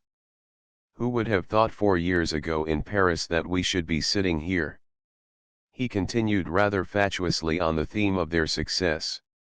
He was 33, and he had done better than very well. To be sure, he had had his wife's little capital as well as his own push in the Hoister Company, and he always paid full recognition to her share in their fortune. Tonight he had demonstrated publicly what he could do. As he finished his cigar and rose to put out the lights, he observed casually, Adela, I thought you toted that Erard round a good deal. Why can't you let him do his own pushing? If he were a first-rate gun, a whistler, or a sergeant, or what is that fellow Mrs. Stevens had, RAF Raffaelli, it would be worthwhile. But we can't shove him on our shoulders all the time. And I think you ought to drop supporting him. It would not be a very fine thing to have known around. The last remark revealed one of Wilbur's new social anxieties which were puzzling to his wife. It is a curious convention, she observed bitterly, that a woman may be intimate with her husband's friends, but must not even pretend to know her own unless the husband has endorsed them. The £400 I have paid to Erard's bankers has always come from my private fortune. If you put it on that ground, Wilbur answered airily, and then indulgently, you have always had your own way, and if you don't mind the false position. Mrs. Wilbur looked at him. Men like Wilbur, endowed with the best intentions and the invaluable qualities which perpetuate a democracy, should know when to refrain in handling women. This talk about Mr. Erard is too vulgar. I shall ask him to luncheon here tomorrow to arrange for his lectures. And I will find an opportunity to withdraw my assistance in his work. She turned away into the hall. The house was all dark now save for the glimmer of a gas jet in the lower hall. The warm air, scented by the profuse hothouse flowers, made a peculiar odor that permeated even to the bedchambers. The place seemed tomb-like in its dark expanse of vacant rooms. The suggestion of the tomb made the mistress smile grimly, a tomb that had to be carried on and lived in by the ghosts of the living. And what made the gates of this modern tomb so intangible, so strong to enclose? Nothing, yet everything. Chapter 6. Meanwhile Erard, in company with Molly Parker, whom he had offered to escort around the corner, had gained the silent boulevard. The arc lights cast circular patches of bluish-white on the gravel walks and the frosty lawns before the big houses. The line of electric lamps extended, like a cityfied Milky Way, into the indefinite distance of the metropolis, which slept now for a few minutes. Above hung the soft edges of the smoke pall. Ugh, shivered Erard. It is beastly empty, this never-ending city of yours. Down one of these straight perpetual streets one might expect to be chased by an army of ghosts. If I saw a man in the distance you needn't be afraid, his companion interrupted lightly. To be sure, there are a good many hold UPS on the streets. A man was almost killed on that corner a month ago, and all he had was 75 cents. But if anyone comes, I will scream, and you can run to the nearest house for assistance. Suddenly Miss Parker whisked around the corner of a vacant lot into a cross street as desolate as it was lonely. The defective boarding of the rotting plank walk necessitated gingerly progress. This new cosmopolis has been in such a hurry that it has neglected to make its toilette, Erard remarked. I wish that you hadn't come to Chicago. Miss Parker flamed out. Why? I am a most perfervid admirer of all I have seen except the lonely stretches in the streets and the holes in the sidewalks.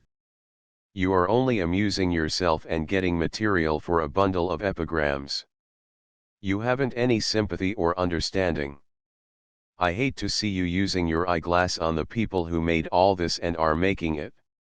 Am I so lost? Erard replied with an amused laugh.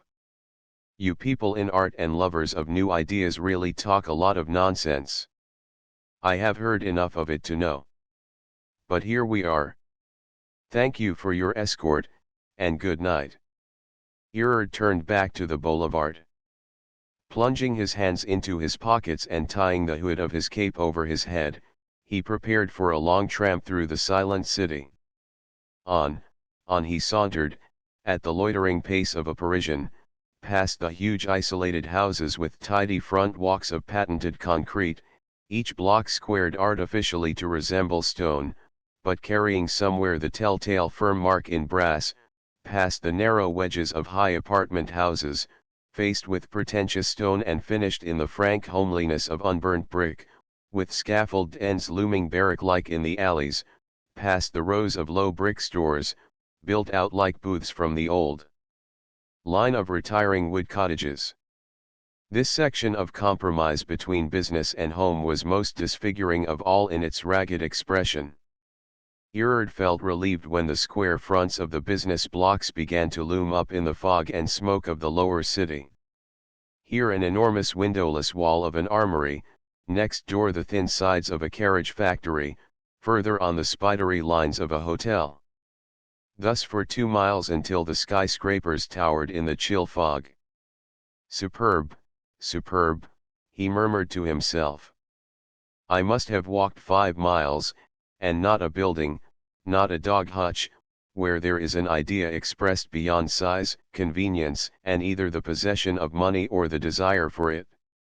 It is a new race, a new world. It had roused his curiosity, this Chicago, from the first peep he had had on the train of the roaring city. Miss Parker was quite wrong in imagining him hostile to the place or its people. He was wondering over them perpetually, as a man would wonder who is enabled by a powerful lens to take into his consciousness a new planet where he finds that his ideas of propriety have been entirely reversed. Such a novel discovery could cause in him neither pain nor pleasure. If someone should come along the shore of this new world and bellow at him that he was beholding the last utterance of creation, he would laugh good-humoredly at the newcomer's provinciality. What a pother they made, these women especially, over duties and enjoyments. His certainties were hard and sure, thank God. An exquisite curve, a subtle mixture of color in a landscape, the power expressed in a molded limb, or the richness of a flesh tint that sent his blood rushing a little faster, gave him a fuller sense of actual existence. He sneered at all transcendental or religious interpretation of these pleasures. He was willing to place his delight in the woman of paint along with the delights that a merely sensual and gross man might find in the same woman. His were more delicate, more lingering sensations, that was all. In the same way he was willing to grant the business man his sphere, let him be a gourmand of action, or the religious man, his emotion over the fate of the world. But beyond the sensation, whatever it might be, nothing. Only stupid, crude people or hypocrites pretended there was a beyond. And so Adela Wilbur gave him no romantic excitement. She was an interesting combination of nerves. Possibly she would find out, after trying life all round, that her greatest vitality came through cultivating her aesthetic sensorium. If she did, he could be of help to her. That such a discovery at this point might produce a smash, some turmoil in the affections and relationships of life, did not concern him. This was a jarring world one must expect to dodge boulders but to consider as the boulders, even when they were so-called duties and affections, that was stupid. It was a pity that she hadn't found out earlier what was best for her, that she should go blundering about with her fine powers. 4 years ago he had thought her too raw, had, indeed, advised her to do just what she had done and possibly found tedious. If she should seek his opinion again, however, he should tell her to start once more, with her eyes open. Erard was not without the male satisfaction in bearing rule over women. Other men, he reflected, would have exulted at the thought of her beautiful self, at the mystery of her restless face, but he was tranquil over mere flesh and blood. He preferred to own her mind, rather than her person. The delight of binding her wool, of leading her across the laws of convention, of conquering her, was keener to him than any vulgar emotion of possession. His reverie was disturbed by the night clerk in the hotel, who handed him his key, with a confidential leer. "You've made a night of it, sir." Now, Erard mused, her crowd have the same ideas as this smart young fellow. They suspect I want to run away with Mrs. Wilbur in a buggy. That was what the little Parker wanted to say to me. "There's a young fellow been hanging around here for you most of the night," the clerk continued. "He was over there by the window." Erard turned sharply, scowling. But the young man had gone. As he entered the elevator, he muttered, "But it is about time to close money matters with her." The next day at luncheon Erard had a better opportunity to study Mrs. Wilbur. Sebastian Anthon, who was developing the irritability of age, had held that there was no peace in Chicago, and hearing that Erard was expected for luncheon he had slipped away home. Mrs. Anthon had remained at Fields absorbed in shopping. So the two were left to themselves. Erard was delighted with this morning view of Mrs. Wilbur, her serious face alert, her rich dark dress fitting close to the white neck and curling hair. She gave him a charming sensation of being a woman, neither a girl nor a case in social psychology. He would like to paint her again as she sat, her luncheon untouched, eagerly outlining her scheme for the lectures. He also appreciated the capable manner in which she treated the social and financial sides of the affair. After luncheon, she took him into her private library. The portrait, he noticed, had been removed.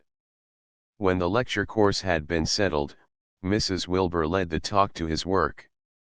"Of course," she remarked abruptly, "I understood your plans only generally when we talked about them in Paris. But I have been thinking a lot about your painting less. It has made me sad. Almost like losing one of my own faculties." Erard hastened to extenuate his course, and ended lightly. "You have stood by me 4 years almost. Now I think I can go it alone, as you would say over here."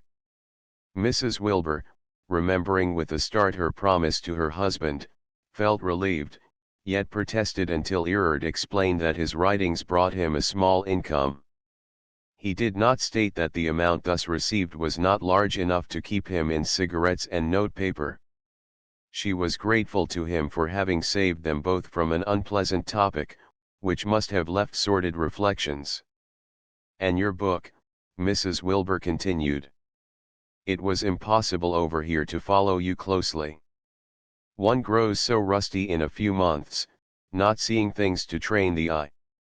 Then the importance of a new Libral or Mazzo seems less vital here than one might expect." That led them on into a long talk, in which Mrs. Wilbur betrayed with less and less restraint her irritation with her environment, her disgust with drawing-room art, and with democratic ideals and joys. Erard amused himself by gaily defending her old aspirations. "You should go in for immense charities, civic organizations, education, and the rest of the housekeeping for the people. We over there," he tweaked his head in the direction of Lake Michigan, "are nearly played out.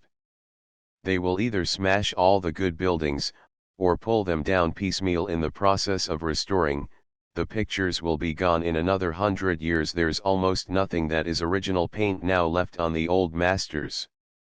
Sculpture will be locked up safely in museums for archaeologists.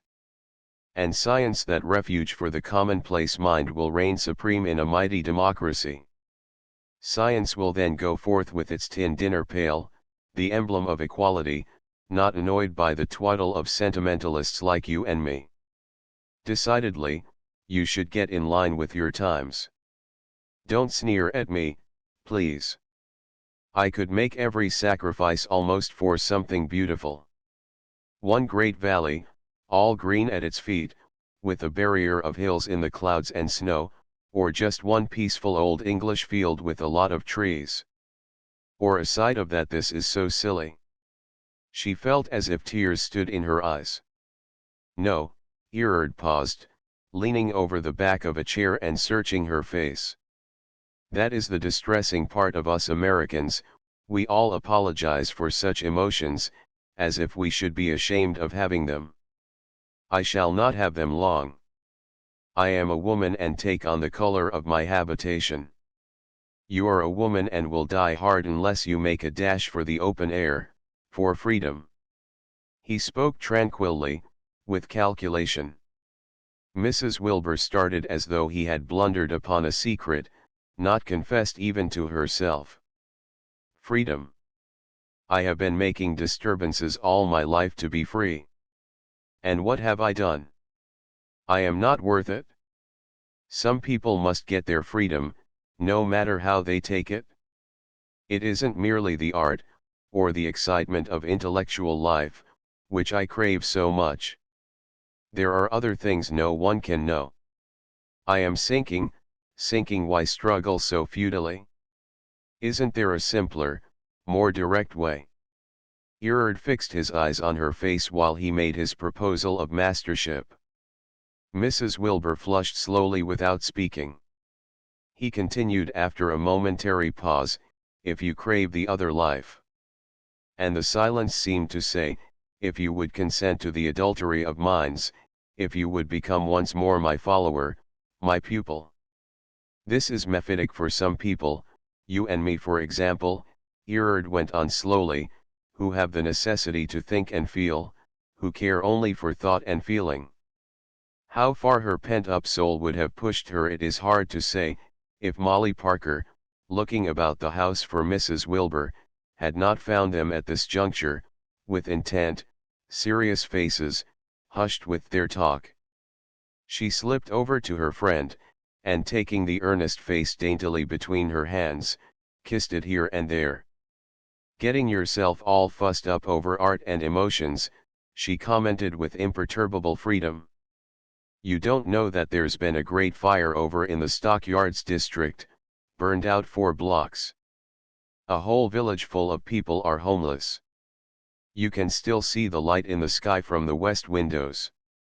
From the dining room windows the angry glow against the dull sky seemed only a few blocks away. Now and then a stream of full-bodied, serpent-like fire leapt up to lick a stretch of wall still standing. Then as a black stream of water fell on the fire, there was a momentary darkness until the cauldron light from the interior shot the ascending smoke and steam with a lovely, controlled glow. It looked so near, Molly Parker shivered. Oh, the poor people. It must be 4 miles away, Mrs. Wilbur answered.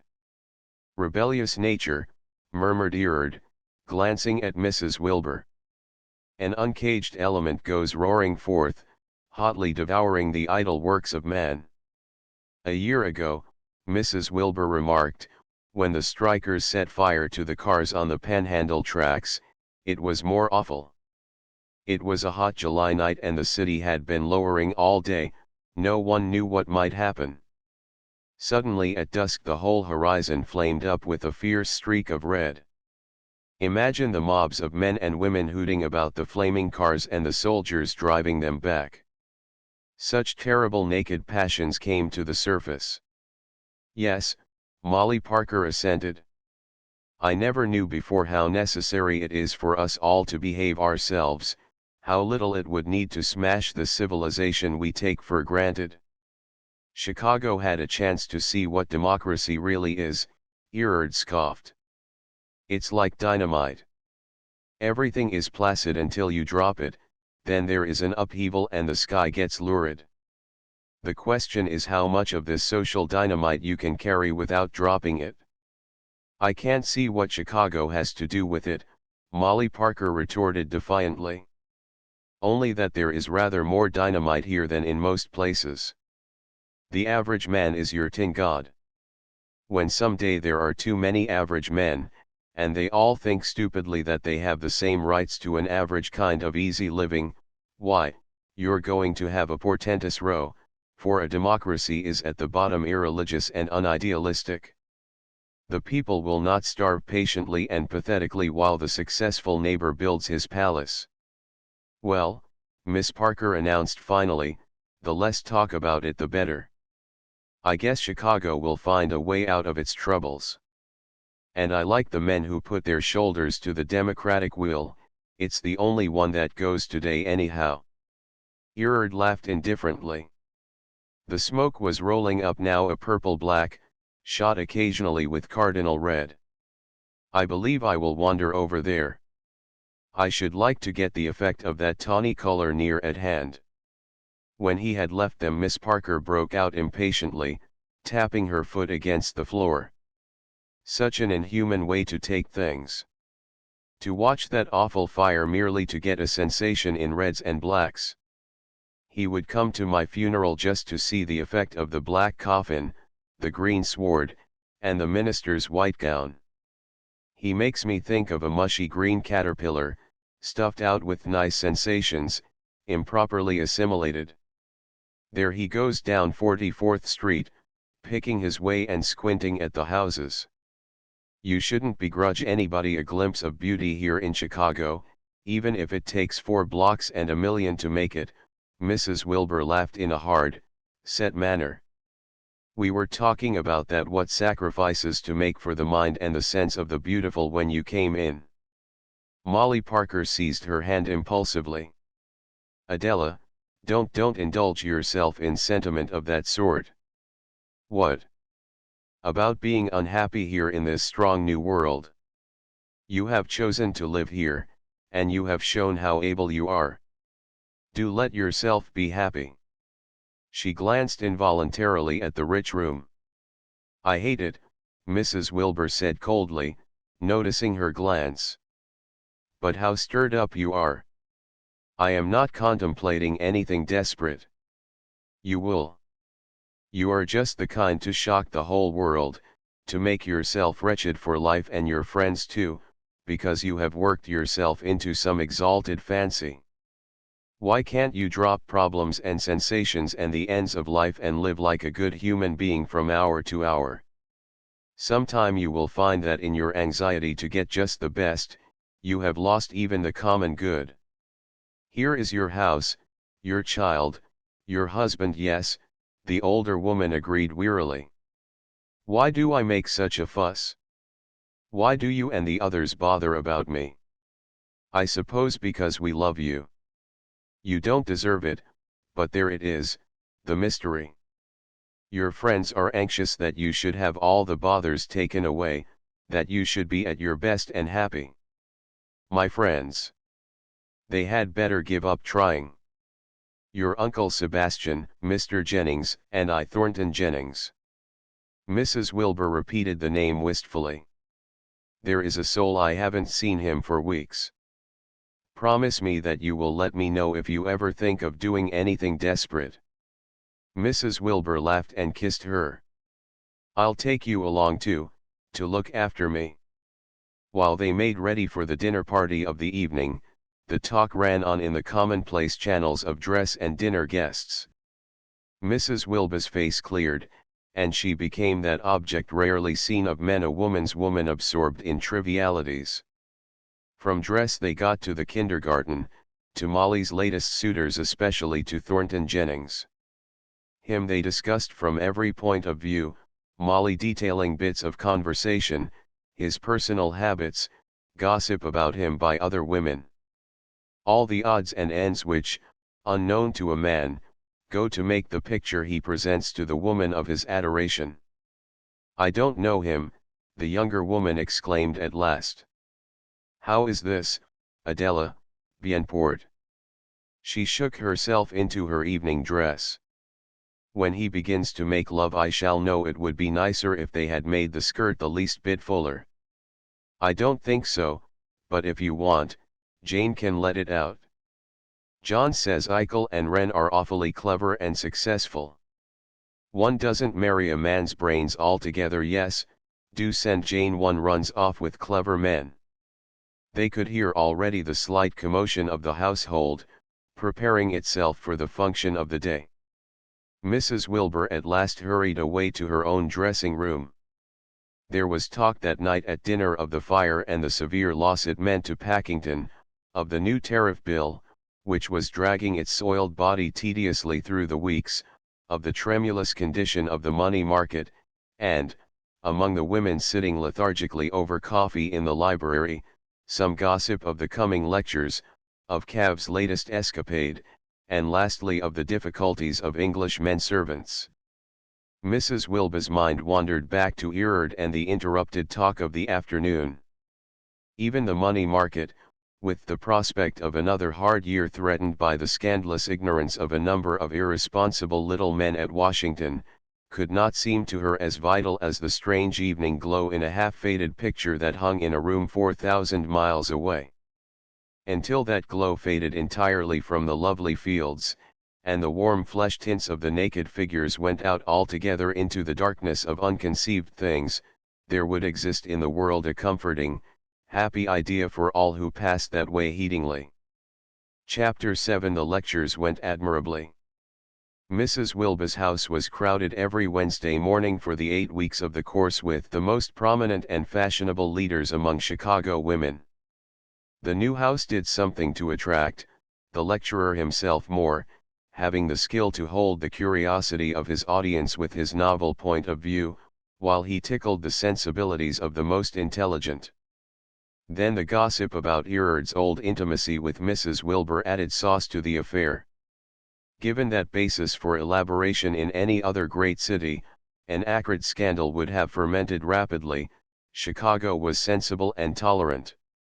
For the irrationality of any serious entanglement between the clever, prosperous, and rising Mrs. Wilbur and the personally unprepossessing and penniless young man, who in professional standing was rather like a dancing master, was too apparent to need statement. As the lectures drew to a close, other matters occupied Mrs. Wilbur's attention.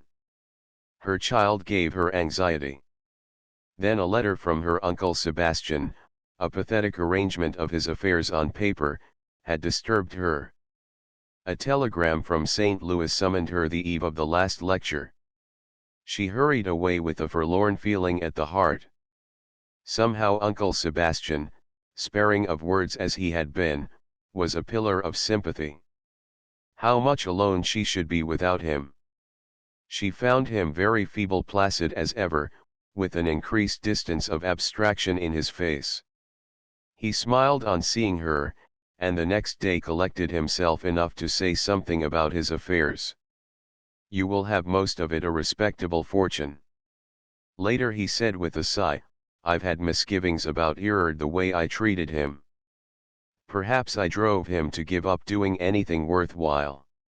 His niece comprehended this wistful thought, and the desire to give Erard help even if he should make nothing of himself.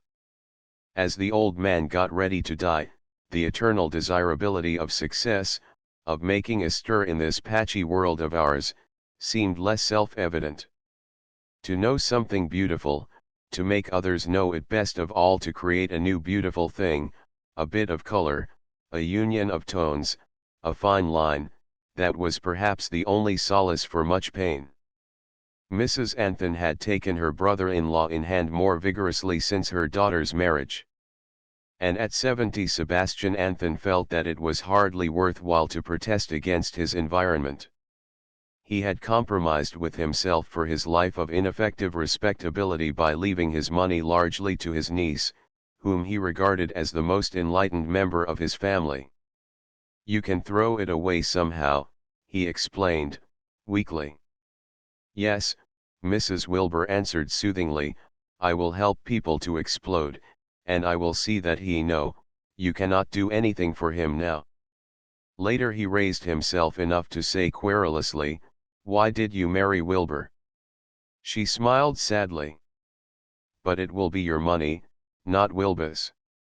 And perhaps, an amused and slightly wicked smile crept over his face, there will not always be a Wilbur. That seemed to be his hope in leaving her this money. Then he had been content to lie without speaking, his hand resting in hers. A few hours later, when he had died, she fancied that the face, instead of looking at her emptily, spoke again frankly. There are few great things in this troublesome life. Don't live to be old and miss them. She kissed the white cheek and left him to sleep undistracted and appeased. Her anxiety for her child made her leave immediately after the funeral. A few days later she received an account of the will. The only item she found much interest in was a legacy to Molly Parker, $1,000 a year to add to her tiny income.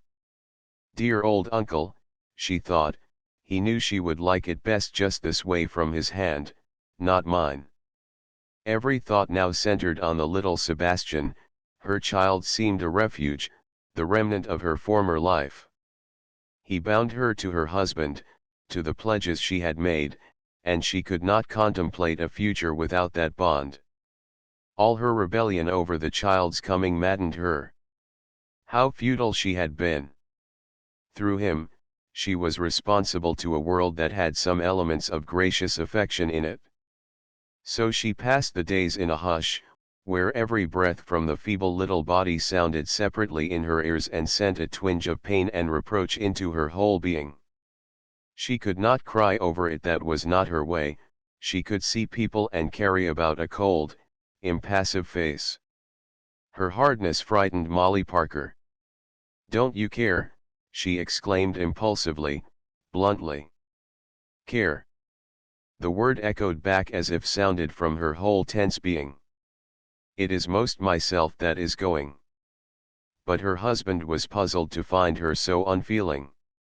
One windy afternoon in the early spring she came to the library and led him, with a firm step, to the child's room, where they sat without speaking until the low breathing ceased with a flutter. It is over, she explained, in a matter-of-fact voice. She took a little shawl and laid it softly over the child as if it might be cold. Then she rested the head gently on the pillow and stood quietly looking at her child. Adela. Wilbur had put an arm about her waist to comfort her. His eyes were wet. She looked at him blankly, wonderingly. It is over, she repeated slowly, looking back at the child.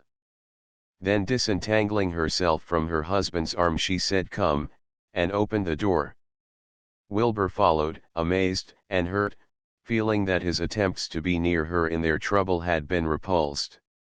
Her mood was the same the next day when he had kissed her and spoken hopefully of the life that was yet before them. If bereaved now, checked in their full tide of possession, why, the years would bring them other children. Theirs was a common grief. She had looked at him vacantly, as if he had been talking of an outsider, or some small possession that had been and now was gone to be replaced by another. It is over, she repeated, gone. She wondered if he could understand that some things went, never to return. Thus he had his grief, a good, honest grief, his tears and his sentiment over his firstborn. Then hopeful physical sanity, the round of living, obliterated the slight scar. But the event left him with a sore, puzzled feeling over his wife. She had been growing so stately, so cold and forbidding. Tacked away in his mind was a memory of the talk at Remsen's, and something told him that his trouble dated from that night. He was wrong. It dated some generations back, and it mattered little when the breach declared itself. It was there, and widening in little ways. It was a relief to him when, A few weeks after the child's death, his wife brought about a business talk. "You know Uncle Seb left me almost all his money." Wilbur nodded. "It's in bricks, and for some personal reasons I don't think I care to disturb it. It might have been for the child, you know, and now it can lie until I see my way to using it. But I should like to use my own fortune, if you can convert the investments to cash." Wilbur waited attentively. He was preparing to leave for his office. The brougham was standing outside on the clean white flags. "I should like to turn over to you just what this place cost, 150,000, wasn't it? If there is anything left of my fortune, you can put it to my credit." "Buy the house?" Wilbur asked, puzzled. "Yes, if you have no objections. I plan to give it to you clear of all mortgage in June, as a birthday present." "Oh, no, you mustn't do that." "Why not?" Mrs. Wilbur left her breakfast and walked nervously across the room. "I shouldn't feel quite right about it." Wilbur flashed out what was in his mind. "Your old nonsense over the traction stocks. We had better not go into that matter. After all, I suppose it is only a question of form, but I should like to feel that as long as I live here, my home represents my money. So you put yourself off from me, and what is good enough for me isn't for you." Mrs. Wilbur looked at him coldly. "We disagreed.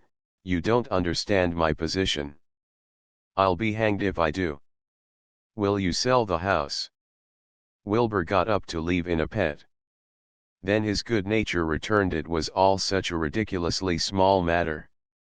"Why, of course, Ada, it only amounts to a change of name in the stocks. I'll bring you the deeds in a few days."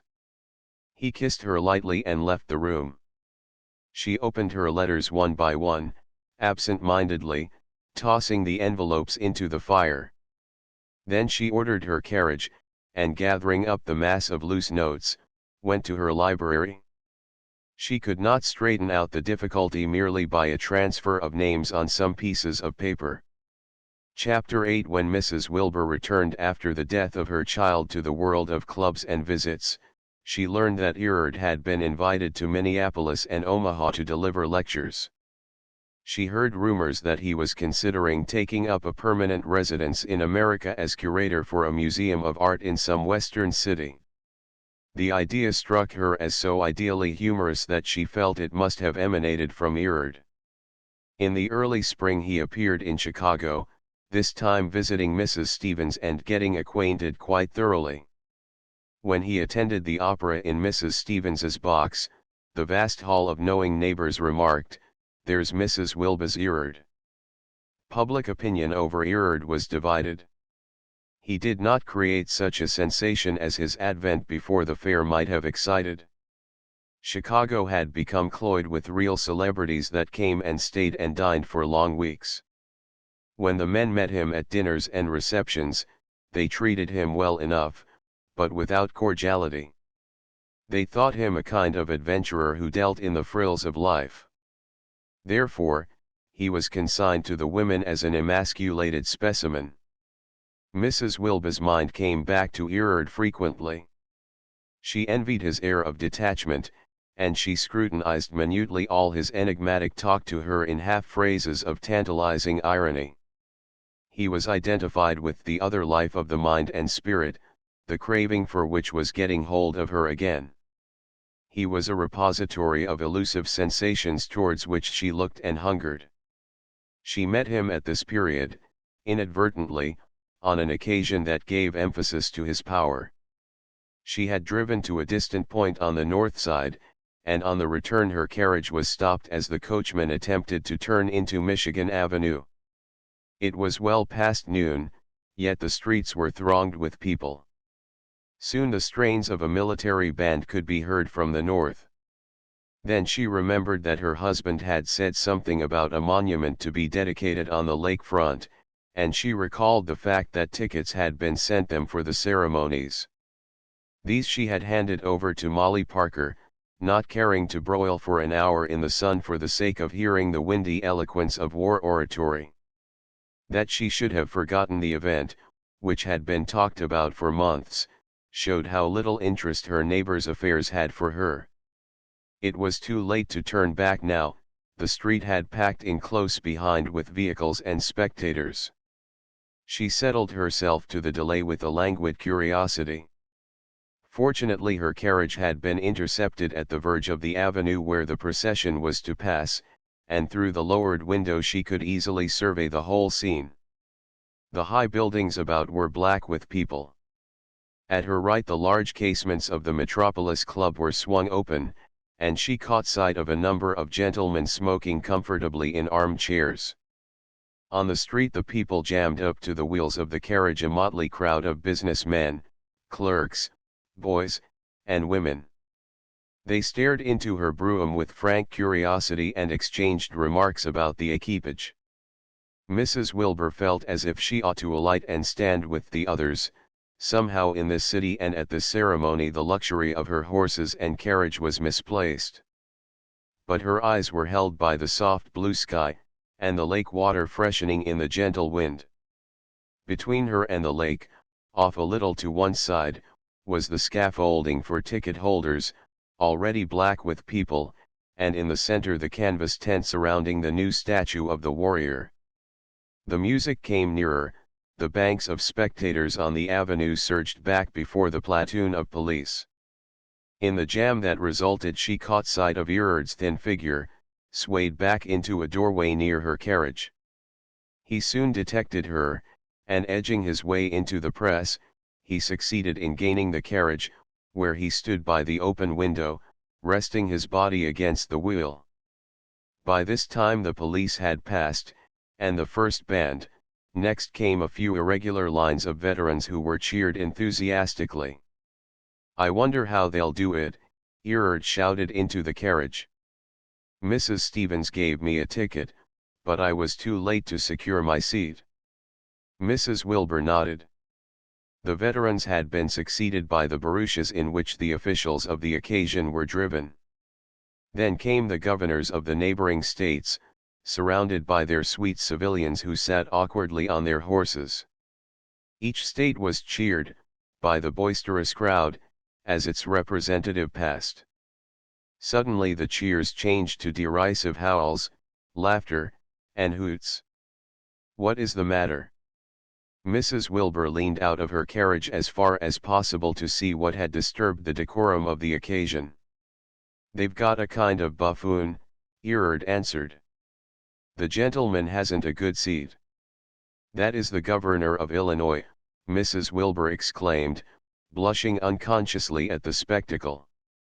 "Oh, it's a shame here of all times before the people." "They don't seem to like it, the people," Erard remarked, as low cries of "shame, shame," rose on all sides. "Why, this is a public disgrace before the world." Mrs. Wilbur seemed to take the affair personally. "He has other bad habits, I have heard." Erard spoke jauntily. Mrs. Wilbur looked at him with startled eyes. "What have you heard? If all one hears is only a quarter true, your governor should be accompanied by his familiar spirit, his Mephisto of the golden touch." "What do you mean?" Mrs. Wilbur had an irrational apprehension in her voice. "Why, they name the exact figure he received from Mephisto for his soul if he has one. The Thunderer came out with it this morning in dollars and cents, 100,000 odd." "Oh." Mrs. Wilbur turned her face away as if personally relieved. "Mere newspaper stories. Dick doesn't like him."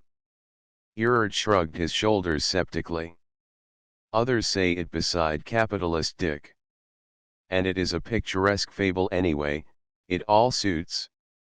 He motioned down the avenue whither the reeling figure of the governor had disappeared. "Drunk with wine and wealth, your democracy has reached a wallowing era." "That cannot be true." Mrs. Wilbur returned to the Thunderer's accusation. Erard looked at her ironically, as if amused at her earnestness. One hears it elsewhere. It comes pretty straight. Your fat Mephisto selected an agent, a young society man, who let it out over his cups. Mrs. Wilbur was silent. The procession wound on, with companies of regular troops and boyish-looking militia, then endless organizations of labor in black suits, carrying many little banners. By this time the press about the carriage relaxed, the street became once more passable. "I am on my way home," Mrs. Wilbur remarked. "If you are going south, I will take you." Erard accepted the offered seat, and the coachman began the intricate process of retreat. "I have not seen you for a long time." Erard looked at his companion closely. "No. It's been a strange year. And now I hear news of your accepting us permanently." Erard smiled. "I shall spend next winter in Rome." She sighed. "And you?" "Here, I suppose, unless the impossible happens." The carriage had gained the avenue once more beyond the procession. They could hear the booming of the cannon from the ships in the harbor. The speeches had begun. "I thought," Erard continued slowly, "you were arranging yourself for another career." Mrs. Wilbur blushed unreasonably. "I had almost begun to count on your help in my next work." She said nothing, thus inviting him to explain his meaning. "You mustn't throw yourself away. You are too fine for this." His gesture was expressive. "Too feeble, rather," she protested. "You will never gain peace until your mind is satisfied." He seemed to read her thoughts, to have accompanied her these past months, and now to say the fitting, final word. "It would take a great deal of catastrophe to move me. Woman's modesty is one half inertia. The catastrophe has come, perhaps." Mrs. Wilbur shook her head. "I don't know. Yet sometimes I think so." They were silent until the carriage reached the boulevard where the Wilburs' house was situated. "You have given up painting?" Mrs. Wilbur exclaimed irrelevantly. "I am so sorry for that. Doing, even feeble doing, seems to me so much more real than all this criticism." "On the contrary," Erard remarked, "the critic is the comprehensive, the understanding, the sensuous soul. The desire to do, as you call it, is an egotistical conceit, and generally a desire for notoriety." "Perhaps in part," Mrs. Wilbur admitted, thinking momentarily of her husband. "The one thing in life is to enjoy." Erard watched her closely to observe how she would take this frank hedonism. "No, not that," she protested. "I cannot accept your view." "Make all the pretty phrases about it you can," Erard shrugged his shoulders. "It comes to that." "You know it?" Mrs. Wilbur shook her head. "Then we are beasts." "Superior beasts, yes." The carriage drew up at the door of the great house. In the dazzling atmosphere of this June day the stone seemed whiter, harder than ever. It had taken on very little stain or age. "I have brought you a mile beyond your destination.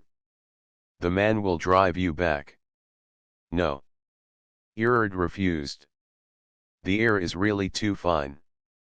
Mrs. Wilbur turned to mount the white steps, then lingered. She looked at Erard, her mind passing over his shambling figure and lustreless features onto the sweet garden of delights with which somehow she had, strangely enough, identified him.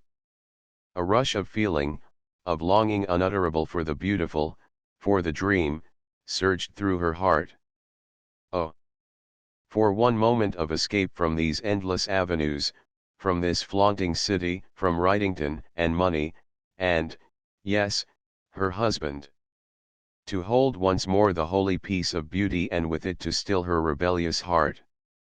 Erard seemed to wait for something. "You will call?" she asked at length. He looked annoyed. He had expected a more significant result from their talk. "Yes, I think so," very soon.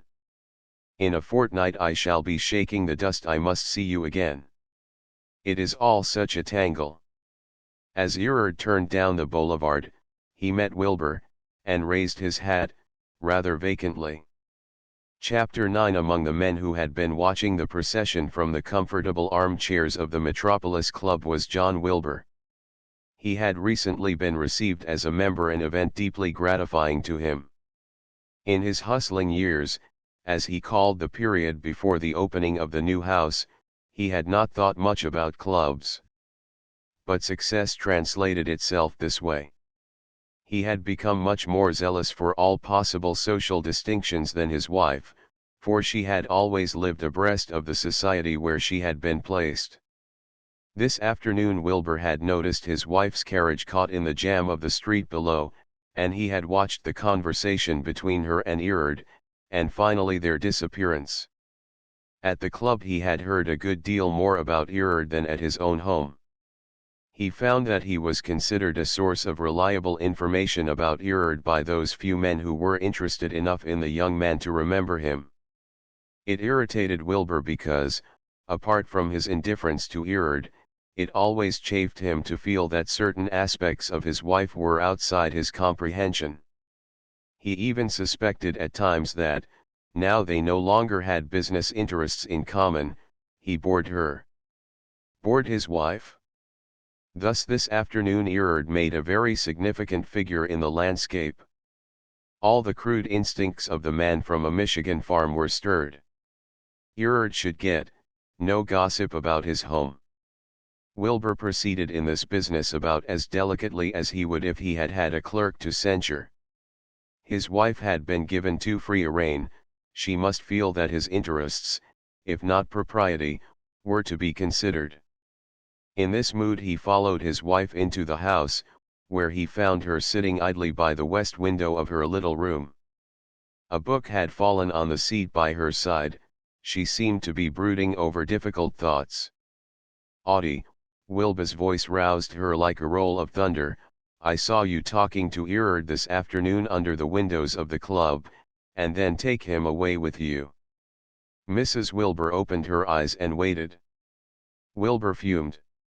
It was like a thunderstorm without the rain, oppressive, with no hope of after relief.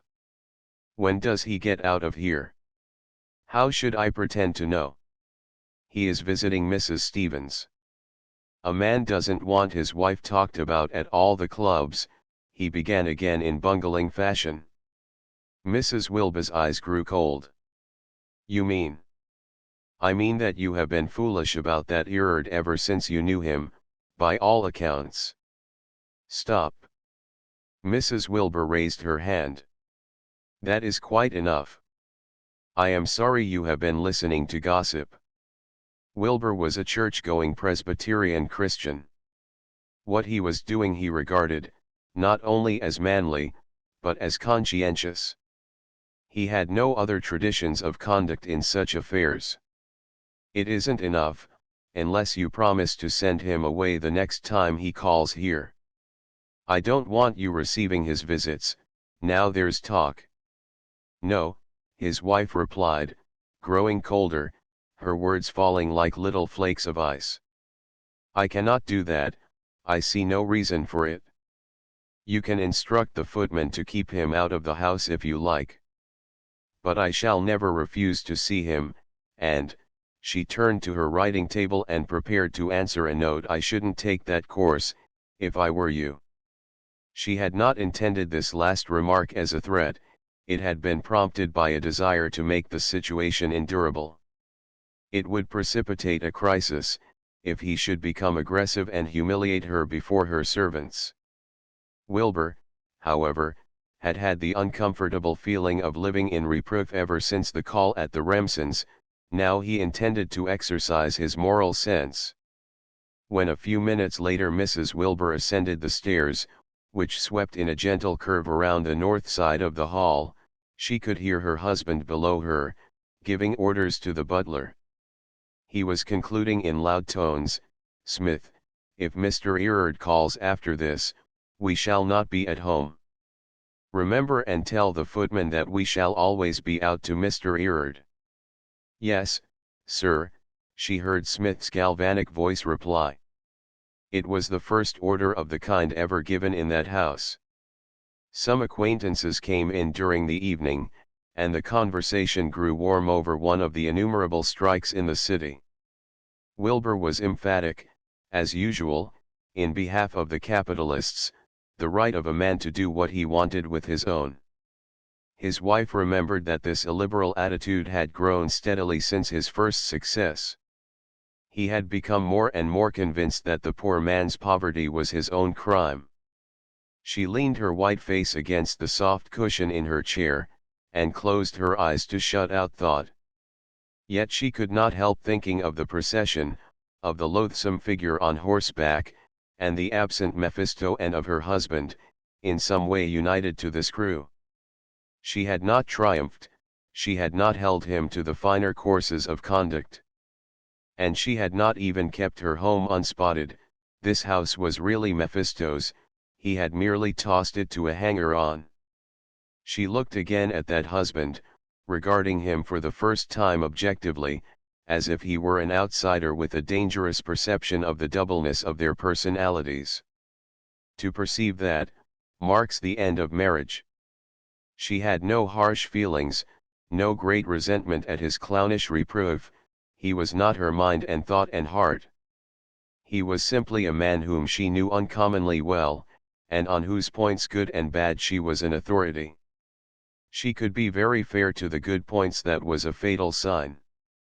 He had not deteriorated in the years of marriage, had developed no vices or brutality. He was the same confident, shrewd, adaptable American she had married 3 years ago. A little more eager then and impulsive, more fluid, perhaps, at the age when nothing is impossible of accomplishment, at least in the belief of an admiring woman. The fire of the struggle in Chicago had left him less fluid, but more powerful. Alas! It had burned out all minor alloys, leaving him a steel weapon, fashioned by modern society, for use in converting the earth into the hands of plutocracy. The wealth that had come to them early in life, and her own social powers, had suddenly placed him in a world for which he had no traditions ready to assist him. He was the American peasant. He did not eat with his knife, nor break any commonplace amenity. He was educated, too, even if merely in a varnishing way, much more than hosts of his comrades. But he was, nevertheless, the peasant. Anywhere else there would have been intermediate stages in the social evolution where he would have stuck, his descendants to go on as they proved ready and had imbibed the ideas of service and honor that befitted the possessors of great power. But Wilbur with one powerful effort had gained the heights, and he had no humbleness, no distrust. Nothing was too good for a clever man who had made his money. Why could she see all this so clearly? Had she ever loved him? For, had she loved him, her eyes would have shrunk from the sore.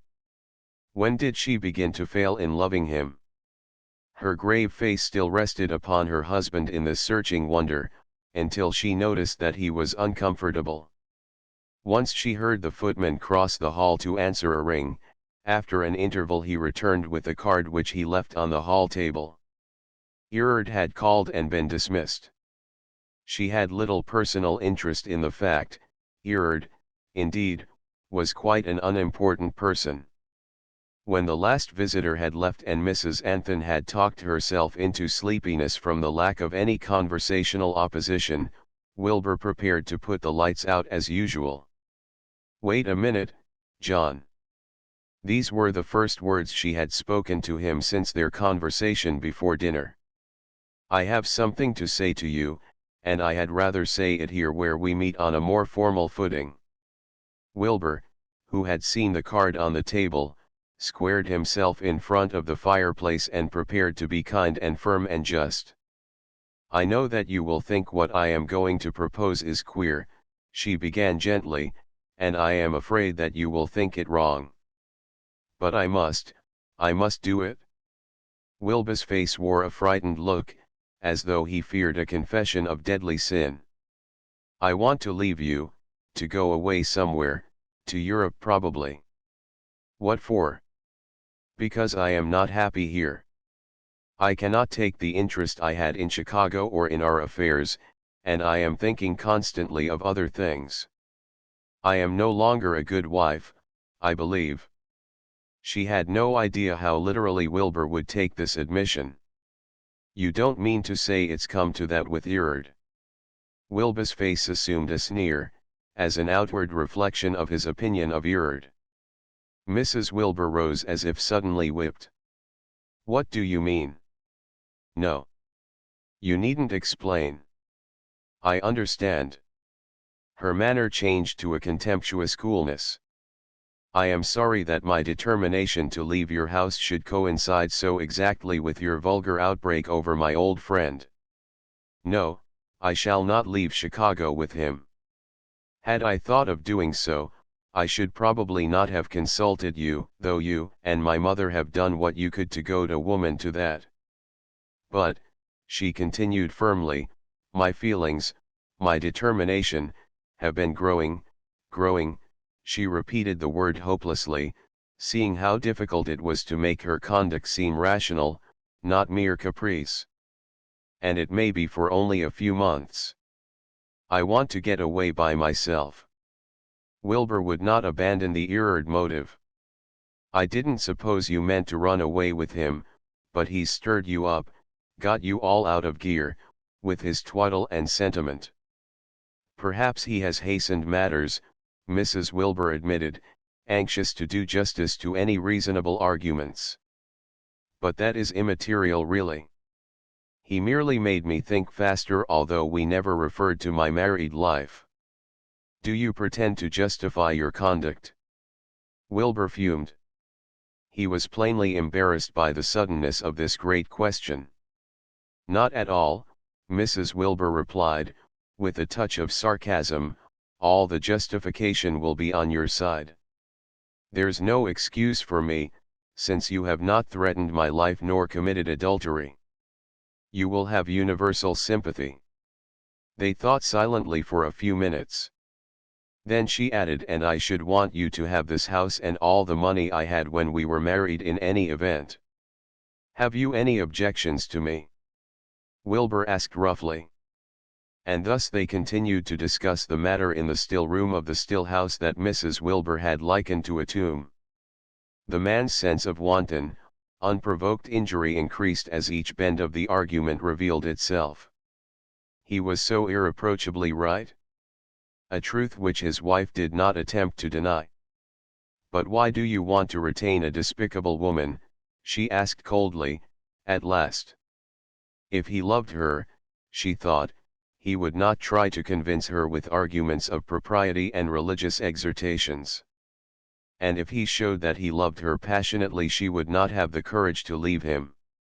One expression of longing love would have bound her hand and foot. He did love her, in his way, as a busy man married nearly 4 years, who could not devote himself exclusively to sentiments, does love. He admired her, was proud of her fine presence in dress, thought she was a clever woman, indeed the most superb creature of her sex he had ever seen. And he loved domesticity in itself. He had an honest loathing for immorality, and a healthy respect for the home. He hoped for a family of children to put ahead in the world. He was prepared to be a good husband and father, and, now, a catastrophe from a clear sky. A man's pride receives a severe cuff when the handsome woman he has secured, as he thinks, on a life tenure, shows the world that she is sick of the bargain. They gave up the subject in sheer exhaustion that night, Mrs. Wilbur agreeing to take no final step without further consideration. As she left the room, her husband said blankly, "You couldn't have cared much all along." She turned with a gleam of irritation. It was to be a partnership, wasn't it? There was too much of that idea. Marriage isn't a partnership. It's. He waited expectantly. I don't know, she moaned. I have done you a wrong, somehow. Chapter X. The business of the Legal Aid Society had brought Thornton Jennings to know one Peter Erard, an operative in a piano factory. He lived with his father, a helpless old man, on one of the long traffic streets which pierce the Stockyards district. In the section where the Erards lived, the narrow frame cottages were sunk below the level of the street, which seemed to have bestirred itself recently and risen above the squalor of the marsh. Jennings had asked Molly Parker to visit the Erards, when Peter met with an accident at the factory, that ended finally in a fever and a gradual decline. While he was idle, Jennings and Miss Parker did what they could for him. They discussed the possibility of Mrs. Wilbur's inducing Simeon to do something for the old man, at least in the event of Peter's death. But Miss Parker was afraid of the subject in her friend's present mood. The two felt that Peter's misfortune was more pathetic than showed on the surface. He yearns for what the other one got, Jennings said. He stuck by the old people, and yet he had the call, too. When Molly reflected dubiously that it did seem as if conscience didn't pay, Jennings puzzled her by asserting, "It doesn't unless you can't help it." Peter couldn't, and so he is dying over there in that hole with his sharp little eyes unsatisfied. Simeon could, and so he sails to Europe for a poultice that will heal the abrasions we have made on his sensorium. Miss Parker learned much from pondering on this case of Peter Erard. He was such a confirmed septic, she found, that she hesitated to proffer her simple religious panacea.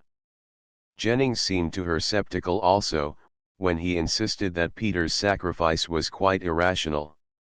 To her insistent why, he answered dreamily, why, you can't answer whys.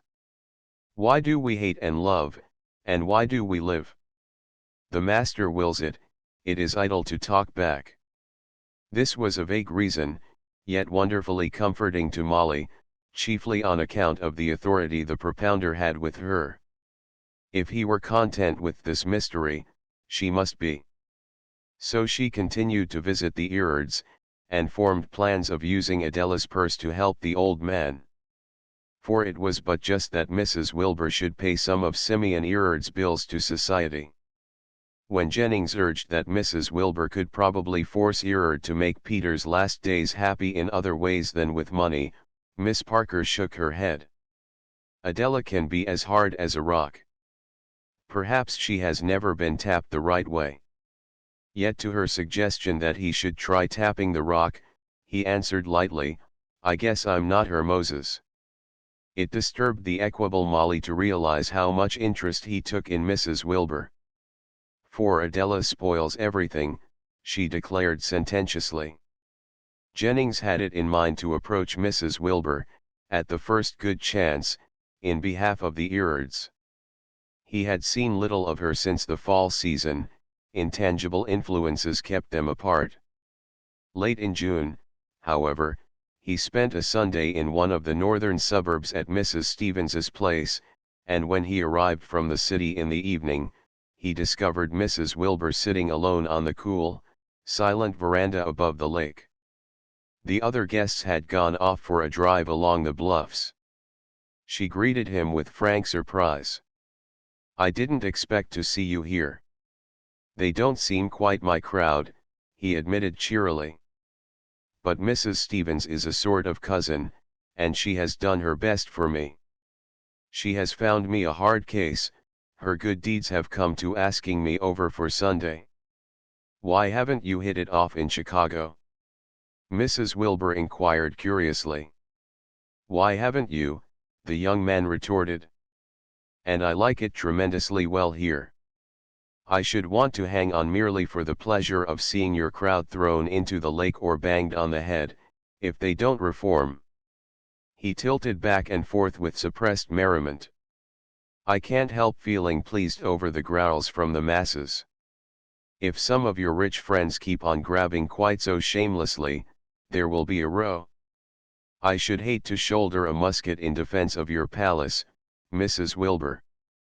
Their selfishness is intolerable, she said fiercely. I feel stifled when I see them. Yet many of them are very good people to see. Her explosiveness rendered him impartial. You are too ready to include all.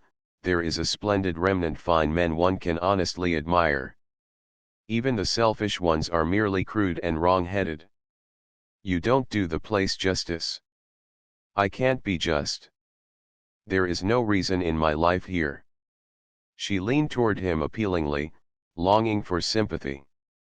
He was not merely a young man she had seen a dozen times in a fragmentary way. He was so intensely human that she felt she had always known him. No, not on your basis, there isn't any reason, Jennings admitted. She waited for his meaning. The refined selfish person can't get satisfied here. She looked at him inquiringly. You have always desired a tremendous ego, and admirable, he ended softly. She was, indeed, beautiful and alluring as she lay in the steamer chair, questioning him with her anxious eyes.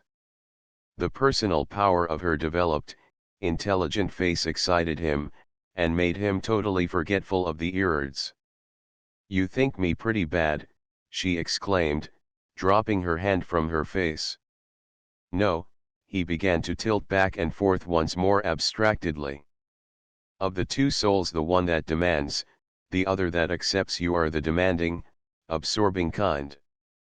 Most women accept, ultimately. They paused, embarrassed at the distance they had gone from the conventional. I am sorry, he added softly, for I don't believe there is any peace for your kind. You go flaming about the earth, until death extinguishes you. Oh, to flame, to burn, to feel, she appealed for his alliance in her revolt. He rose from his chair and paced back and forth, his face flushed with an excitement deeper than hers. That is not all, he murmured to quiet himself. There are mighty laws which are holy.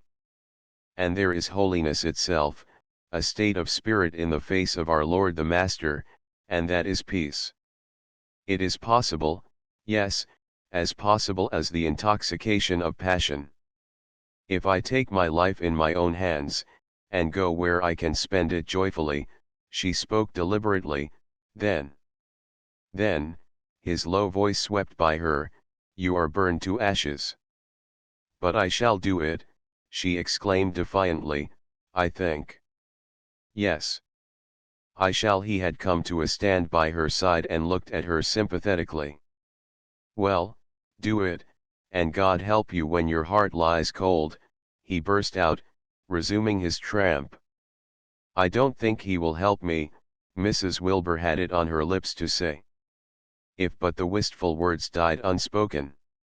Her husband's reproach came to her mind. If you had cared very much. She had not cared, that was the truth. Jennings had stripped her subterfuges away, her nausea over the business methods of a few men among the multitude of honest hearts who were building the new world, her irritation over her husband's conduct in the Erard matter, her discontent with Chicago. The reason for her act did not lie ultimately in any of these causes, it lay in her own soul. Now she knew the unlovely truth. Could she care? A wayward instinct prompted her to tell this acquaintance who had happened to search her heart deeply, that she could care, if. But she was afraid. Let him think her merely a craving ego.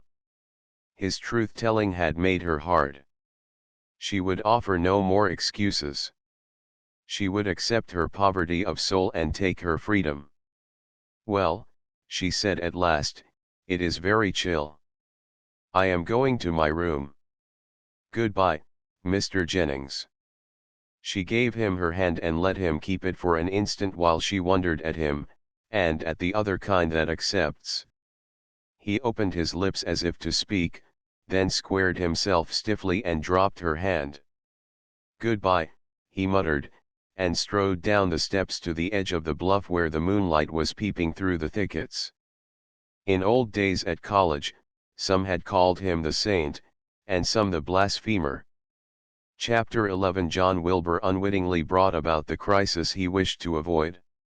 Monday morning, on his way to the city, he called at the house of his clergyman Dr. Driver, a divine celebrated locally for his eloquence, for the prosperity of his parish, and for his influence over successful businessmen and their fashionable wives. It seemed to John Wilbur that his wife's condition was one that demanded the services of a spiritual physician, and he explained the case briefly to his minister. Consequently, Mrs. Wilbur had scarcely reached her home after the visit in Lake Forest before Dr. Driver's card was brought to her.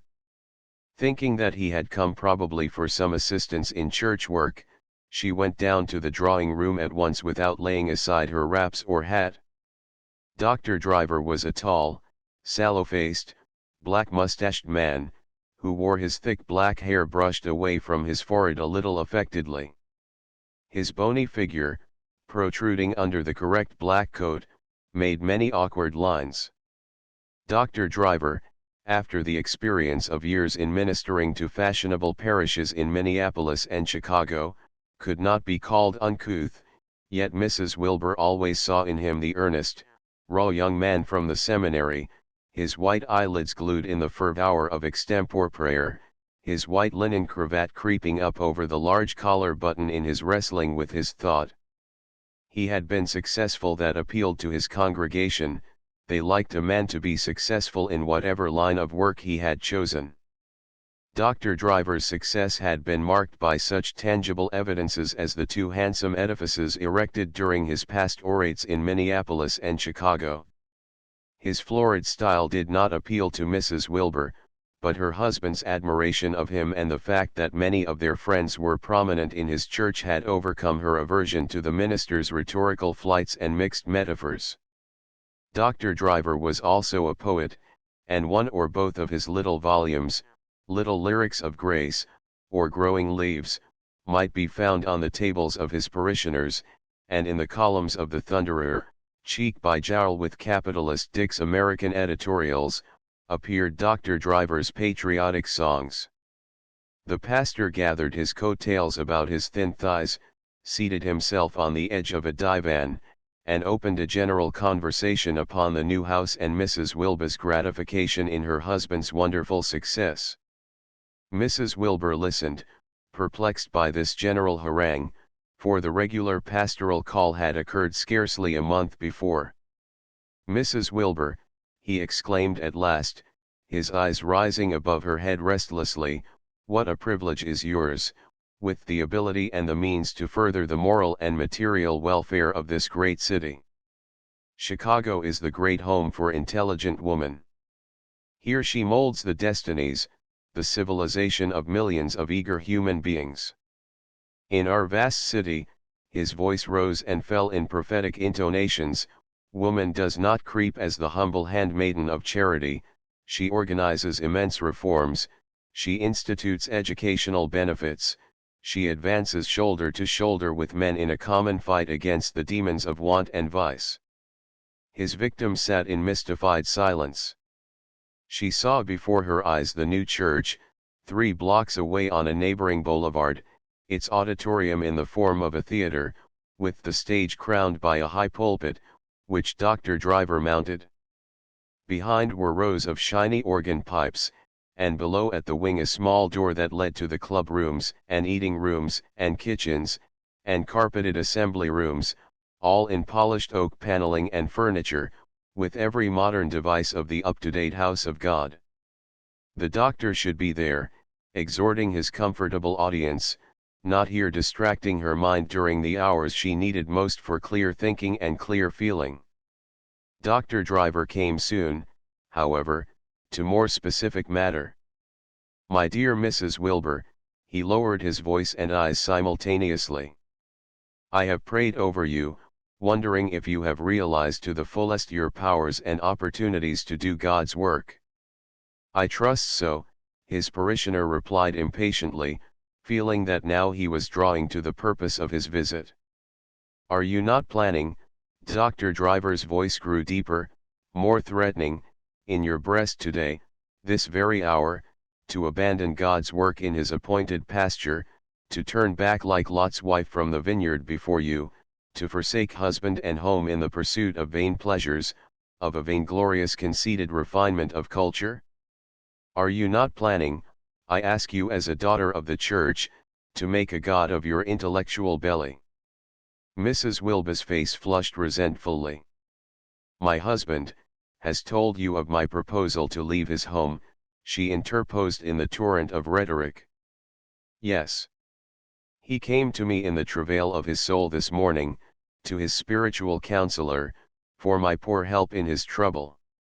He did a very foolish thing, Mrs. Wilbur replied haughtily. I trust not so. You love your husband, you loved your little child, his child, and you will love others yet to be. At another time Mrs. Wilbur could have tolerated Dr. Driver's exhortation as merely an exhibition of well-meaning bad taste. Today she was capable of blasphemies against the bedrock truths of her fellow men. If they goaded her, stung her like little flies, she would give the lie to her heart and commit outrages. I prefer not to discuss this question. She rose to close the interview, relying upon the frigid dignity that she could throw into her smallest action, to restrain this earnest, vulgar man. It is my duty to warn you, to counsel you, to say that in abandoning this mighty world of opportunity to which God has called you, the help of these millions of souls. He stretched out his arms in his favorite gesture of immensity and numbers. Mrs. Wilbur asked with a wicked smile, suppose, Dr. Driver, I have no interest in millions, that I believe it is a foolish labor to advance the masses and thus help create more millions? Suppose I believe it is morally wrong to make humanity all a common dull level, and that we ought to strive to produce quality, beauty, single great lives of distinction.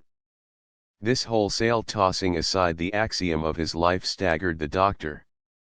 Not long to bring to God all these souls. He labored in search of an argumentative basis. Mere size, mere numbers, mere collections of human beings who may be made industrious, neat, thrifty, and happy. That picture doesn't stir my enthusiasm any more than mere miles of dwellings or mere millions of bushels of wheat. She was becoming tangled in an argument, when Molly Parker dashed in to take her away to a reception. Dr. Driver left at once, and to his wife that night he confided his belief that poor Wilbur had a heavy cross in his misguided wife.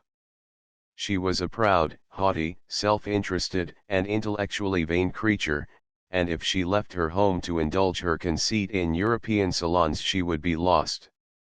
It is needless to add that in a few days it was reported quite openly, Jack Wilbur's wife is going to leave him, or, as some put it with an additional touch of imagination, going to cut off with that painter fellow. Mrs. Wilbur chatted with her friend as the carriage carried them swiftly to the Remsons that afternoon, strangely at peace with herself, and determined. Her attention was preternaturally keen, as if her mind was eager to gather last impressions, to fortify itself. She ran across Erard in her first assault on the crowded rooms at the Remsons, and she lingered to talk with him alone for the benefit of a roomful of curious people, well aware that she was adding powder to her husband's guns. I called on you the other evening, Erard remarked with intention. Yes. Mrs. Wilbur's voice expressed no concern. And you were out. I shall not call again. Perhaps it is just as well, Mrs. Wilbur answered indifferently. Anyway, I shall be going away soon. So you have made up your mind. What are you going to do with yourself? How do I know? What can a woman who has dabbled in life all round do with herself, except begin over and dabble all round again?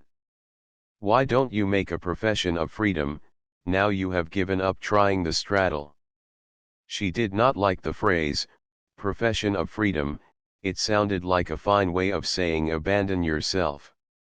Just then someone touched her elbow, and Erard was swallowed up in the surrounding hubbub. She never saw him again in Chicago. She found herself talking excitedly, yet with a grateful calm at her heart. The room, and the people who were constantly addressing her, seemed very unsubstantial. They belonged to her house on the boulevard, to the traction stocks, the little child who had gone, to the drunken governor who had sold himself to Mephisto, to Dr. Driver, and the rest of it. They were not a part of her now, and she was gay in the thought. "Molly," she said at last, "dismiss Thornton Jennings and go fetch your wrap. I am going to drive you home." Molly Parker faltered, "You are going to tell me something dreadful." But Mrs. Wilbur, if she had anything dreadful on her mind, appeared serene on their drive home. She talked about Jennings a good deal, and watched her companion slyly. "Would you like to leave Chicago now, Molly?" Miss Parker blushed and kissed her. At the iron gate of the Wilbur house she stepped out of the carriage, directing the coachman to drive Miss Parker home. Then, as if to communicate a last nothing, she put her head through the window, and said hurriedly, "Molly, I'm going away soon. I promised to let you know." She hurried up the steps without waiting to look at the startled face in the carriage. It had been a hard day, but her nerves were strung to a high pitch that evening, for she foresaw another long debate with her husband. The sooner the final break was made now that Dr. Driver had been taken into their confidence the better. "John," Mrs. Wilbur's eyes glittered as she began, when they were alone in the library, "that was unkind of you, and foolish, to send Dr. Driver here to talk to me. I hoped he could make you see the wicked and unchristian character of the act you are contemplating." He understood faintly that his scheme had failed, indeed, had driven her further away. "We must finish now at once," Mrs. Wilbur continued. "Have you anything to complain of in your house or in me?" Wilbur asked defiantly. The other evening she might have said in answer something about the traction stocks. But after Jennings had read her soul so easily, she refrained. For one didn't leave one's husband because he was callous in business. Was she the kind of woman to shrink from such misfortune? He went on, "You don't realize the blow you are dealing me and yourself in all the talk your step will make. It will be in the papers 24 hours after that you have run away." Now that she had discovered what dread was uppermost, it was easy enough to urge her suit. She had thought over this question and had a plan ready. If he had been unconscious of the possible injury to himself and his ambitions, her task would have been harder. "I don't think you need worry about that," she replied a little disdainfully, "for your friend's sympathy will be entirely with you, and nobody else need know until later.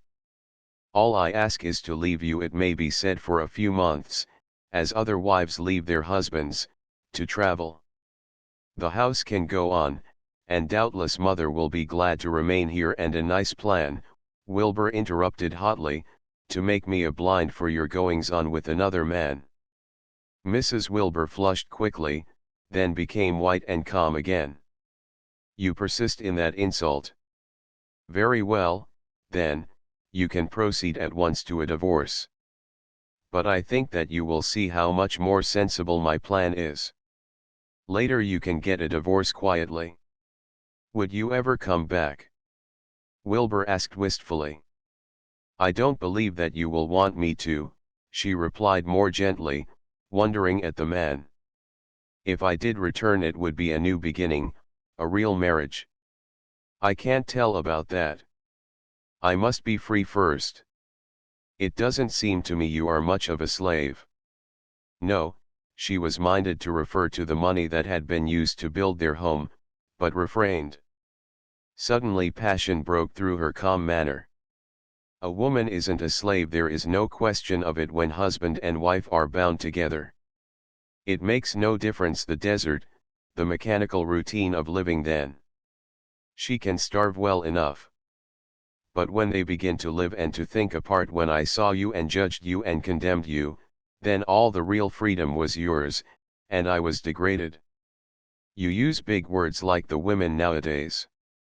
When did we separate, and what degradation do you bear?" We separated when you took ill-gotten gains. No. I mean, I saw that we had made a mistake then. We had never really married, and from that time I began to want some other satisfaction, and to hate Chicago and all there is in it. Wilbur waited, disturbed and mystified. Yes, she went on passionately, and degraded too. It is degradation to live another one's life, or to live with him and bear his children unless they come as the natural fruit of common passion. Oh, that's it, you want your husband to be always honeymooning it? Yes, she answered, exhausted. Otherwise, like Eve, a woman discovers that she is naked, and is ashamed. But this is useless. The fact remains, we are divorced, and I must go and get my life. You may say all the bitter things you wish. But I am not one who accepts, she ended, with a thought back on what Jennings had told her. So, said Wilbur cynically, from his position of the partner to whom marriage was naturally more episodic than ultimate. You believe a woman should experiment, should break her vows if she finds after 3 years of apparent happiness that she prefers to run about Europe and moon over pictures to sitting by her husband's fireside. Does a vow mean nothing to you? Yes, her voice broke, a great deal. But I shouldn't advise you to hold me to it. You never loved me, Wilbur wandered back to the vital point. You took me because you were bored or because you couldn't marry Erard, or something of the sort. That is a lie, Mrs. Wilbur answered composedly. If I had known then that on such provocation you would make such low guesses, I should not have married you. She remembered the scene in the Paris salon, the solemnity of it, and a wave of compassion for him and for herself overcame her. Don't kill it all, John. Let us part with some respect and honor for one another, not like a man and his mistress. Go. Wilbur exclaimed, excited by the impalpability of the reasons for this absurd and unexpected wrong he was made to suffer. Go, and don't think I shall follow you and beg you to come back. No, if you crawl here along the boulevard, and pray to be forgiven, I will shut the door on you and curse you. Mrs. Wilbur opened her lips, then checked herself. Goodbye, John. I am sorry, so sorry you cannot understand. Wilbur laughed sneeringly. But your sense of duty is so keen. I must, she broke into tears. I am suffocating here. I may be all wrong. I shall suffer for it? I hope so. He watched her leave the room and grasped the handrail of the stairs to support herself. An old, savage instinct surged up in him, the desire to kill what you could not keep in any other way. That she should calmly decide to walk out of his life after 3 years of marriage, for no provocation that any reasonable man would consider for a moment, that was intolerable. And society merely enfeebled the men who had to stand, as he stood, passive. He would like to feel his arms about her, his hand at her throat, and to have her know that for hate as well as for love, she was his forever. But she walked out of his life. Part 3 Chapter I Late in August Mrs. Wilbur sailed for Europe. When the ship dropped down the bay, and all the cables with the past were cut, a sense of great joy came over her. As the last sultry breeze from the heated land gave place to the deep sea air, her imagination, which had been torpid for many months, awoke and saluted the future. She was filled with the romantic excitement that usually only the first voyage creates, never, alas, to be repeated. No other experience in life is comparable to this passing from the actual and seeming vulgar into the spot where the fancy has been wont to play. Europe has lived so long and so passionately, and has gathered to itself such a chain of memories, that it casts a spell over semi-barbarian hearts. She sat long into the nights brooding, while the powerful, silent beast beneath her feet plunged on into the new world, brooding sensuously like the gourmand returning from the parched deserts who dreams of the fat in the pleasant valleys beyond. And now that the cables were cut, and she was free like this ship to hasten to her haven, the past troubled her little. These nights on the ocean she let her will relax. Why strive? She would gorge and be satisfied and pay the penalty. There, beyond in the soft darkness, was what would satisfy. Instinctively she had chosen to go to Florence, at least for the present. This spot of passionate delights called her authoritatively. She arrived on a warm, dark night. The gloomy buildings loomed into the black heavens, beneath their walls resounded the staccato note of Florentine life. She slept that night with the rush of the Arno, as it shot the Ponte Trinita, singing in her ears, a tumultuous lullaby. At daybreak the Arno called her to the window while it sang its swift song to the morning. The gentle hills across the river were gilded with floods of warm light. A stately, solitary pine lined the horizon above the Boboli Gardens. Up beyond, San Miniato flashed back to her a gleaming message. The city was yet cold and silent in the midst of the bursting loveliness of the day. Her heart beat warmly, intoxicated with the realization of her desires. It was the impossible human dream made real. Towards it she stretched out her hands, hungeringly. Later she went down into the city, threading her way between the black palace walls to the open fields without the gates, where she could seize the heavens, and the hills, and the glorious full body of light descending to the earth. Yet before long she had wandered back to the Uffizi, ravenous for another sensation. Tremulously she mounted the long flights of the palace stairs and penetrated the outer rooms. At last she had come to her joy when patience with subterfuges had ceased, and her soul was eager to worship. The pictures seemed so peaceful. They had been waiting there quietly all these dreary years of her life, and now they spoke to her calmly, with the clear utterance that comes of removal from things temporal. She abandoned herself to one passion after another, in greedy enjoyment, with mystical sensuousness of feeling, then making a futile effort to remember what she had learned critically 4 years before, she would try to reason with herself. But all the months of renunciation, of arid living without beauty, took their revenge in a passionate, uncontrollable mastery. The pieces of light and color before her eyes were not pictures. She was not promenading past dead squares of canvas as she had done so often before. She seized specially upon each shining soul that lay before her, with the delight one has in the discovery of an illuminating thought, or in the still richer consciousness of an expressive person. She remembered Erard's phrase about pictures, documents of old passions. Not documents, not dead, her soul asserted, but piercingly alive, godlike revelations. Her eyes filled with tears, and she laughed at her own ecstasy.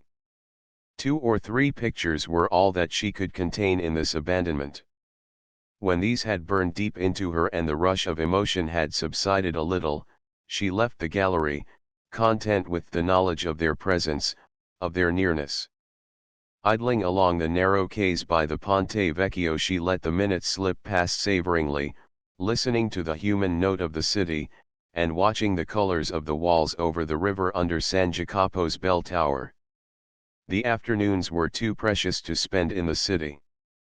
The surrounding hilltops from San Miniato to Bellosguardo, from Fiesole to Capamonte, called her. One solitary villa near the brow of Bellosguardo, with a broad terrace hanging over the valley, took her fancy, and she resolved to rent it. From its lofty terrace under the solemn row of cypresses she would hold Florence in her arms. And across the black-ribboned Arno the hills of Fiesole beckoned her eyes onto the Apennines. While she made arrangements to take possession, she came here in the twilight to brood over the city at her feet. Thus the days passed, she did not know that she was alone. Bit after bit the past life adjusted itself in her mind, as if fate were arranging inevitably the values. Words out of that past came to mind. She remembered the saying of a shrewd friend, who had dealt much in a service of 20 years with the conscious, striving women of the day. Why have you earnest, brilliant young women lost the instinct that suppresses the ego? You are terrible egotists. You run about, seeking frantically for entertainment for your restlessness. Yes, she demanded much, Jennings had said it too. But her heart was full now, and she smiled. Again she thought of Erard, the Ishmaelite as someone had called him. One said in the sanctity of effort those denationalized, consciously devoted artists find at the end, after all their pains to prepare, that there is nothing to express. Creation comes not that way. Perhaps not creation, but living and satisfaction. In the sanctity of effort one did not understand such matters. She smiled, again, and looked at the purple hill slope of Cetinano. You are very beautiful, the wise friend had also said. But you do not care. I wish you women who long to be appeased cared for your good looks. A little vanity in a woman is a safe thing. Yet she was glad to feel that her beauty existed, like the olive below the terrace, like the golden wave of hair in that picture in the Pitti, for it made the earth richer. And Molly Parker's last words came back to her. I had rather you had run off with Erard, Molly had remarked irritably.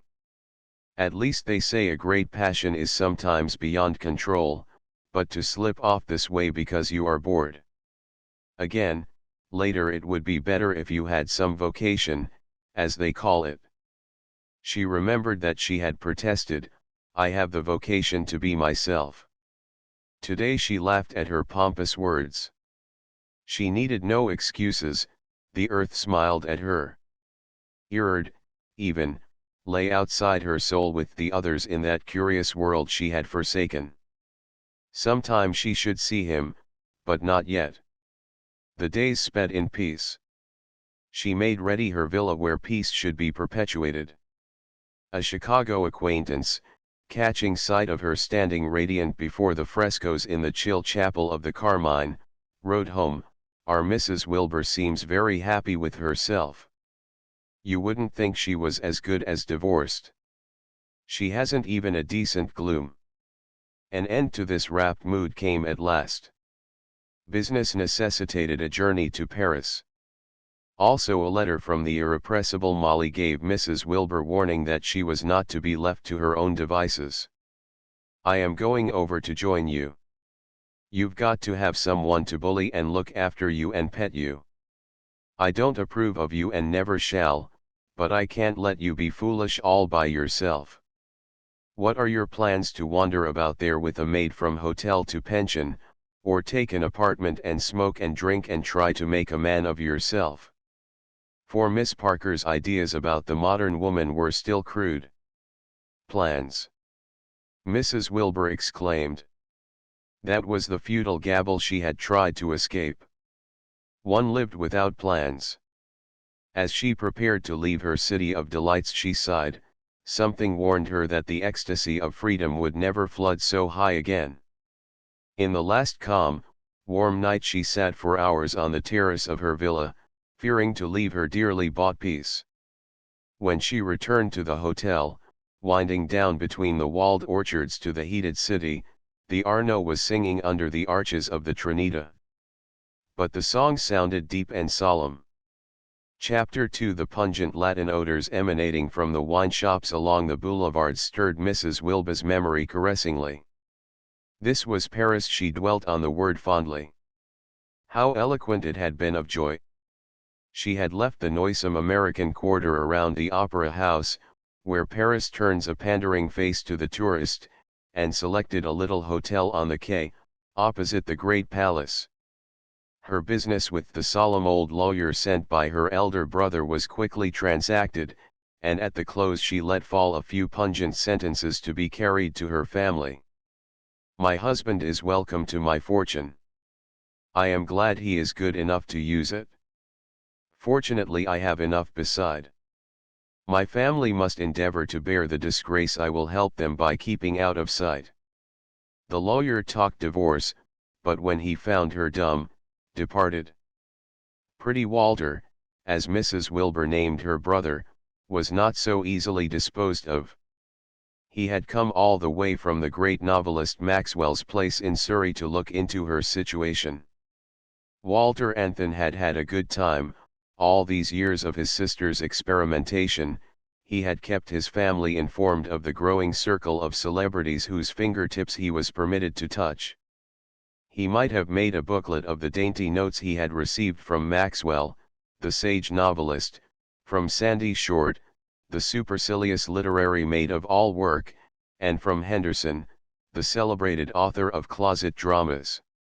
Even Gaston had condescended to invite him for a week to his lodge in Scotland. The crowning glory of his career, however, had been when the famous African poet had met in his rooms the great Maxwell. He described the encounter epically to his sister. Maxwell was moody and sunk in gloom. The African was fierce and taciturn. I trembled. But I plied Maxwell with champagne. He never drinks, you know, but this night at my entreaty he consented to empty 5 bottles. Then at midnight, the poet laid himself down before the fire on my bearskin, and such talk. The saga here stayed in mystery. After entertaining his sister with a list of his conquests in letters, he came to personal affairs. "Are you quite alone?" he asked, glancing at the orderly hotel salon with the little bedroom at one side. "Yes. I hate maids. It's very jolly being alone. You had better get one at once. You don't want to identify yourself with the horrid women who run about alone and put up at hotels and drink whiskies and talk horse. There are some women of the nicest families in England who do that kind of thing now, are very free. But we Americans cannot afford to go so far. Couldn't you join me this winter?" Mrs. Wilbur suggested mischievously, "and keep house in Florence? The proprieties would be appeased then." "No, no, not possibly, ma so Walter Anthon twisted his mustache rapidly.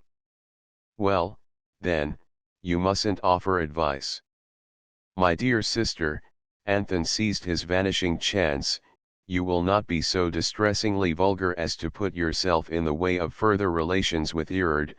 This iteration of Erard from one end of America to Europe stirred Mrs. Wilbur's wrath. "I don't know where Mr. Erard will be this winter. I am not in communication with him. But if he should care for my society, I should certainly see him."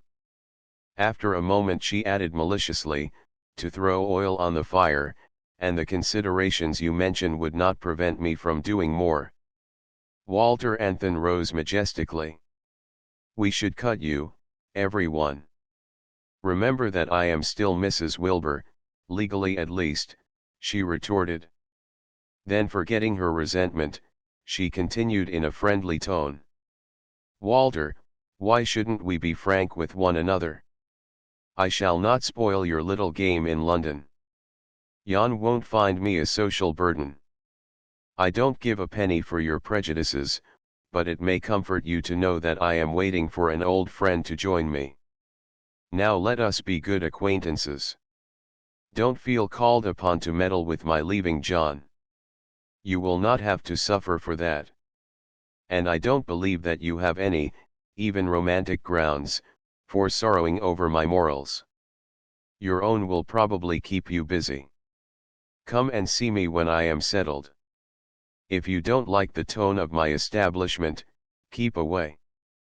We really haven't enough in common to quarrel about. Now take some tea." She rang the bell and stood opposite him to laugh. Walter Anthon took his tea amicably. "Who is the friend?" "Molly. Perhaps you will look in on us occasionally. Uncle Seb left her some money."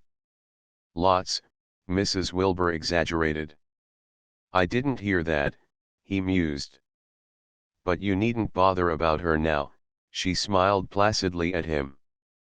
"Molly has developed, She won't play with you now. Anthony left the subject. His appreciation of his sister rose in true British fashion in proportion to the snubbing she administered. He offered to present some of his set. But Mrs. Wilbur gaily declined the privilege. "No, thank you. Celebrities bore me. I don't care to dine with the title page of a magazine." She gave him her hand, and he went away, feeling as if he had been treated like a small boy. Mrs. Wilbur laughed to herself that afternoon, while she ran about from shop to shop, or stopped to gaze in the windows, like any vulgar American. Mrs. Wilbur decided to wait for Molly in Paris, where she had a number of small matters to attend to. When the somber days of early November came on, she spent many hours at the Louvre. One morning she was standing in a small deserted room, before a Holbein portrait, marveling at an art which seemed more irrevocably lost than most at the power of the sure hand that stiffly traced a human face, with the simplest detail, and left it there for centuries, a living criticism of character. Not an iota of power lost, is there? She was hardly surprised on turning to find Erard in their old rendezvous. "I saw you come in here from the long gallery," he explained, "and I made a wager with myself that you were looking for this Holbein." "Yes," she blushed in spite of herself.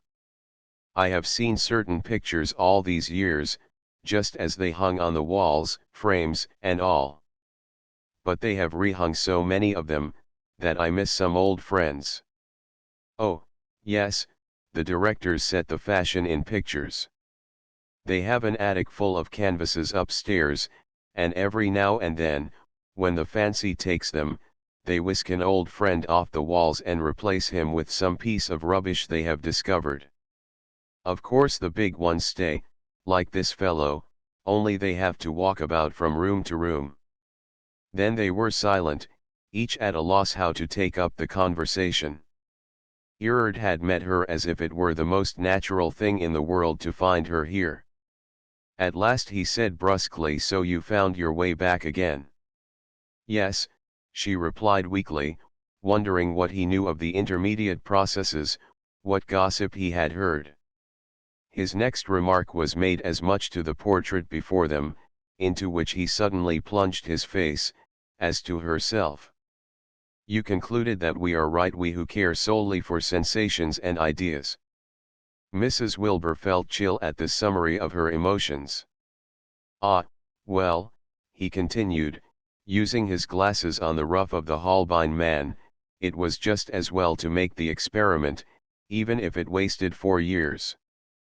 Having satisfied yourself that the duties and privileges of normal society don't amuse you, you will never be bothered again. You've got that behind you." The woman in Mrs. Wilbur suddenly realized how actually she was cut off from the duties and privileges of normal society, and was not altogether so complacent in the thought as Erard assumed. "I am not planning a future," she replied with an attempt at lightness. Erard turned from the picture and looked at her deliberately, as if to say, "You are in my hands now, my lady." His manner was placid. He was enjoying the pleasure of a successful solution to an intricate problem. He repeated the resulting proposition again with greater emphasis for her benefit. "I mean that if you could content yourself with mere activity, with bringing children into the world, and conducting charities and clubs, it would be foolish to attempt anything else." "But having tried and failed," Mrs. Wilbur interrupted somberly. "Having tried that so-called moral existence," Erard's voice was domineeringly emphatic, as if drilling a refractory pupil, "and found it incomplete, you will never have doubts about the other occupation of cultivating and enjoying your wits." Thus she had enrolled herself under his banner. There need be no further talk about the matter. They sauntered away from the Holbein room into the long gallery. In the dim distance where the perspective lines of the picture-covered walls converge, the usual conglomerate public was passing to and fro. A party of Americans was being put through the Louvre in 3 hours. As Erard and his companions skirted the huddling mob of apathetic men and disturbed women, they could hear the cicerone shouting, "Ladies and gentlemen, this is a Titian, one of the 10 greatest pictures in the world. It is valued at $150,000. Thereupon the mob swayed, from the common impulse to look in one direction. Then the voice of the conductor shouted again, "This is by Rubens, the great Flemish painter. The third lady at the right is a picture of his wife." The bit of personality seemed also to arouse the languor of the herd, but in a moment the set look of vacant wonder settled over the faces once more. "Thus," commented Erard, "the run of the world take life. They hear a collection of names and a piece of gossip, and they look and pass on." Mrs. Wilbur thought that something might be said on the other side, at least for the intermediate people, but she accepted easily once more Erard's oracular position. He had not forced her to join the connoisseurs of life. Indeed, 4 years ago, he had advised her to become one of the herd. They looked casually at one or two more pictures, Erard, to his disciple's surprise, delivering new opinions quite contrary to those she had imbibed 4 years ago. All his criticism tended now towards psychology. It was a process of explaining why the human animal enjoyed, not a means of making him enjoy more completely with sympathetic enthusiasm. She reflected that Erard had been writing and publishing and had theories to maintain. In a general way she felt that he was less the artist, the sympathizer and creator, and more the pedant. He laughed at her tremulous excitement over pictures, and in a few minutes the ecstasy she had felt more or less ever since that first morning by the Arno evaporated. She saw that her talk was gush, and was ashamed. He made her feel that fine art was only a wonderful trick, like the conjurer's devices, to be cleverly detected and classified. He pawed a picture, figuratively, as M. Berthelot might paw a human animal in measuring its abnormality. "Well," he said at last, "it must be time for déjeuner. I have to look over some pictures at 3. I have a commission to execute for a Chicago family. Don't you want to see some fine Monets?" She felt humiliated in his eyes when she said, "Yes, but I can't ask you to lunch with me. I am alone at my hotel." He shot a quick glance at her. She hadn't sloughed off the small prejudices yet. "We can go to a restaurant on the Rue de Rivoli that will be on the way." As they left the salon care he pointed out a French woman who was passing on the arm of an elderly man. "That is the famous Claire Desmond. She was for years Dampierre's mistress. He picked her up in Brittany and used her as his model until she grew to be impossible. She is a character in the Quartier."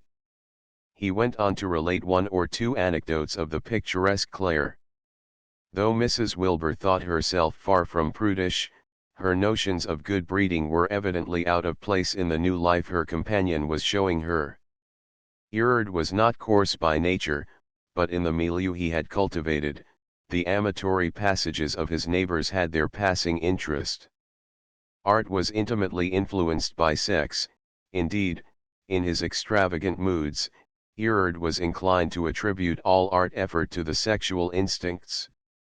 He suspected Mrs. Wilbur of having provincial prejudices about naked speech that needed correction, for he did not propose to change his habitual expression to suit the squeamishness of a constant companion. They gained the hall, and paused before the Botticelli frescoes. Then Mrs. Wilbur turned and swept haughtily down the stone stairs, lingering for a minute before the rushing Victory. Such art was naked as men were naked in the childhood of the race. That state of simplicity could never come again. The nakedness of Erard seemed to her like impotent curiosity. She might come to accept this attitude, also, and see no mystery in man and woman more than the mystery of 2 sensual animals. But she shuddered at the idea. That would strip the world of one necessary covering for its sordidness.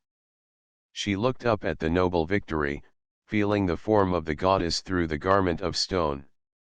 Then she glanced at Erard, who was waiting for her at the end of the staircase. She was not willing that that male, with his little unshapen body, should discuss sex a part of her which she shared with the goddess above in his disillusioned manner.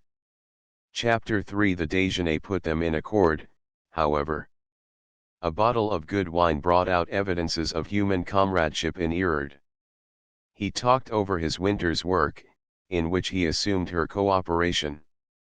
He made her take her notebook and jot down titles and references, laughing at her heedless reading. She was to make the drawings of architectural details for the new book. Then they discussed several excursions, one especially to a chateau near Orleans where there were said to be some Leonardo drawings. As they walked down the avenue to the picture dealer's, Mrs. Wilbur was surprised to find how far she had gone. It had not been possible to parley with Erard, he had taken everything for granted. They passed the opera house. She remembered the night when Wilbur had carried her off her feet with his plans for making a fortune. That emotion seemed quite dead now, she was thankful to escape so cheaply. Dear Uncle Sebastian had made it possible for her to become a privateer once more, to take the step in a queenly fashion without haggling. She blessed him for enabling her to trip lightly whither she would. At last Erard's talk and her musings ceased at the door of the dealer. Once inside the portieres which closed the little gallery, Mrs. Wilbur noticed with a shock of surprise three familiar faces. There were the Mills father, mother, and daughter. Erard had said nothing about meeting these Chicago patrons of art in the gallery. Perhaps he had neglected to mention the fact through pure indifference, perhaps he had a subtler reason for not warning her. Mrs. Wilbur advanced timidly, angry at herself for her lack of ease. It was the first time she had actually met any of her old acquaintances since her rupture with her husband.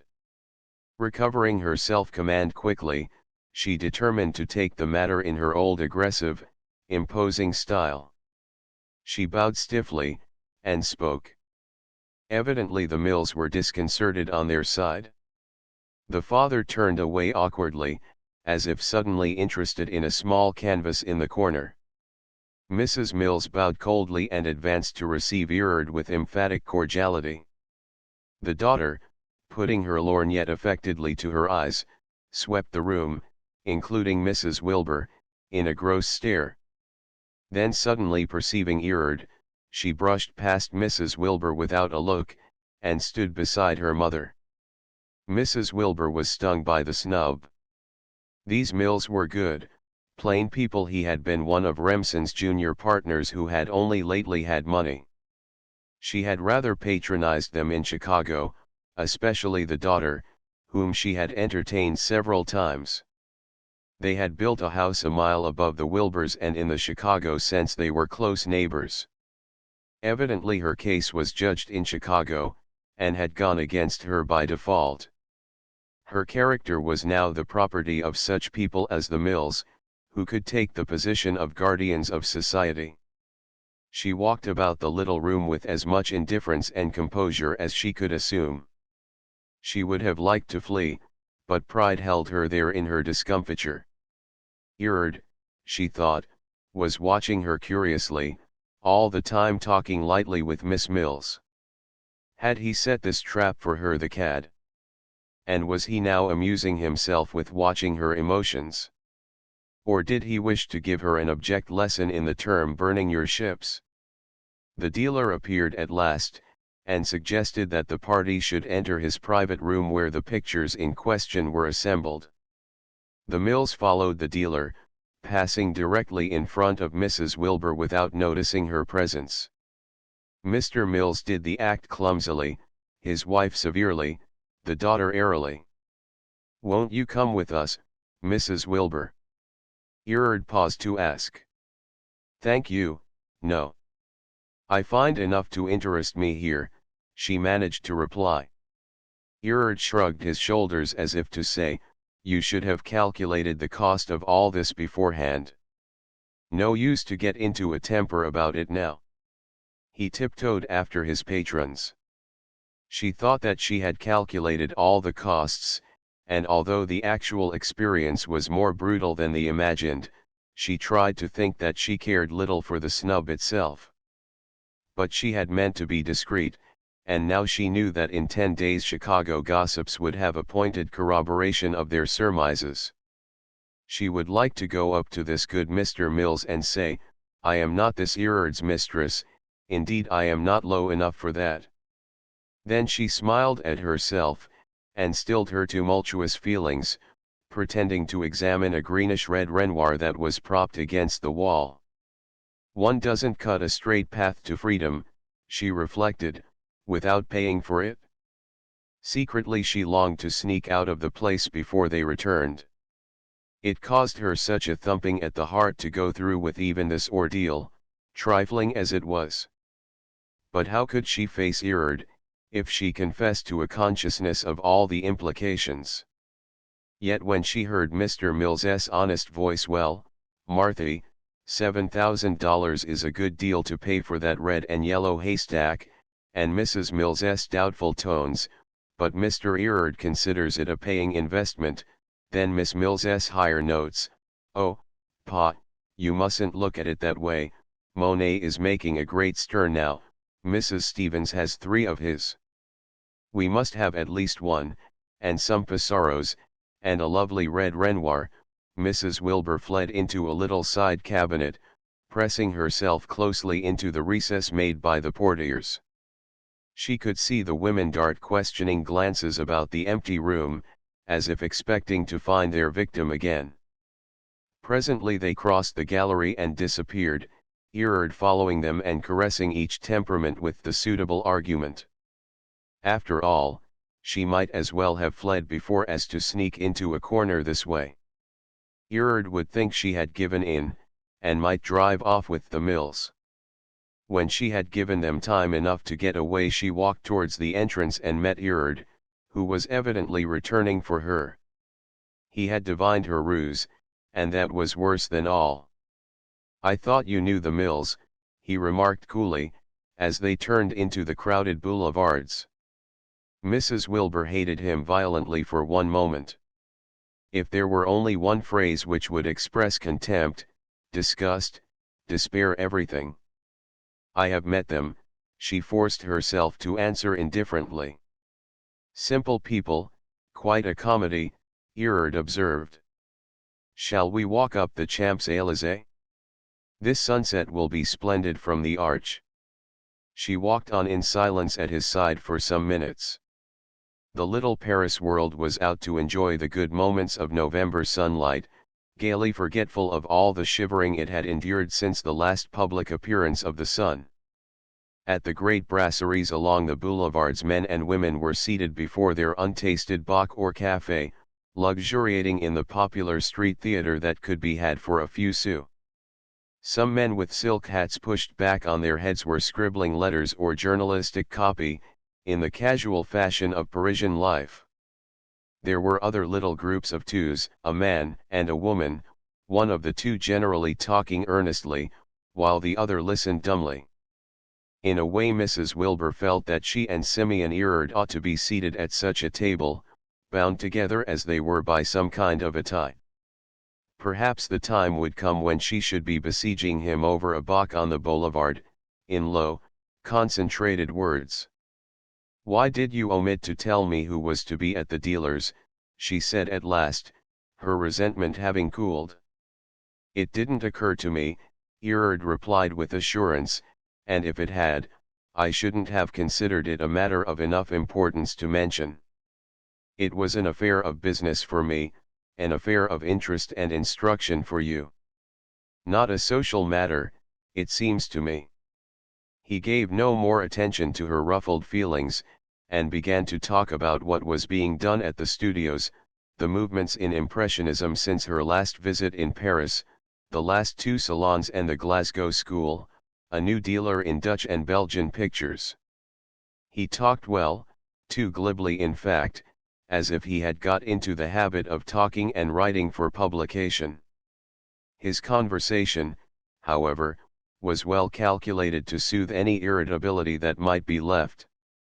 She was so eagerly interested in the new ventures in art, that she could not harbor personal pique, especially against the man who roused her mind. They came out on the Place de la Concorde, which was brilliant in the last light from the west. To Mrs. Wilbur this spot was always an inspiriting sight. As they turned into the broad avenue, where the rush of carriages, the laboring omnibuses slowly toiling up the slippery ascent, filled the vast roadway with life, the human side of Paris burst upon her. It was also a stupendous human machine like Chicago, but somehow vital and vitalizing. It was not grotesque. Once again she was in the current she desired for herself, a current of thoughts, emotions, and theories where the world's ideal imagery was the essential interest. Yet something was different in her at the end of this day from the beginning. She was not so sure of herself, so clearly removed from the entangling passions of humanity. She should have been capable of a more lasting resentment. Erard was training her in toleration too fast, and she shrunk from the logical conclusions of the course she had somehow committed herself to. He was not quite master yet. This suspicion of coming degradation, of gradual lapse from her haughty self, troubled her momentarily, and rendered her silent and depressed. Erard wisely left Mrs. Wilbur to herself for the rest of the week. They had arranged to make the Orleans excursion on the following Sunday.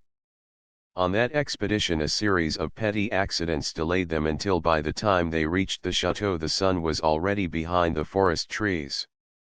The chateau was full of interesting bric-a-brac, which detained them until the fading light necessitated an immediate examination of the drawings they had come to see. The 3 yellow sheets were laid reverently upon a green baize table by the custodian, who hovered near, suspicious of Erard's irreverent familiarity with the sacred bits of paper. Erard looked at them hastily, then squatting his elbows on the table, examined each one with a glass, line by line, and lastly, holding the drawing to the light noted the signature. "Impudent forgeries," he muttered at last. Mrs. Wilbur glanced at the faded drawings blankly.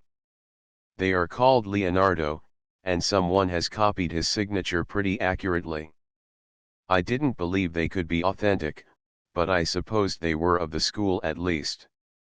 See here," he said, instructing his companion, "you can tell by the fingers they are roughly finished or rather entirely unfinished. The next time you are in the Louvre, look at his drawings, and see how exquisitely each finger is done. That is enough to show they aren't authentic. But if you want more confirmation, look at the ears." Mrs. Wilbur studied the drawings attentively, at a loss to see the deep significance of Erard's rapid remarks. At last Erard threw down the sheets carelessly, and handing the custodian his fee, sauntered towards the entrance.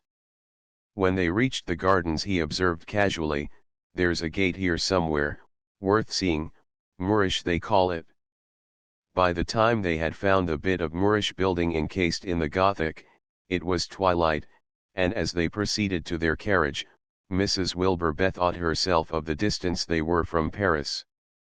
"Is there an express train?" she asked, hastening her steps. Erard looked at his watch. "The Rapide at midnight," he replied. "I had no idea we should take so long in the chateau. Is there no other train?" Erard shook his head. "And we can't take the Rapide. It's beastly getting into Paris at 4 a.m. There's a good hotel at this end of the town, and tomorrow we can take an early train and see Chartres on our way home." He spoke unconcernedly, as if on the whole fate had arranged well for them. Mrs. Wilbur still walked on hastily, annoyed at her own carelessness, and perplexed. As they reached the entrance, she said, coldly, "I think I had best take the Rapide. We can go to the hotel and dine, and then I can wait at the station. Perhaps they will telegraph for a compartment for me." Erard looked at her quizzically. "As you like, but we shall have a good many expeditions to make sooner or later, and you can't often manage to return the same day." She made no reply, suspecting that whatever she might say would seem foolish and prudish to Erard. It distressed her that she should be caught again so quickly in these petty matters of personal propriety. Yet to insist upon making a disagreeable night for herself by taking the repeat seemed also foolish, as if she made too much altogether of convention. And if she did not yield now to Erard's mode of life, he would force her to it in his own good time. The only alternative would be to break with him entirely. She could not make that sacrifice. The midnight journey grew more distasteful to her than ever. Once in the old hotel, with the kindly hostess bustling in and out, arranging a fire, and making preparations for a comfortable dinner. As they came to the fruit and nuts after a rich, bourgeois meal, she made up her mind to accept the position and get the fun of it. "Jan can find another hotel easily, I don't doubt," Mrs. Wilbur remarked tentatively. "For I think I shall have Madame warm a chamber for me." Erard shrugged his shoulders and smiled. "Very well, as you wish. As long as I remain Mrs. Wilbur," she blushed quickly, "I think I can't be quite another good fellow. I have some obligations to do the silly things other people do." They had no further talk about the matter. Erard had practically won his point, she knew it, and after he had left her before the dying wood fire, she sat rather despondent in the gloom of the deserted salon. She did not wish to make loneliness and isolation for herself in her efforts to be free, and she was not prepared to discard altogether the observances of conventional society. To be sure, Erard was not like other men, she comforted herself with reflecting. One could have an entirely neutral, passionless intercourse with him.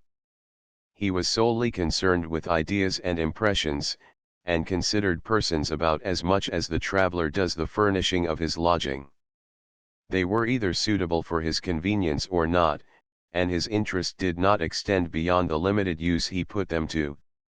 When she betook herself to the dusty, unused room with its spacious curtained four-poster and creaking board floor, her mind still occupied itself with Erard. Was she satisfied to have him so neutral?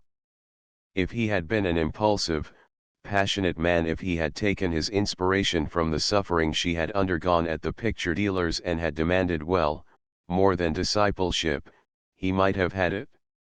She was not mere intellect, far from it. She lay awake in the still room pondering that wilful fancy.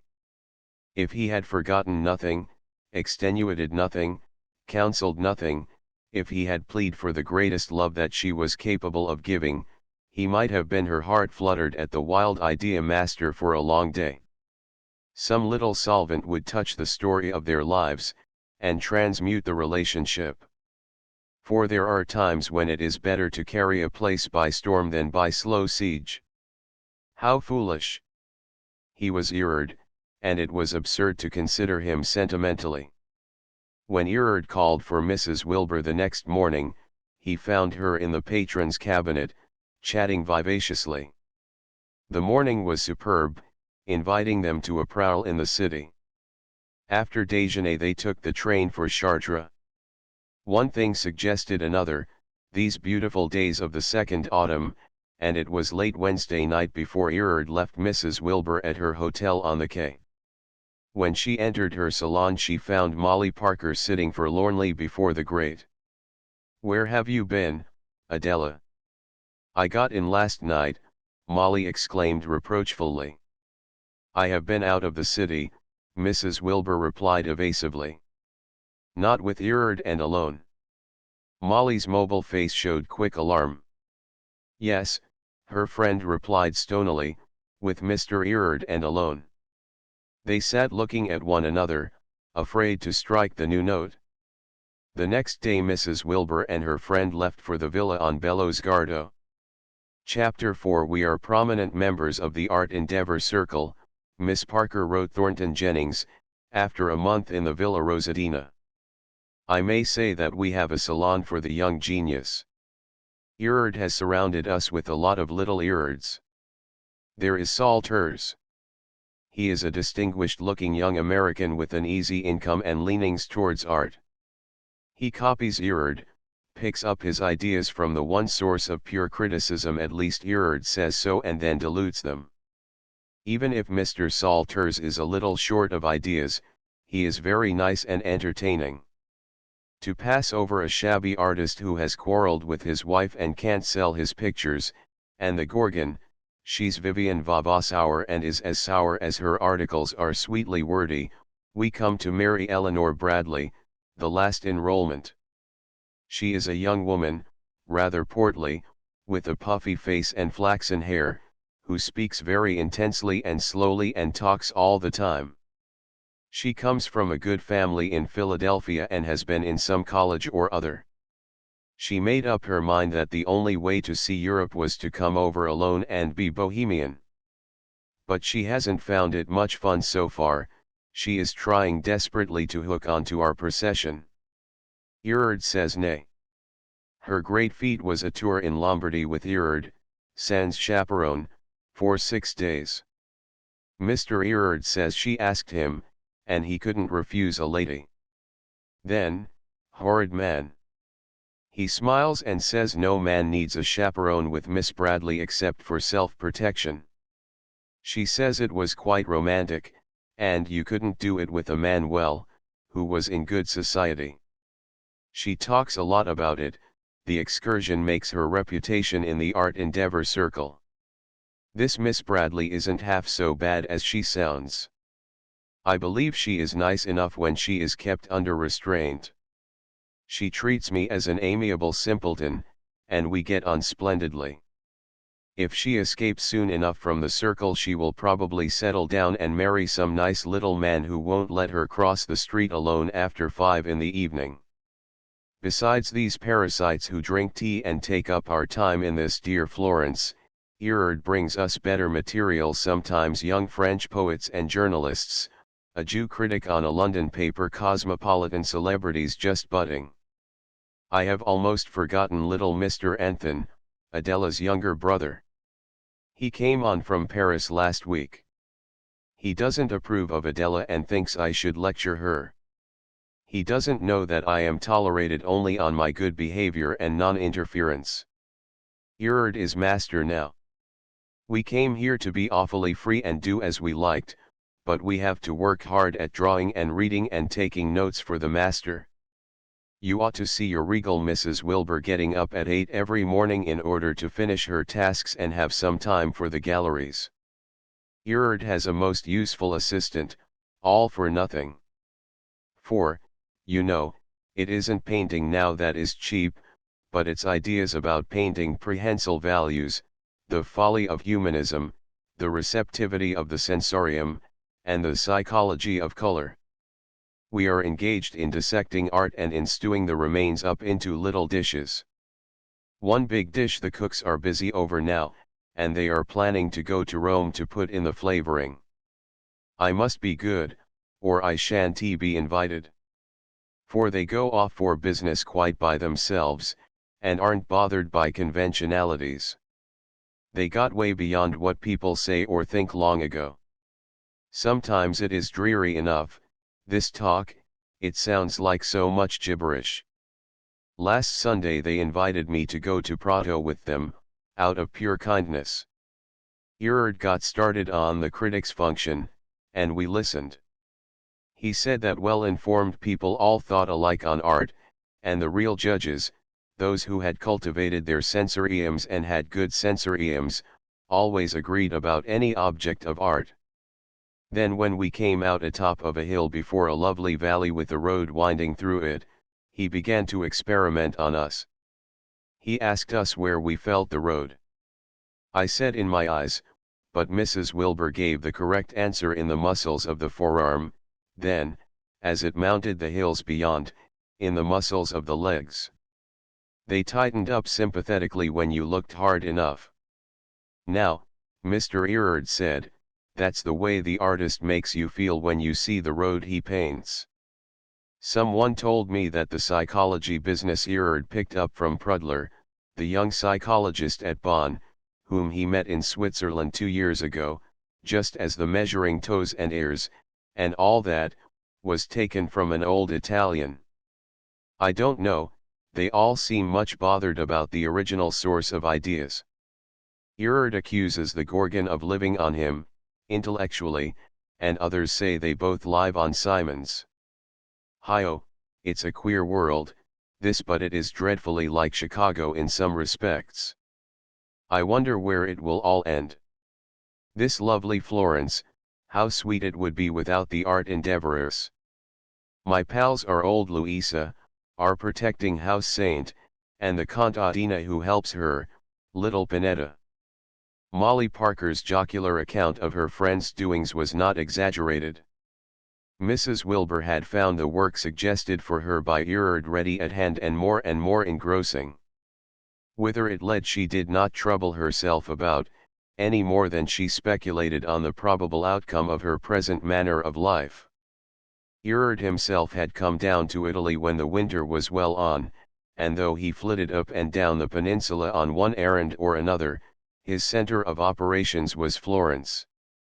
There he had established himself, in a suite of rooms on the Piazza San Spirito, where the sun lay for long hours as usual, in the one completely suitable environment. Even Molly Parker could not find fault with his taking up his abode just there within a 10 minutes rapid walk to the Villa Rosadina, nor with his frequent visits, which never seemed aimless. Yet she felt that his grasp on their actions grew firmer as the weeks passed. We think Erard and feel Erard. A slight diversion was created by Walter Anthon's arrival. His serious news to the effect that he intends to apply for a divorce, was received indifferently by his haughty sister. Young Walter had hoped to arrange diplomatically a modus vivendi, indeed the family had deputed him to bring his sister back to St. Louis. Mrs. Wilbur laughed at his solemnity. She even went so far as to say that it pleased her to know Mr. Wilbur wishes a divorce. That means he has recovered from his blow, consoled himself. It has come so quickly that I doubt if he would be willing to make any other arrangements. She had in mind the ample Mrs. Stevens. If he has consoled himself he will get rid of me sooner or later. And it will be easier for him to get rid of me if I remain away. I can do that for him at least. Nor would she be moved about her property. I gave that to him long ago. I certainly hope he won't give it up. He is right-minded and might have foolish scruples, but I shall do what I can to have him keep it. The shocking scandal of it, young Anthon moaned to Molly Parker. Running off this way with Erard. And with me, you forget. I hold the social smelling salts. Does she mean to marry him? Perhaps Erard doesn't believe in marriage. This arrangement saves him from any matrimonial monotony. Can't you take a stand, and bring her to her senses? I am no good at evangelizing, Miss Parker replied forlornly. Adela must have a woman around to say commonplace things to when she's on a strain. That's all the good I am. She hasn't had enough of the Erard dose yet. We'll have to wait. There she goes now with the little brown rat. They could see from the terrace where they were talking a cab rolling down the serpentine curves of the hill. Off to get a new sensation. Remember, all your nagging is just fuel for the fire. She doesn't, well, care for you, and anything you don't want her to do must seem particularly nice. So the diplomat returned unsuccessful to his London rooms and advised the family to get what they could out of Wilbur without stirring Adela up. Yet her brother's news had affected her. Erard noted that she was difficile that afternoon. They had driven over to Santa Croce to examine a bit of sculpture in one of the chapels. The chill of the church or her own meditations depressed Mrs. Wilbur. Then Erard's cold little epigrams about art were irritating. The precious intoxication of that first long look on beauty had faded rapidly. Erard had taught her to be ashamed of such savage satisfaction, but groping after the masculine play of intellect was painful. Yet her career was marked out for her, she was to be a discriminator of fine pleasures. Moments of regret, however, and of disappointment as today, intervened, when even the most pitiful creative effort seemed greater than profound discernment. Erard scoffingly said that when she had these moods she was trying to see the beyond. She left the church abruptly, preferring the placid sunny square where little children were playing, to the damp church and the high function of criticism. She could not send her companion away, so the two strolled aimlessly through the stone passages, echoing faintly with half-frozen life, out to the bright river bank. Even the brilliant sunshine of the February sky gave no comforting warmth. Erard said the sun appeared for the effect only. The Arno, too, flowed muddy and sullen, sweeping debris down from old mountain villages.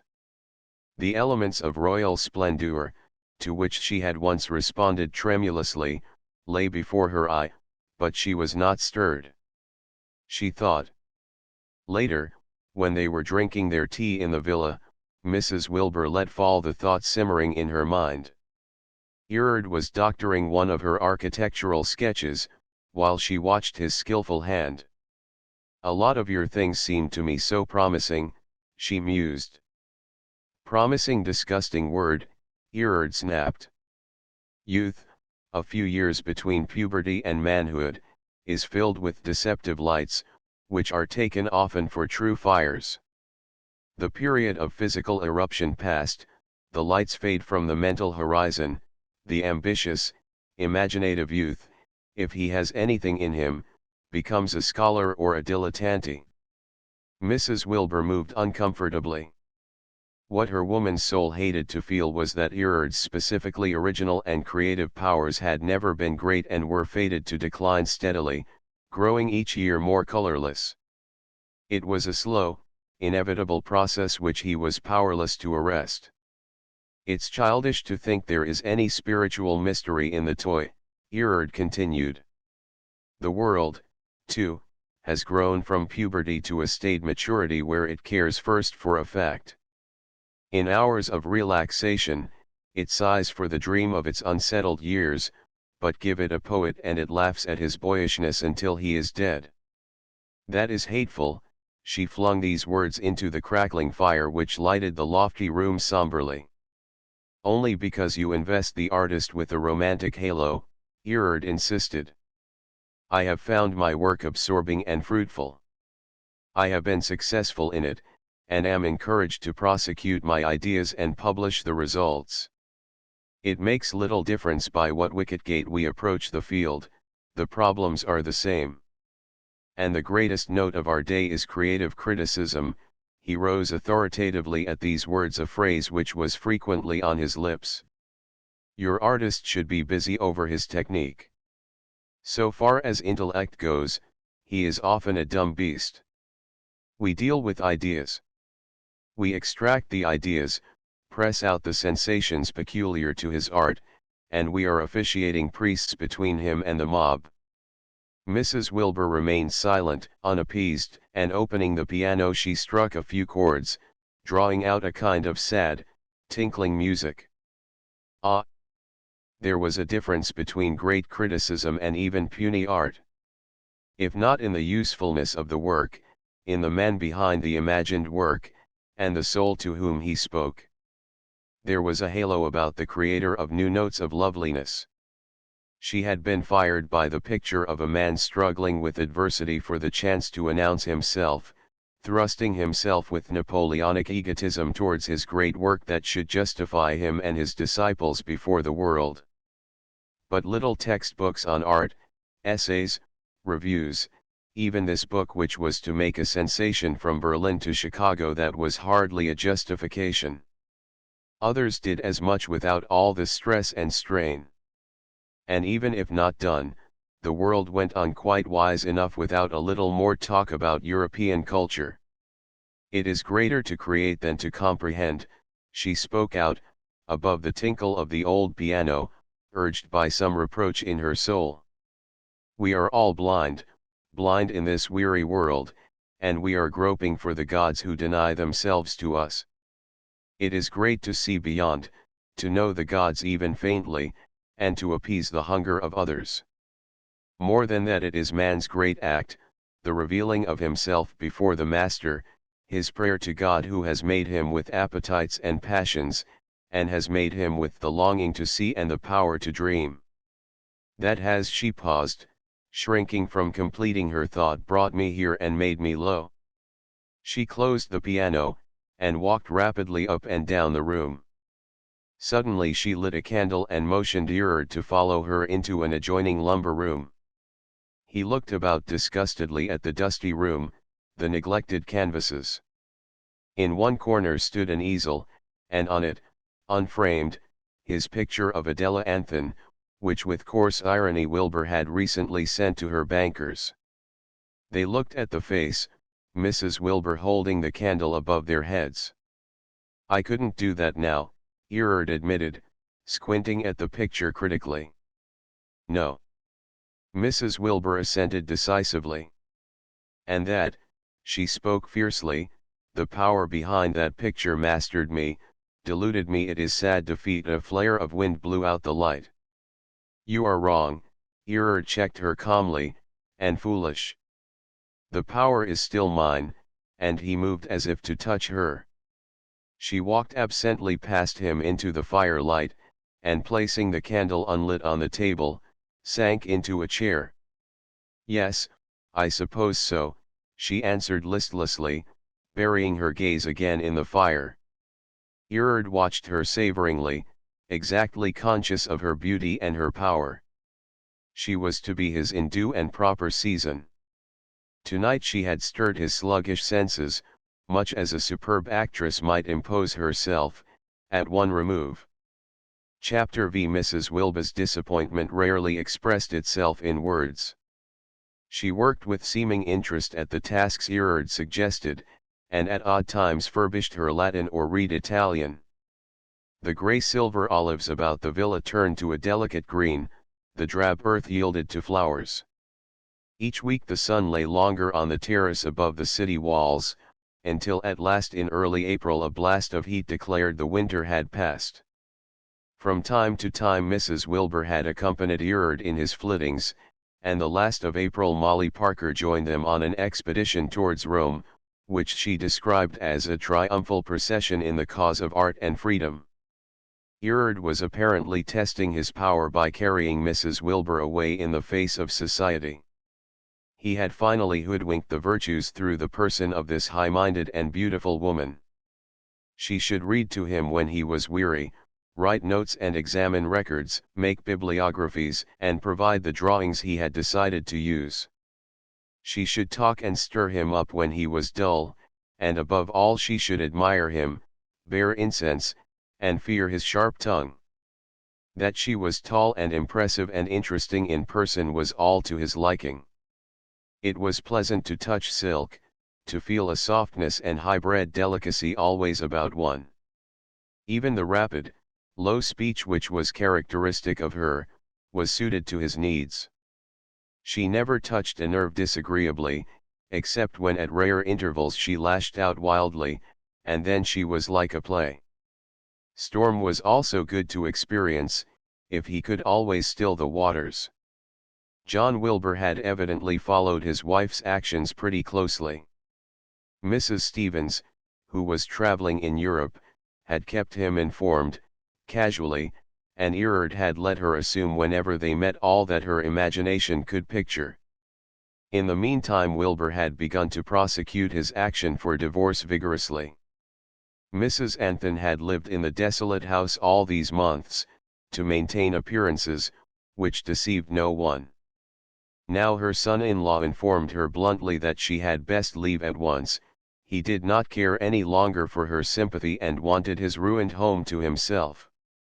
Mrs. Wilbur in the course of her wanderings from place to place received the echoes of this final eruption which she had caused. The thought of it disturbed her more than she allowed herself to believe, even here in the midst of earnest regular work which was supposed to satisfy her mind.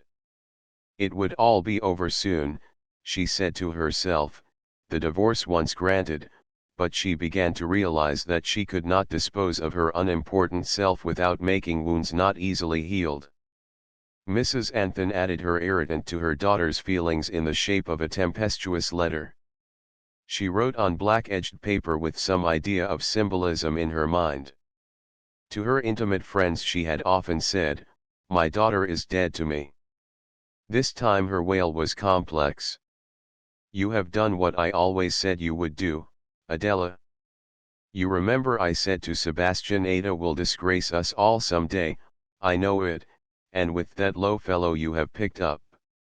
Now your husband is getting a divorce, which he oughtn't to do yet, and the house is just so beautiful and new and grand, just made for you to look fine in. I have kept it the best I could, though those English men servants are real insolent. I had rather have 3 or 4 good, clean-looking girls in caps and black gowns as the Remsons do. I suppose you are beyond a mother's tears and supplications, seeing as you have broken the sacredest laws of man and God. And you christened and took into the church. John would stick to the Episcopal Church and have you all baptized when you were babies, though I wanted to go to the Presbyterian Church, which you remember was just at the foot of the hill from us. I had a real kind letter from Mrs. King Hamilton about our trouble. She says the scandals in New York are awful. We don't know how bad people can be, when they haven't anything to do but be bad, and she can't see any more than the rest of us why you didn't have the taste for a more elevated man.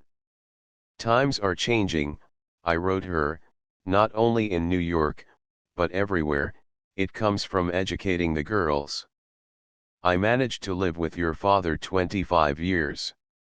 John has been as nice as he always was, but silent and away most of the time. I took your best blue lamb's wool blankets, those your sister Elsa gave you, you remember. And I'll give them back to her if you think best. They'll be just what she wants, for your brother John has moved into a new house." At this point Mrs. Wilbur dropped the letter impatiently, then laughed, and would have liked to cry. She had returned to her villa from Rome, the day before, and was sitting in the great salon, gazing out over the blue Val di Arno, and in the intervals of her reverie reading a few of the letters she had found waiting for her. What would Molly say to the news of the divorce? And Erard? The latter was coming soon to take her for their usual afternoon walk. She tossed the letters on her desk and rang for tea.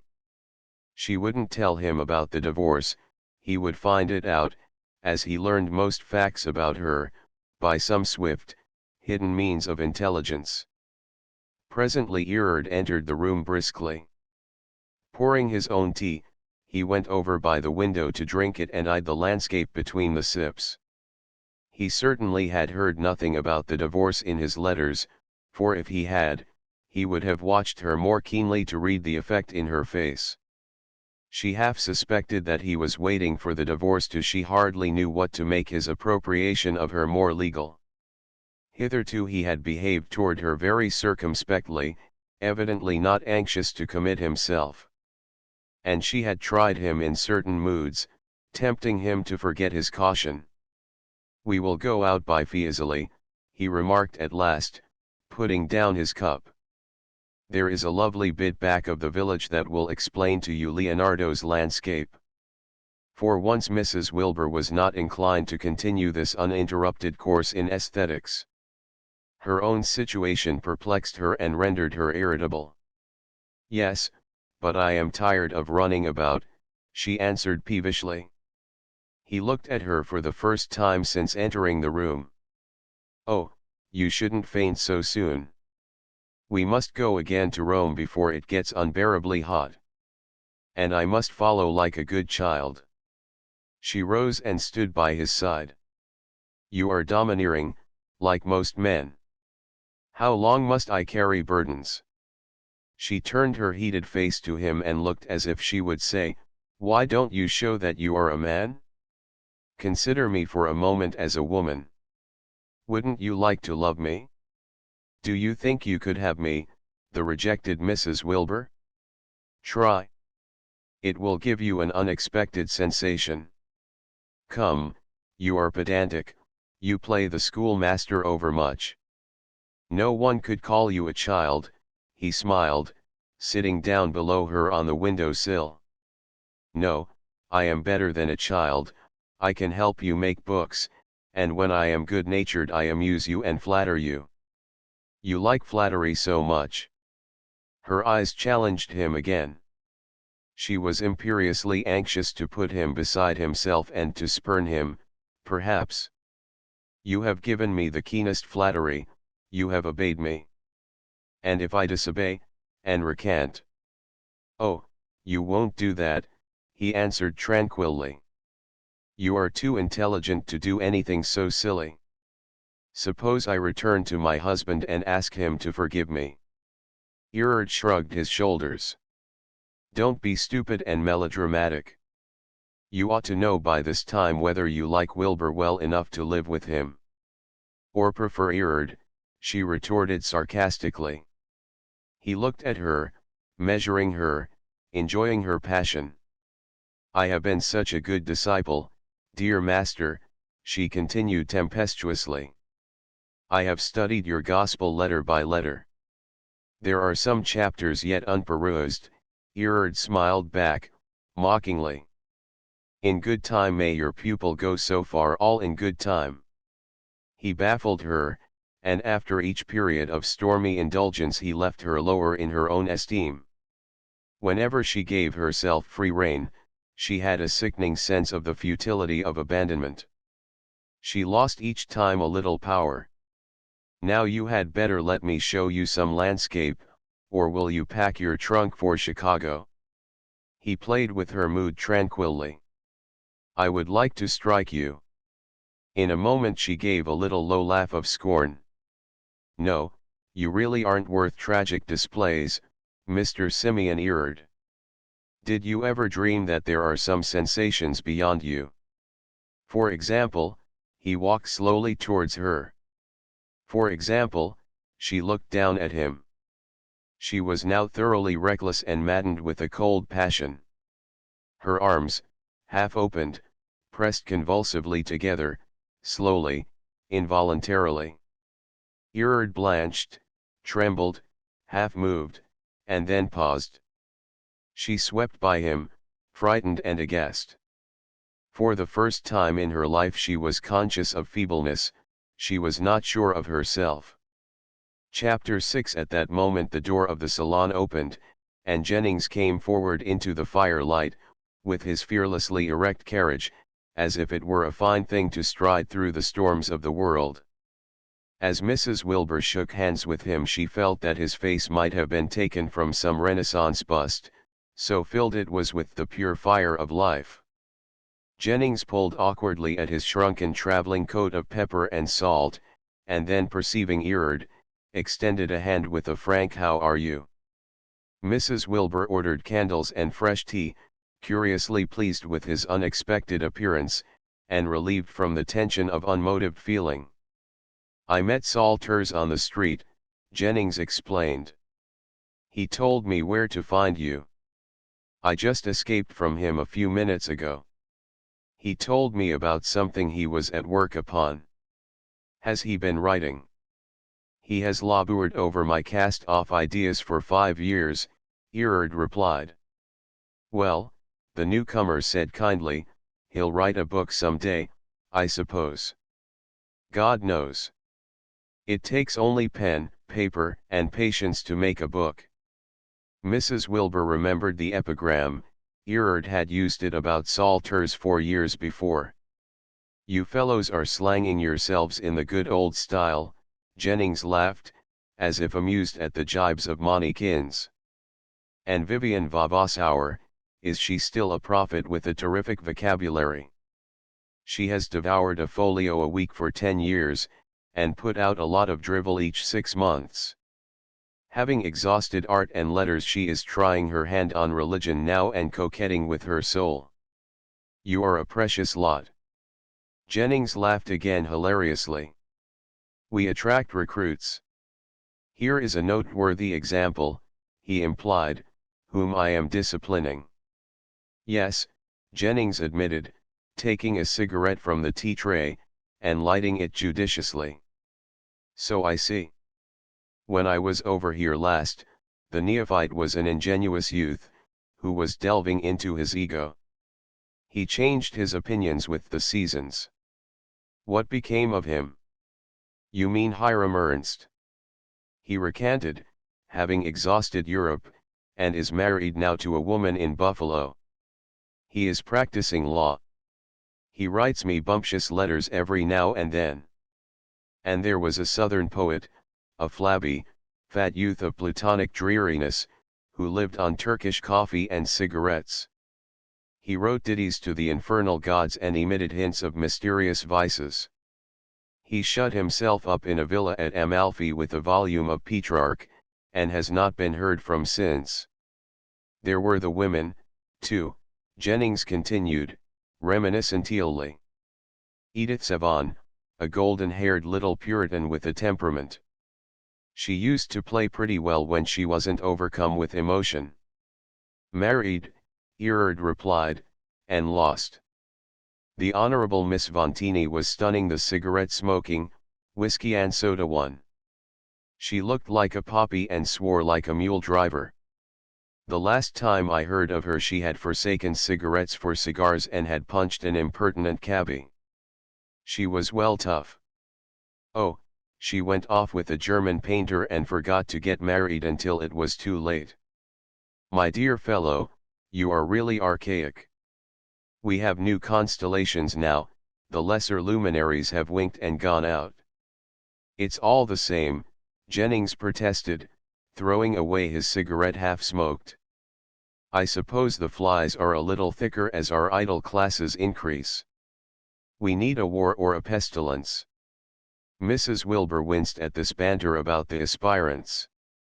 The dilettanti, the exclamatory women like herself, came and went. Erard was strong enough to stay, fattened by the incense of the troop. At this pause in the conversation Molly Parker entered, and dropping her wraps with a little exclamation of delight, she sped to meet Jennings. You and here. She looked into his face.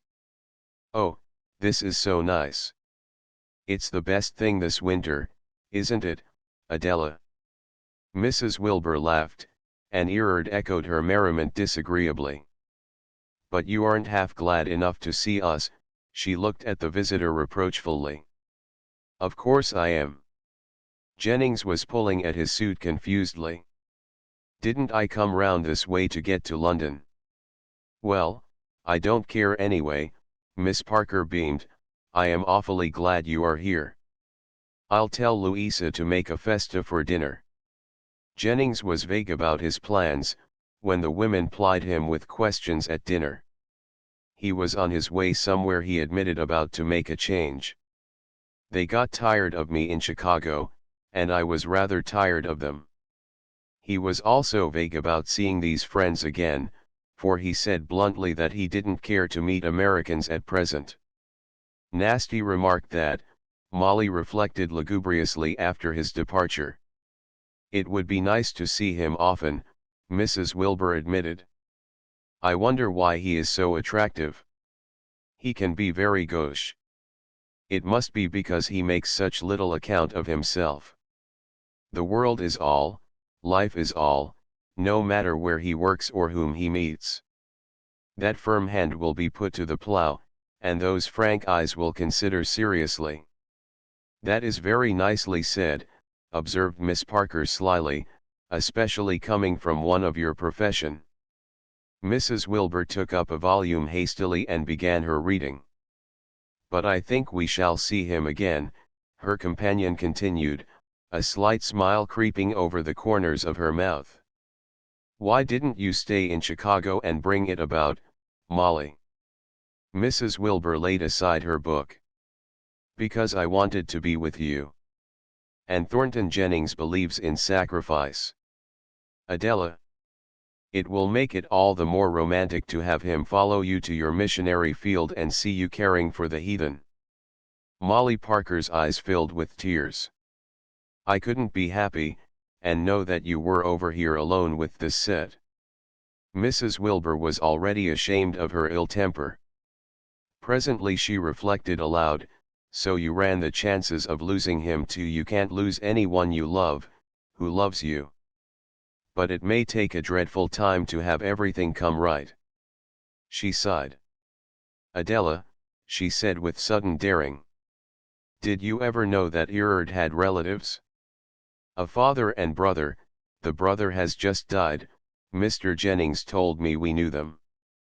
Mrs. Wilbur listened quietly until her friend stopped, afraid to continue. No.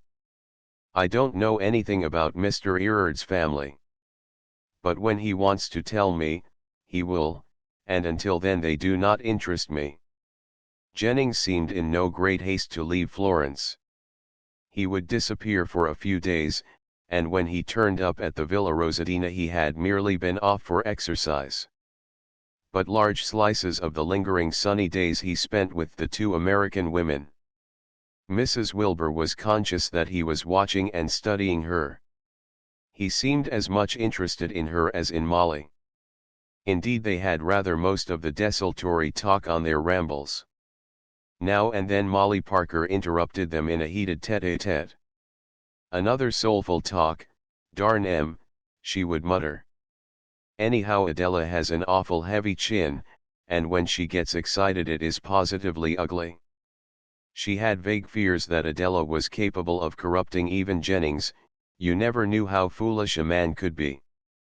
So when at one of these ruffled moments Mrs. Wilbur called affectionately, "Come here, Molly, and kiss me," Miss Parker shook her head jauntily. "I don't like being kissed." And fishing out a stray cigarette, she lit it mischievously. "Molly!" Mrs. Wilbur exclaimed. "Vivian Vavasour does it, that's why she is so dried up and sallow. Mr. Erard taught me. Everyone smokes in the circle." She turned to Jennings. "Adela is squeamish. Then she dislikes new habits." Jennings laughed appreciatively. "By the way, Adela, I am going to write Walter to come on next Easter and take me to Rome for the carnival. That's the custom in the circle," she explained to Jennings. "We take men instead of maids when we travel. It's lots nicer, you have someone to lug the bags and to run errands. Besides, it shocks people and makes you talked about."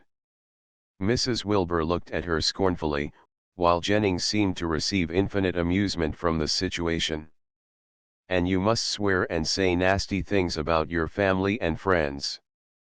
I met an English girl at Vivian's the other day, who said she was dining with some people in London, and the daughter of the house remarked at the table before her father and mother, that's the girl's name, you must come next week when Papa and Mama are in the country.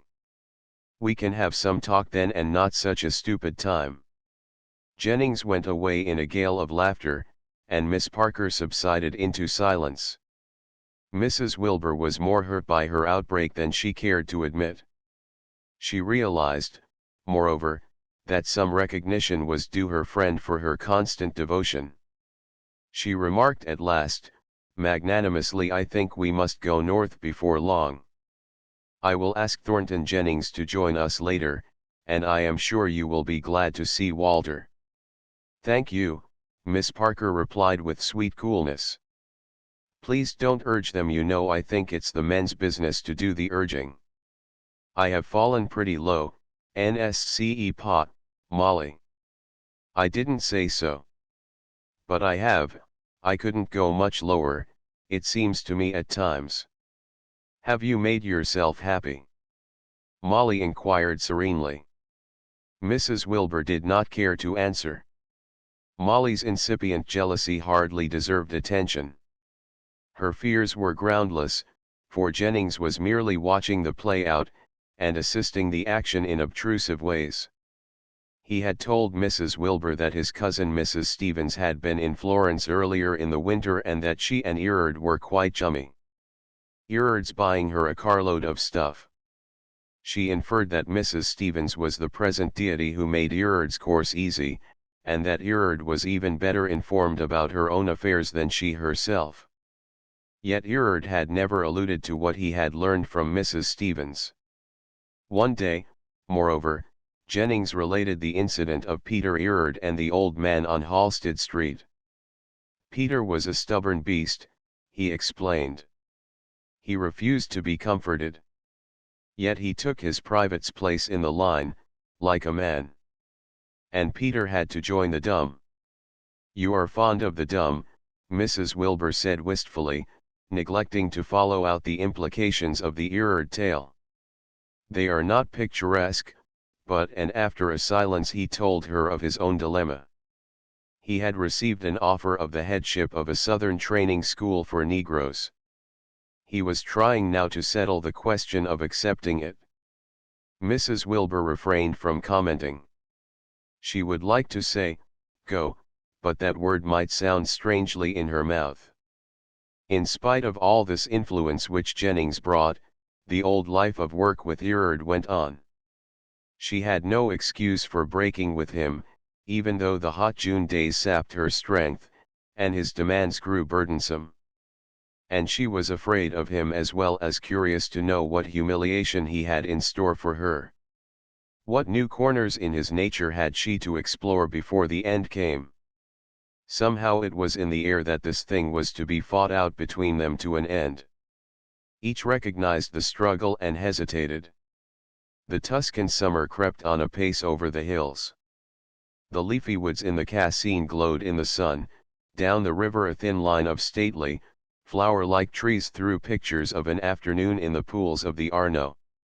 The nights on Bellows Gardo were like jeweled velvet. She waited, apathetically, for some sign, some impulse of readjustment. Chapter 7 Late in June Mrs. Wilbur and Erard went again to Rome with several other members of the circle. There a gradual languor stupefied her will. The year with its multiform passions had scorched her, and she found herself feeble before the fierce heat, the parched season of Italy. Over her drawing her arm would relax, and she would gaze vacantly at the object before her, wondering where the beauty in it lay. Beauty, which she had worshipped so passionately had escaped her, was fleeing further every dead day, and behind the smile of creation which had roused her pulses, she was now feeling the dull, earthy matter. How could Erard find sensations in this pulverizing atmosphere? Dust, dust. The pictures and frescoes were crumbling in dust, and the hard white marble had died long ago, it was crumbling now, and the fragments were disintegrating. Behind her in the forum there was a mound of dead dust, and she and Erard were handling mold of a later date.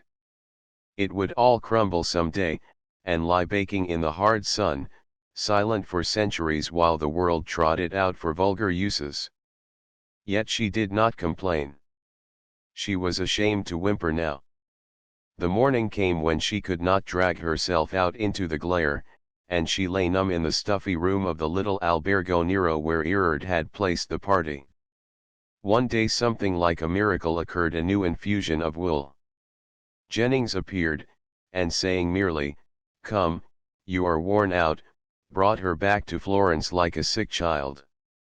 There had been a scene with Erard, who scoffed at her indisposition, and scolded her for leaving him in the lurch. Jennings had repeated his compelling come. The two men had exchanged a few innuendos, Erard betraying his gutter blood, and Jennings preserving his ironical good humor. She had not made a sign, until Jennings remarked softly, "So freedom has come to this. In the last resort you must act." The household on Bellows Gardo had received her as a prodigal Louisa with loud exclamations of joy, Pina with roses, and Molly with a kiss. Yet she knew that the end was not yet. Erard would not let her slip so simply, and in a way that humiliating retreat from Rome had left her more powerless than ever. While she waited, Walter Anthon came with real news: the divorce had been granted in chambers. Or, in Walter's solemn words, your husband has taken the measure which society allows him. You are no longer Mrs. John Wilbur. His sister turned her weary eyes on him. The mail would have sufficed to tell me. Have you come all the way from London to preach me a sermon? He had not been so simple. He had a plan as usual. You are free now. I suppose that will please you, even if your husband has made off with your money and is about to marry again. The three ideas in this pungent little speech sank into her mind one after the other. She was free.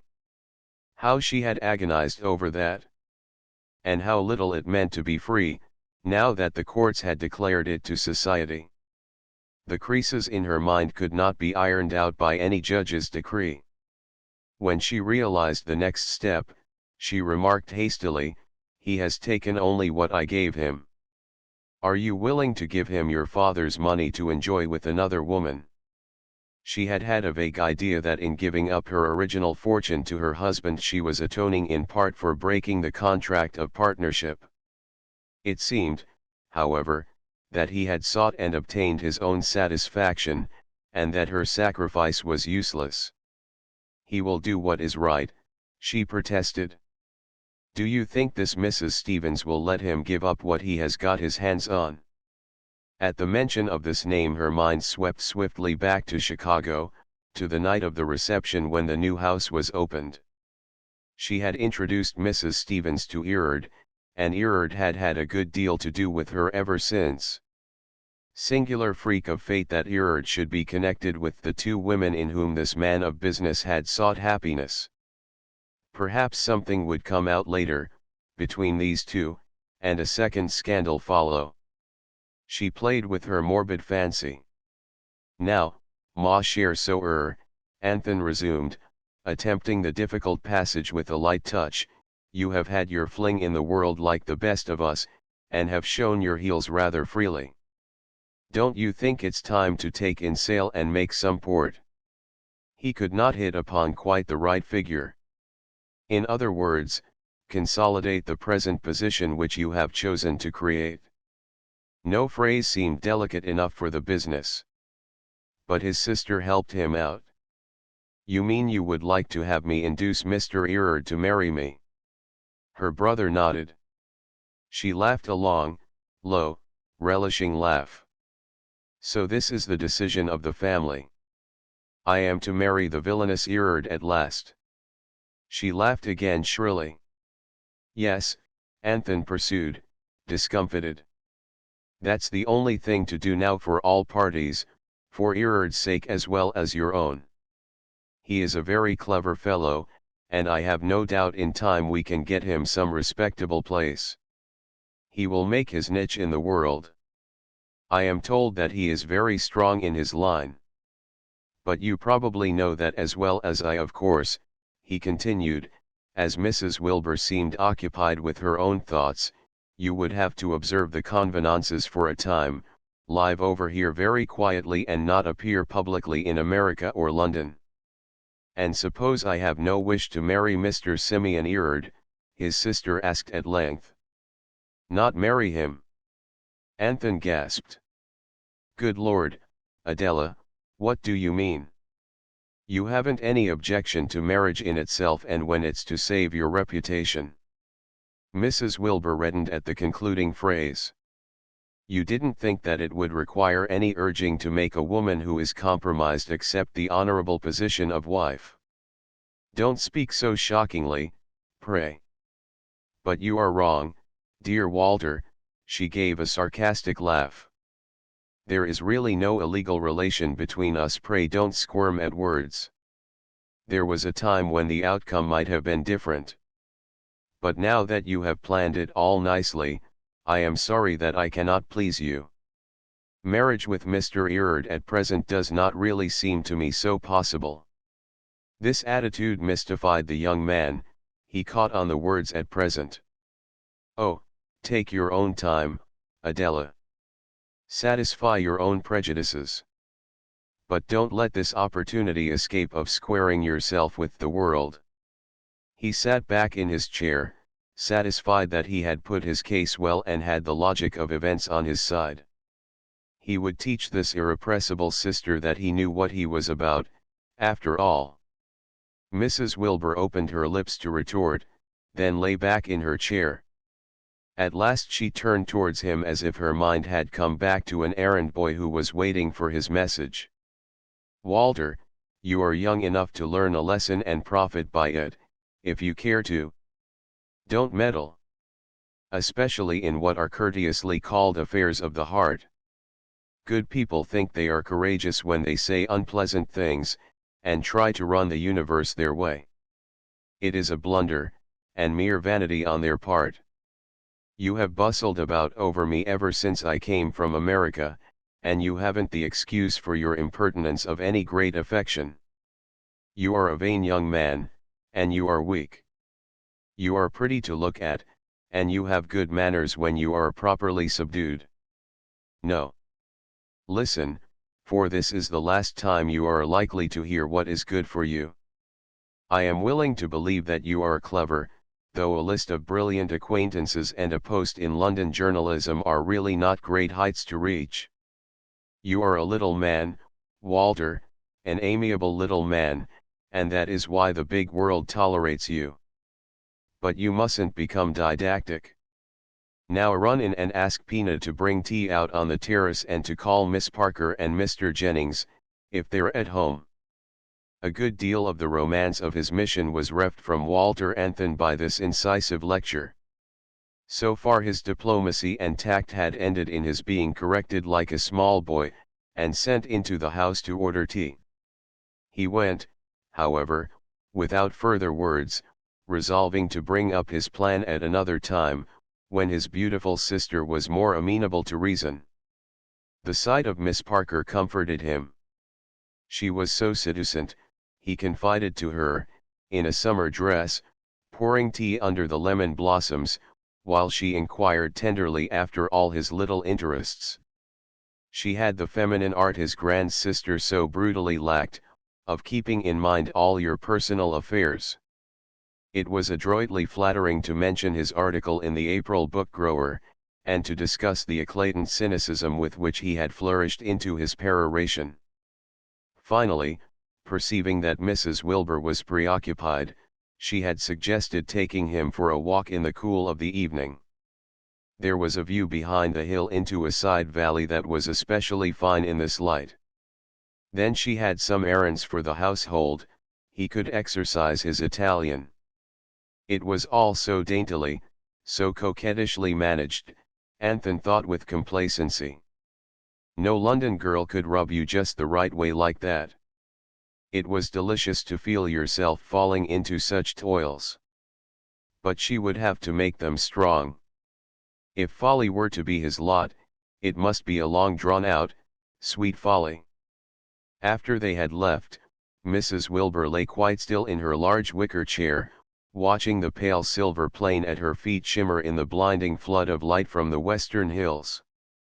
The sea of heat seething in myriad lanes above the trees hypnotized her flickering wool. Why had she rejected her brother's plan for her salvation? Chapter 8. She lay there motionless on the terrace into the still twilight. The little mountain villages across the heated valley robed themselves in blue mist. Beneath the wall the road up the hill from the Portofredino cut the olive trees with its snaky coils. The silence was like the emptiness of worlds. Suddenly she rose, impulsively striking out for an escape. Erard would come in a few days, hours, minutes. He might be in Florence now. She must do something before she met him, find some resolution. Unconsciously she began to follow the road, hastening along its curves in an impetuous desire to flee.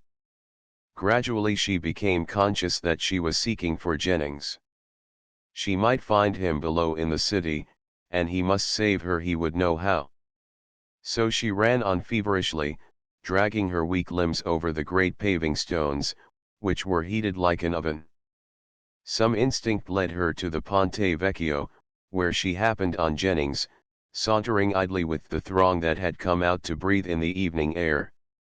Then she had nothing to say, but stood panting, her white face flushing to the dark hair. "What has happened?" he asked her gently, and taking her arm he led her out of the sharp bustle on the bridge into a side street and then to the entrance of the Boboli Gardens. the great cypresses threw an inviting shade, towards which they walked. Jennings waited for her explanation. "It has come, at last," she stammered awkwardly. "I am free now." Jennings did not seem to understand her full meaning. "But you have been free for nearly a year. Have you at last found peace in that potent word?" "No," she replied impatiently. "I did not mean that. Walter brought me the news that since the 15th I have not been Mrs. Wilbur. I am legally free to make a mess of it." "Well." He implied that this news was not unexpected, or of sufficient importance to explain her tremor. "It is dreadful," she murmured incoherently. "What am I to do?" "It hasn't succeeded, has it?" His blunt words were spoken softly. "There isn't any real difference between these people, Erard's Art Endeavor Circle and Protestants in general, and the good people of Chicago. They aren't a great deal more interesting, Salters and Vivian and the Southern Poet and the Jew Critic and the chorus of aspirants, than the Chicago lot with their simpler ambitions and manners and cruder expression. On the whole they aren't so good, they are nearer dead, the others have a race to run, and these have only their graves to dig. And if I were going merely to rot," his voice trembled, "I should rather rot with the Philistines and be a good human animal than well, there are others," she protested. "You mention only the small fry, like me." Jennings looked at her abstractedly. He was answering his own heart rather than considering her. "They are all much alike, these sighers after art and beauty. A poor lot, take them as a whole, who decide to eat honey all their lives. I have seen more of them than anything else in Europe, dilettantes, connoisseurs, little artists, lazy scholars. Chiefly Americans, who, finding America too incomplete, come here and accomplish nothing. In every center in Europe you can find 2 or 3 of them in the various stages of decay. The environment they run after atrophies their faculties, the very habits of life which are best for these people hurt them, they sink into laziness.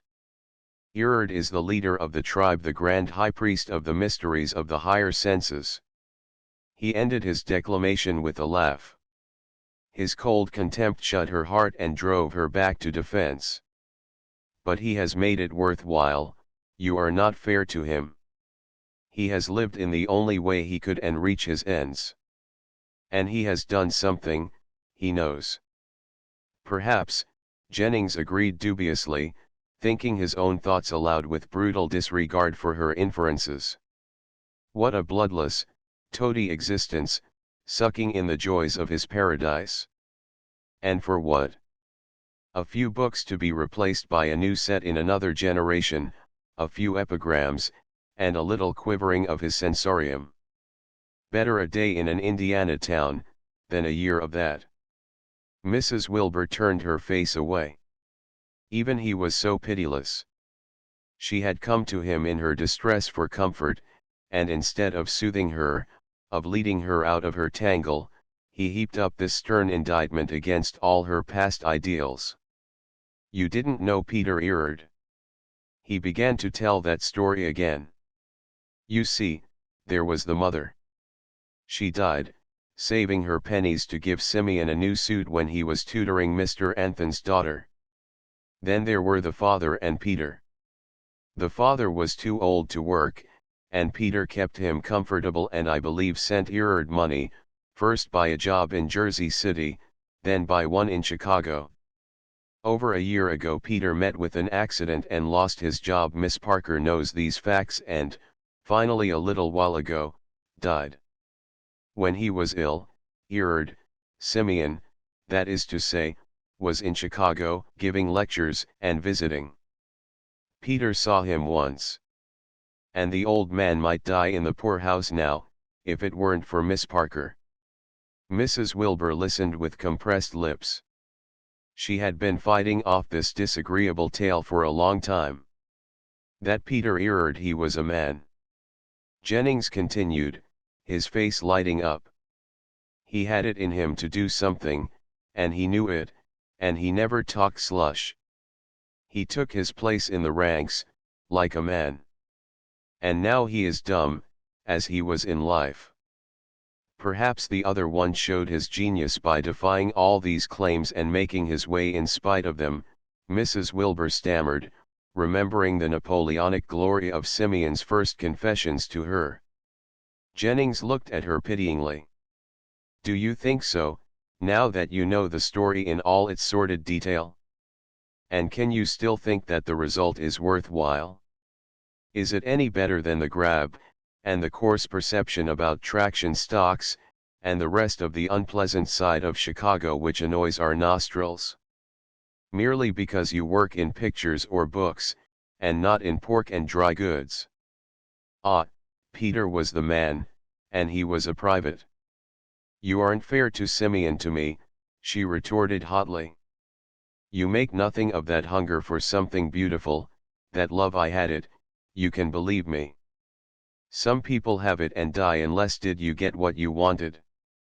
Jennings exclaimed, pacing back and forth across the strip of gravel. No, she exclaimed in something like a sob. The joy faded so fast. And the more I grow to know, the less I am filled with the old rapture. I have striven so to possess joy, and gone so low in my own sight. It is bitter, bitter Europe tempts us Americans, her companion interrupted excusingly. It holds so many treasures, and the life of the spirit is organized here. I came near giving in, once, those days in Oxford where everything seemed spread for enjoyment. I rather longed to help myself to dainties until I was full. But what? It's against nature, a sin against nature. Life is not fulfilled, we are not quieted, in that way. To accept the world as it comes to our hands, to shape it painfully without regard for self, that brings the soul to peace. He had made his decision, and evidently he had found some solace. She could not take the same road easily, she had gone the other way. She looked up into his face longingly, pleadingly, as if she were wildly hoping that he would take her with him, that he would not leave her in her wanderings. I am going back to the niggers, Jennings continued after a pause in a lighter tone. Won't that please Mrs. Stevens? I think my friends expected me to become another kind of Erard. He laughed good-humoredly. And likely enough they are right, to thrash about for the sweets and what you call freedom.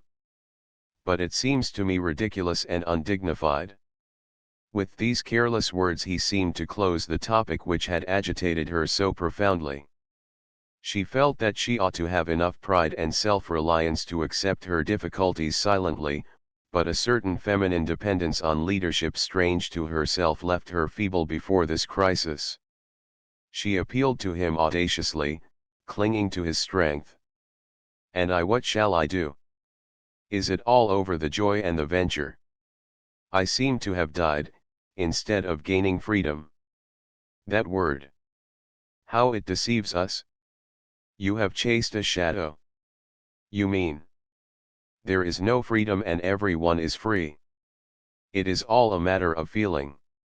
And that feeling you cannot command. Like love. She glanced up at him, her face thrilling with a strange idea. Yes, like love, he repeated in a low voice. It takes us unawares when we have given up the search. Then I have never loved.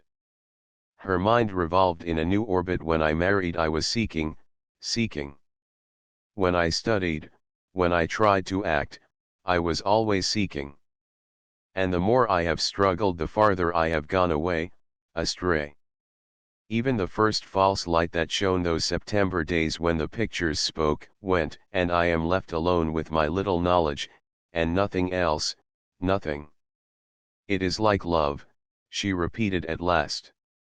Yes. It is a state of feeling, of the spirit, not a condition of person. I was as free in Chicago as I am here. He nodded. And my money has not bought it, nor my body won it. Nor your mind, Jennings added softly. Nor your will. Not any of these things. It could come over there in the prairie town. Or with the niggers, suggested Jennings with a slight smile. The new conception gained hold on her, while she sat staring out above the palaces of the city into the evening gloom. At last she uttered in a low moan, after all, to be bound with no one to cut the cords, to be bound in spirit and flesh, no escape possible. It is ghastly. You said once that you wished to burn, to feel. You remember that last night at Lake Forest.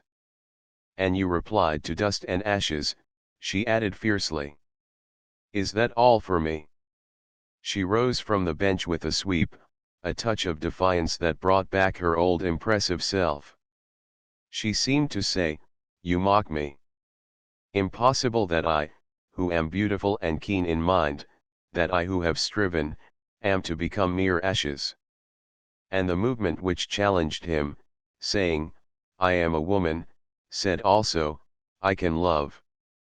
Teach me, you new master, and you will find me humble.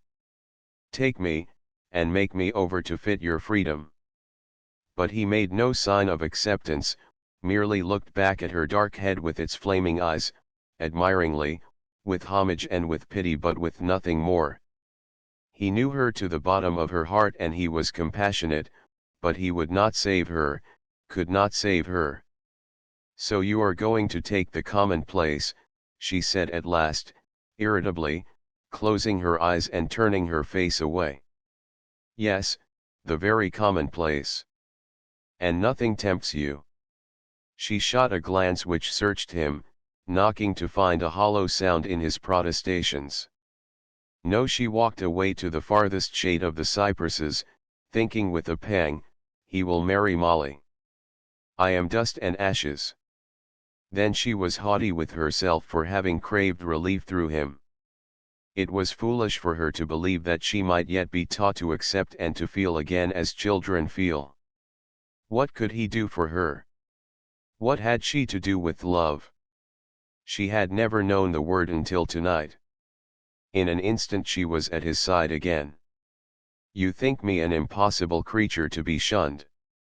No, I was not thinking of you in particular, he answered gravely. And she felt doubly ashamed, as they descended the terraces of the garden, silently, mournfully. Chapter 9. That evening Molly remarked to her friend abruptly, Walter thinks he wishes to marry me.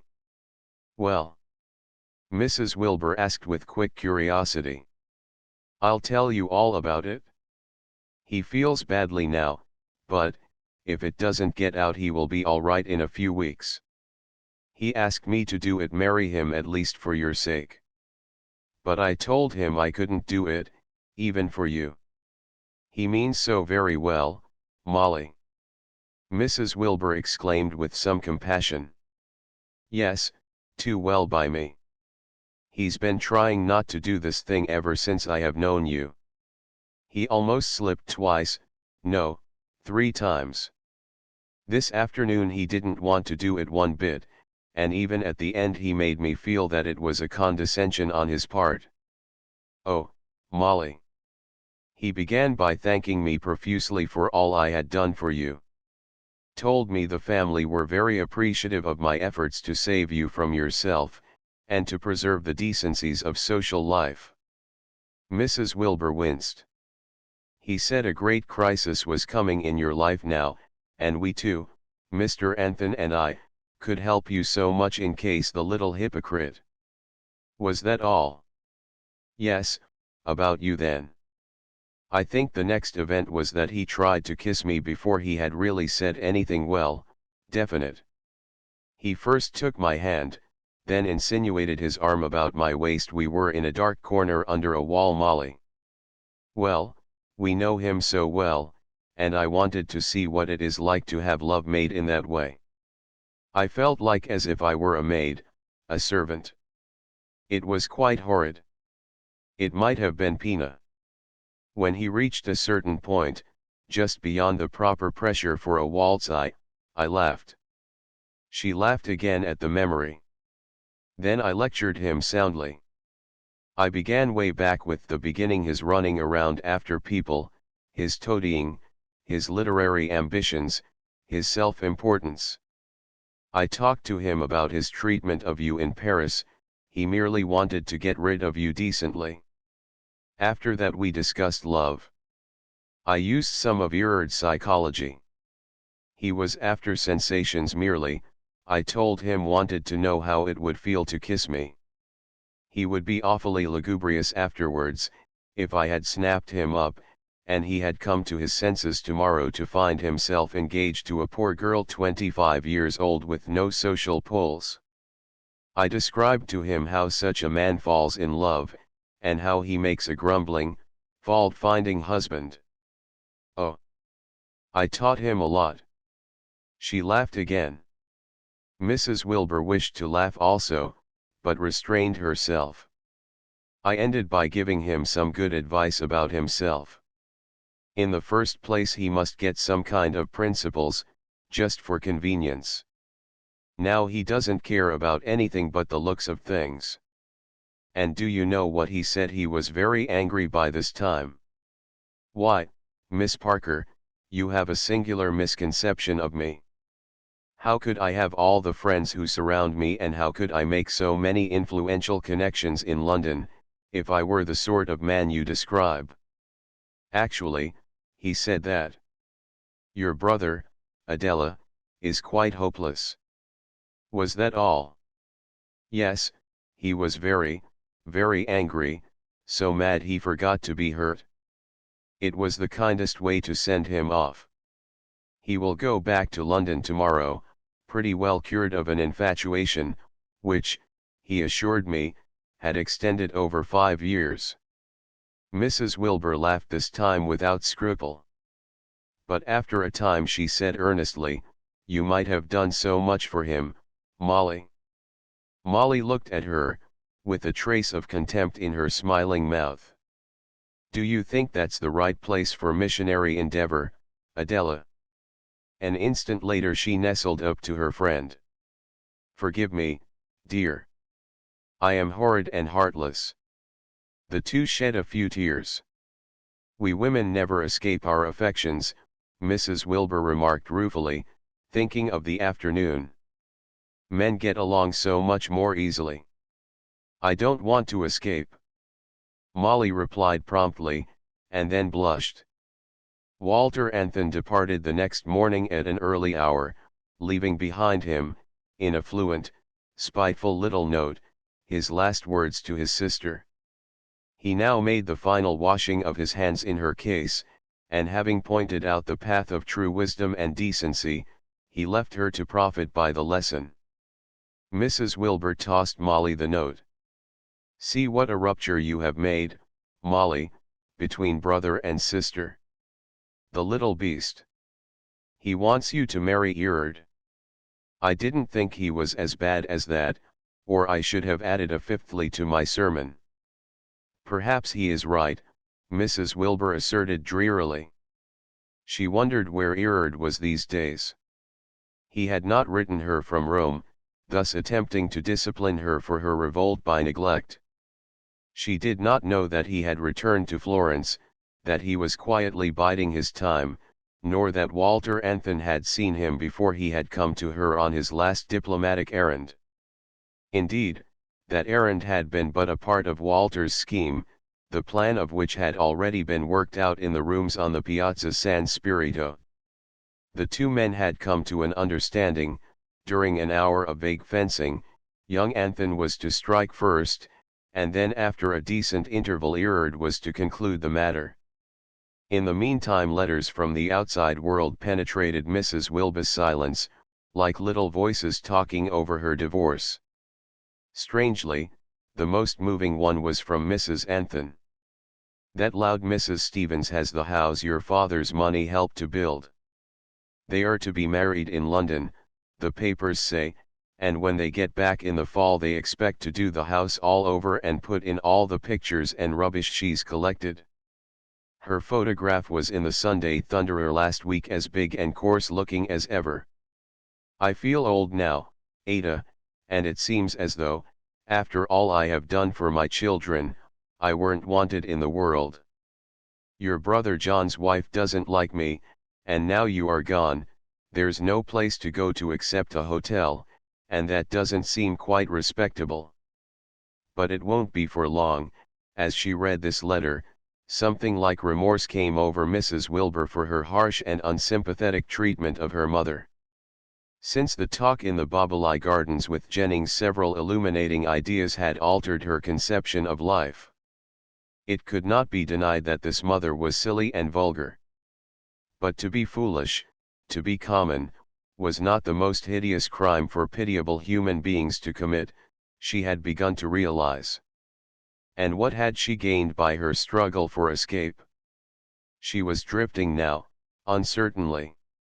Drifting, her life must be, if she continued her effort, drifting on into a déclassé milieu, where she would amuse herself with the gossip and fritter of art, where her sole object would be to enjoy and pass away the years.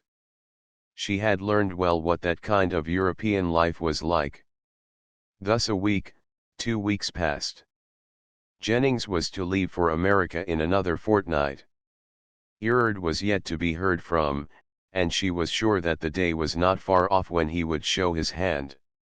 At times the idea of the tie that bound her to him exhaled a strange kind of corrupt fascination. How he had dominated her! What was there inside of him? She felt a reckless curiosity to explore the dark, private places of his soul, to touch his clammy self more closely, and to know the worst. At last Erard appeared late one evening. Molly and Jennings had gone out in search of a cool breeze. As Mrs. Wilbur lay in the moonlight on the terrace, she heard a soft step on the road below the wall. It crept on around the corner, and the sound disappeared. She knew it was Erard. Soon she heard his quiet, positive, yet cat-like tread on the terrace. She could feel his movement behind her, he was gaining, coming closer at last, and she lay passive, wondering what the outcome would be. "You are quite alone?" Erard greeted her questioningly. "Yes," she murmured, without betraying either interest or surprise in his presence. She took it for granted that he had just returned from Rome. Such a heavenly night. Erard dropped his glasses and leaned against the parapet as if he had plenty of time for contemplation. He had accepted the idea of marriage with its possible inconveniences, yet he did not propose to be untactful, to place himself in the open by asking her to become Mrs. Erard. He would first bid her love him, as though he knew of no possible union for them. That was a finer stroke, and if Anthony had had sense enough not to chatter about their talk, all would go as he planned. She was a fit possession to have, he reflected, as he watched her white face. She was striving, unsatisfied, keen-minded, and beautiful, with a reserve of feminine power, which even his insinuating wits couldn't penetrate. She was John Anthon's daughter, and had 150,000 from him, and a fool of a brother. She was Sebastian Anthon's niece, and had 200,000 from him. Sebastian Anthon was the kind old fool who had supplied him with money to live on, as you'd give a boy pocket money, and then had turned him off to starve because he didn't make enough of a sensation. She had been John Wilbur's wife, and had deserted that pompous bourgeois at his suggestion because the successful Wilbur was too much of a stupid. He, Simeon Erard, held her in his hand as his ripe spoil. "It is one great peace here," he resumed. "I feel content, too. So much that I have striven for all these years since you first began your help to me has come about. I have been asked recently to contribute a series of articles to the New International Review. There is talk, I hear, of making me one of the sub-editors. That would necessitate our living in Paris part of each winter. The publishers have begun to print our book. I have the proofs of the first volume with me. We can run them over together this summer. He paused, surprised that she seemed so languid. "Doesn't that interest you any more?" he asked suspiciously. "Of course." Mrs. Wilbur roused herself. "I am glad to know that your efforts are meeting with their reward. You are getting some of the prizes in your game." A sudden whim made her add meaningly, "Now you can afford to look outside, you can do something for your father. Peter, you know, is gone. He died without getting the prizes." She could hear the gravel crunch under his feet as he turned swiftly from his idle stand by the parapet, but he answered tranquilly. "What have they to do with the matter? Have I ever mentioned them to you? I will take care of them in my own good time. You do not understand, Adela. Oh, no, you never mentioned them to me. It occurred to me that in this new life of success, you might have time and means to take Peter's place." He did not reply. Her remarks seemed to make little impression on him. Instead, he drew near her, deliberately, watching her steadfastly. "What I wish is that this new life shall bring me you." He pronounced the words with slow emphasis. She remained numb, vaguely repeating his words to herself. He continued slowly, "We are made for each other. Wilbur had said that. You have the strong mind, and you know what living means. Too well, alas. And he had taught her many a lesson. We have lived this year as one person. You know my thoughts, I know yours." He paused after every phrase. Then, as he had planned, he attempted passion. It was the right place for passion, and this silent, white woman with her somber face, who for once refused to meet him, moved him to a sort of self-conscious passion.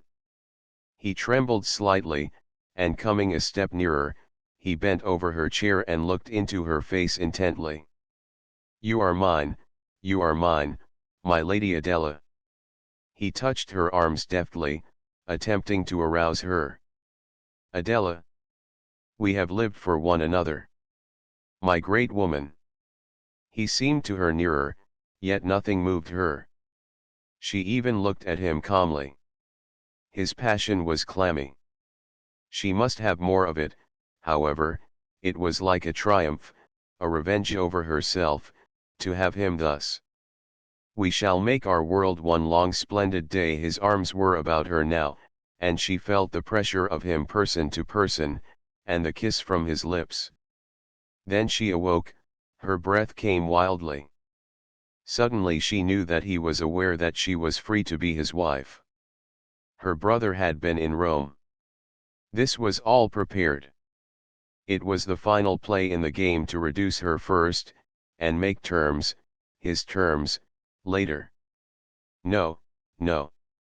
She pushed him back coldly. "You are mine. You have said it with your eyes, once, twice, and now I take my own. Yes. I have been yours in despair, in reckless thought, but that has passed. It is impossible." He looked at her nonplussed. She felt compelled to explain. "You have broken me in, made yourself my master. You made me think content with the little commonplace of life was silly. You scoffed at all the pitiful efforts of the others. And I obeyed you. I broke their laws, thinking to find peace in beauty and enjoyment. Well? What do you want?" "Want," she repeated contemptuously. "Everything. Jan lowered me step by step, making me follow you, work for you, testing me, and if you had been enough of a man to have had pity, to have loved, then. But, what is the use of words? I don't love you, understand? I feared you, but I don't love you. And I see you now quite clearly without glamour. I hate the kind of man you have made yourself. I hate you," she repeated deliberately as he stepped back. "No, I am wrong, I despise you, as I can go on working for you, admiring your clever wits, and helping you perhaps, but I despise you so heartily that you will never feel it." She stopped exhausted. "Did I advise you to follow this way of life?" Erard asked, attempting to regain his usual imperturbability. "Oh, no. You would do nothing so rash." "Have I given you nothing?" "Why, yes, yourself. And, I suppose, I should be content with that. You have got out of life what you wanted, including your poor triumph over me. But if you ever come to have the highest fame you dream of, that will make no difference to me.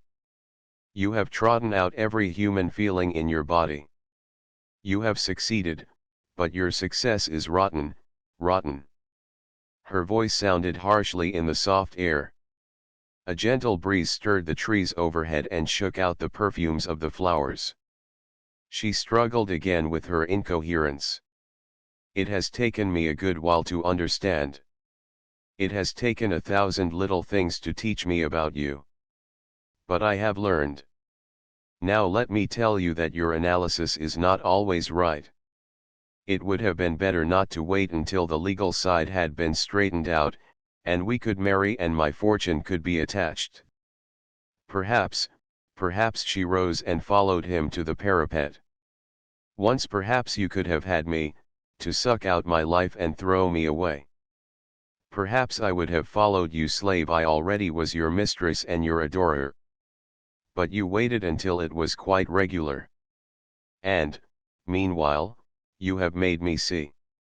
I don't follow your ravings closely, but I gather that if I had let you take care—" "Mind your manners," she exclaimed more calmly, with a touch of her old haughtiness.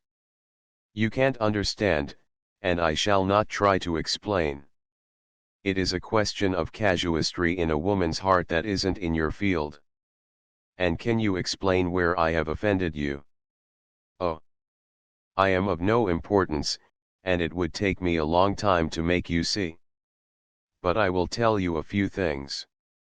You have pushed your way, you have taken what you want from the world, lived off it. You have abandoned your own people, you have sneered at your own land. And, what is worse than all, you have failed to add one beautiful thing to this sore old world. You cannot, you cannot. I did not know why, now I do. There is no blood in your body, Mr. Simeon Erard, no human, sinning, rich blood. Ah! You know too much, and your knowledge is worthless." Erard made no attempt to stem this impetuous passion. Women were powder mines, or brutes, if they had any spirit in them. This one had served him a panther's trick. "You have taught me to climb the same desolate hill where you have perched yourself.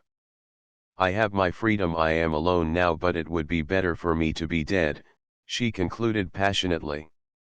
"Do you regret that your husband has made it quite impossible for you to play the prodigal wife?" Mrs. Wilbur gave him the look that is a blow. "You are so low that we need not discuss my divorce. Indeed, we need not alter our way of life, so long as it interests me. When you cease to amuse my wits, I shall give you notice. Until then I shall be glad to continue my assistance. And I think it will be easier for both of us, now that we understand each other. It might be better for your reputation, since you are divorced, to thank you. You are tender of my reputation rather late. Remember that you have taught me to live above such Philistine considerations. And I have explained sufficiently why I do not care to be Mrs. Simeon Erard. We can hardly continue our former relationship under the circumstances." Mrs. Wilbur laughed lightly. "Don't be so foolish as to try the heroic. Be the very wise man you have made me believe you are, and continue as if nothing had happened but a temporary aberration from reason on your part. Or, rather, a miscalculation that we can forget soon. And I may take myself away from your fold some day." Erard folded his arms and looked at her sneeringly. "You have never shown me quite so much of this theatrical side." "No? We women have it about us somewhere, and certain topics are likely to call it out. There is convention you and I agree that is senseless and boring. There is intelligence you and I value that quite highly enough. And there is life and honor and love, on such matters you are not fitted to talk, and I grow theatrical. If you will ring that bell in the arbor, Pina will bring you some wine and cigarettes. There are the voices of Mr. Jennings and Molly. We have had just time enough for our little understanding, Mr. Simeon urged. She nodded to him pleasantly, and walked into the villa with a light step. Chapter X. The night was so still and hot that no one proposed to try for sleep in close chambers. They sat in the garden watching the little villages go out into darkness, snuffed out like candles over the plain and hills. Only Fiesole, solitary on its lonely pinnacle, sent one stream of steady light across the valley. The gloomy palaces below them were utterly quiet, as if empty and desolate. The stars in the heavens shone distantly in the immense blackness. At last the men strolled down to the gate, smoking and talking. "I am so very, very happy," Molly Parker whispered, crouching down by her friend's chair. "I was thinking that I am so very sad," Mrs. Wilbur replied dreamily. "But I was wrong. I have sloughed off a delusion, and I am alive again. I have broken with myself. But what has happened to Molly? Is she at last in love?" For an answer the younger woman put her arms about Mrs. Wilbur and rested her head upon her shoulder. "So it is all right, Molly, at last." "Yes, I knew it must be, though I was afraid and sad when I came away from Chicago." "And you are sure?" Mrs. Wilbur asked, as if doubtful whether human hearts were to be trusted. "There is nothing to tell you, nothing." "But you are so sure." A word, a look, and then, "Oh Adela, there is such peace." Mrs. Wilbur stroked her face silently. The heart of a child had lived on into maturity in this woman, at least. "And you don't mind the poverty and the small future, Adela? And you think it will always be enough for him to put his arm there where mine is?" "I don't think." "Yes, that is better, dear. You have all that I have striven for. It has come to you unconsciously and naturally, like sleep when you are tired, or food when you are hungry." Poor Adela. "Oh, no. I am content. I have found out, after all my blundering, what kind of a world it is. A big place. One must not shiver in it. The really foolish people are those who struggle, like me, for what is only an idea." They continued to hold one another silently. At last Molly Parker spoke mischievously. "Perhaps there won't be niggers always." Mrs. Wilbur laughed.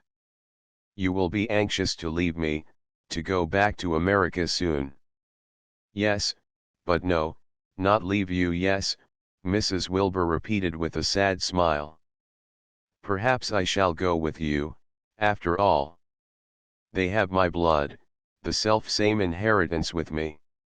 In them and with them must I make my life, if it is to be anything." Molly kissed her again tearfully. "There are some whom I have made to suffer," Mrs. Wilbur mused, "and especially my mother. I must learn how to live." Transcriber's notes: obvious typographical errors have been corrected. Inconsistencies in hyphenation have been standardized. Archaic or variant spelling has been retained. New original cover art included with this ebook is granted to the public domain. End of the Project Gutenberg ebook. The Gospel of Freedom updated editions will replace the previous one. The old editions will be renamed. Creating the works from print editions not protected by U.S. copyright law means that no one owns a United States copyright in these works, so the Foundation, and you, can copy and distribute it in the United States without permission and without paying copyright royalties.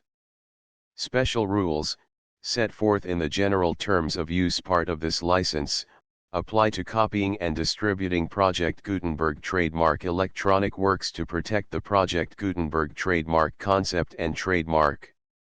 Project Gutenberg is a registered trademark, and may not be used if you charge for an ebook, except by following the terms of the trademark license, including paying royalties for use of the Project Gutenberg trademark. If you do not charge anything for copies of this ebook, complying with the trademark license is very easy. You may use this ebook for nearly any purpose such as creation of derivative works, reports, performances, and research. Project Gutenberg ebooks may be modified and printed and given away. You may do practically anything in the United States with ebooks not protected by U.S. copyright law. Redistribution is subject to the trademark license, especially commercial redistribution. Start, full license. The full Project Gutenberg license. Please read this before you distribute or use this work to protect the Project Gutenberg trademark mission of promoting the free distribution of electronic works, by using or distributing this work, or any other work associated in any way with the phrase Project Gutenberg. You agree to comply with all the terms of the full Project Gutenberg trademark license available with this file or online at www.gutenberg.org/license. Section 1. General Terms of Use and Redistributing Project Gutenberg Trademark Electronic Works 1.a. By reading or using any part of this Project Gutenberg trademark electronic work, you indicate that you have read, understand, agree to and accept all the terms of this license and intellectual property, trademark/copyright, agreement. If you do not agree to abide by all the terms of this agreement, you must cease using and return or destroy all copies of Project Gutenberg trademark electronic works in your possession. If you paid a fee for obtaining a copy of or access to a Project Gutenberg trademark electronic work and you do not agree to be bound by the terms of this agreement, you may obtain a refund from the person or entity to whom you paid the fee as set forth in paragraph 1.e.8. 1.b. Project Gutenberg is a registered trademark. It may only be used on or associated in any way with an electronic work by people who agree to be bound by the terms of this agreement. There are a few things that you can do with most Project Gutenberg trademark electronic works even without complying with the full terms of this agreement. See paragraph 1.c below. There are a lot of things you can do with Project Gutenberg trademark electronic works if you follow the terms of this agreement and help preserve free future access to Project Gutenberg trademark electronic works. See paragraph 1.e below. 1.c. The Project Gutenberg Literary Archive Foundation, the Foundation or PGLOF, owns a compilation copyright in the collection of Project Gutenberg trademark electronic works. Nearly all the individual works in the collection are in the public domain in the United States. If an individual work is unprotected by copyright law in the United States and you are located in the United States, we do not claim a right to prevent you from copying, distributing, performing, displaying, or creating derivative works based on the work as long as all references to Project Gutenberg are removed.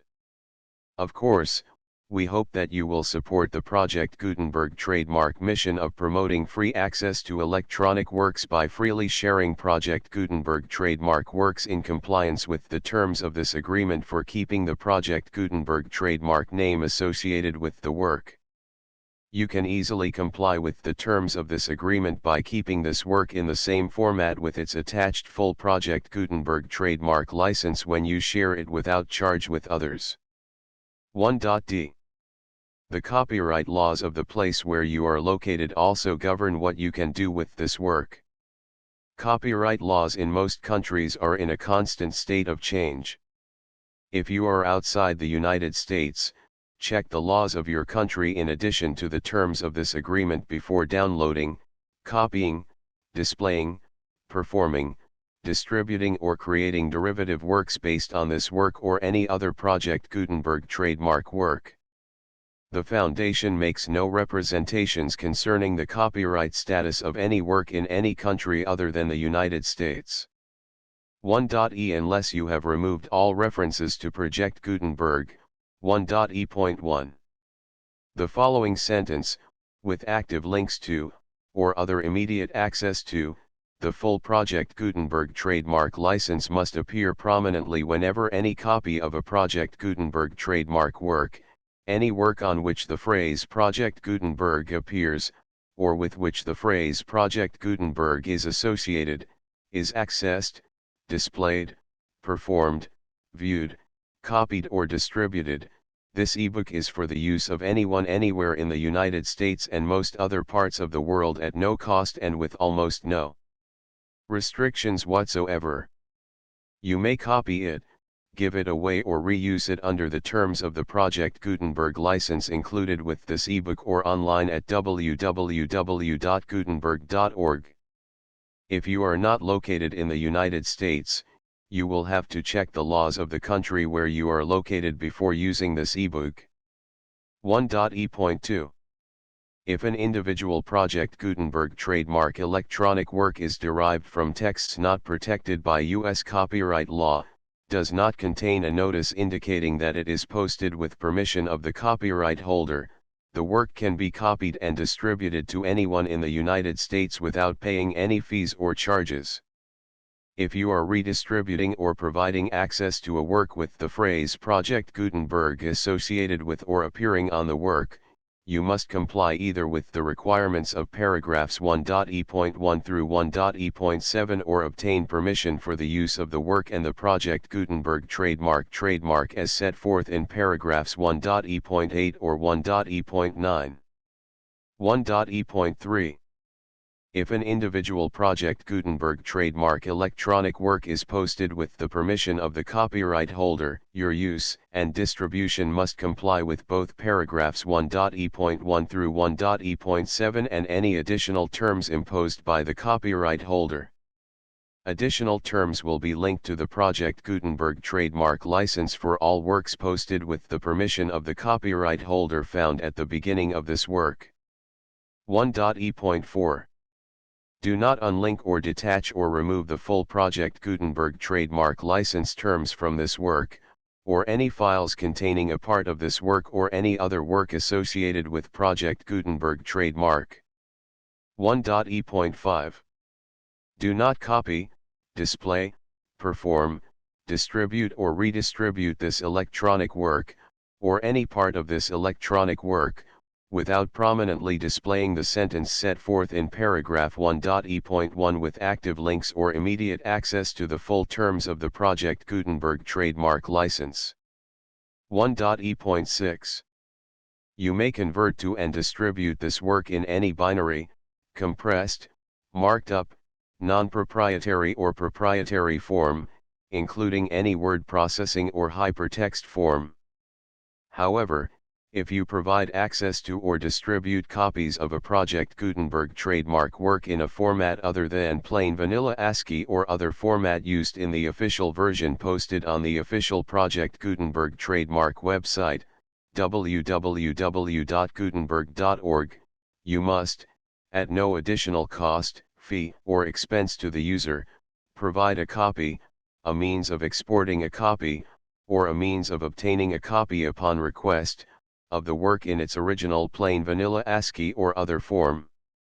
Any alternate format must include the full Project Gutenberg trademark license as specified in paragraph 1.e.1. 1.e.7. Do not charge a fee for access to, viewing, displaying, performing, copying or distributing any Project Gutenberg trademark works unless you comply with paragraph 1.e.8 or 1.e.9. 1.e.8. You may charge a reasonable fee for copies of or providing access to or distributing Project Gutenberg trademark electronic works provided that, you pay a royalty fee of 20% of the gross profits you derive from the use of Project Gutenberg trademark works calculated using the method you already use to calculate your applicable taxes. The fee is owed to the owner of the Project Gutenberg trademark, but he has agreed to donate royalties under this paragraph to the Project Gutenberg Literary Archive Foundation. Royalty payments must be paid within 60 days following each date on which you prepare, or are legally required to prepare, your periodic tax returns. Royalty payments should be clearly marked as such and sent to the Project Gutenberg Literary Archive Foundation at the address specified in Section 4, Information about donations to the Project Gutenberg Literary Archive Foundation. You provide a full refund of any money paid by a user who notifies you in writing, or by email, within 30 days of receipt that he does not agree to the terms of the full Project Gutenberg trademark license. You must require such a user to return or destroy all copies of the works possessed in a physical medium and discontinue all use of and all access to other copies of Project Gutenberg trademark works.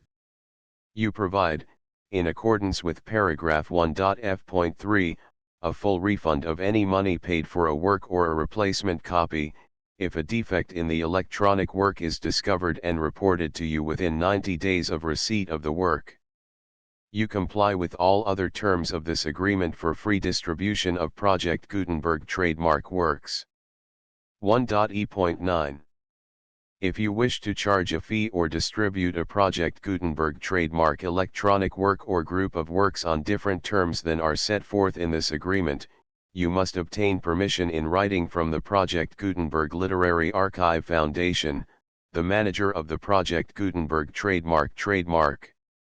Contact the Foundation as set forth in Section 3 below. 1.f.1.f.1.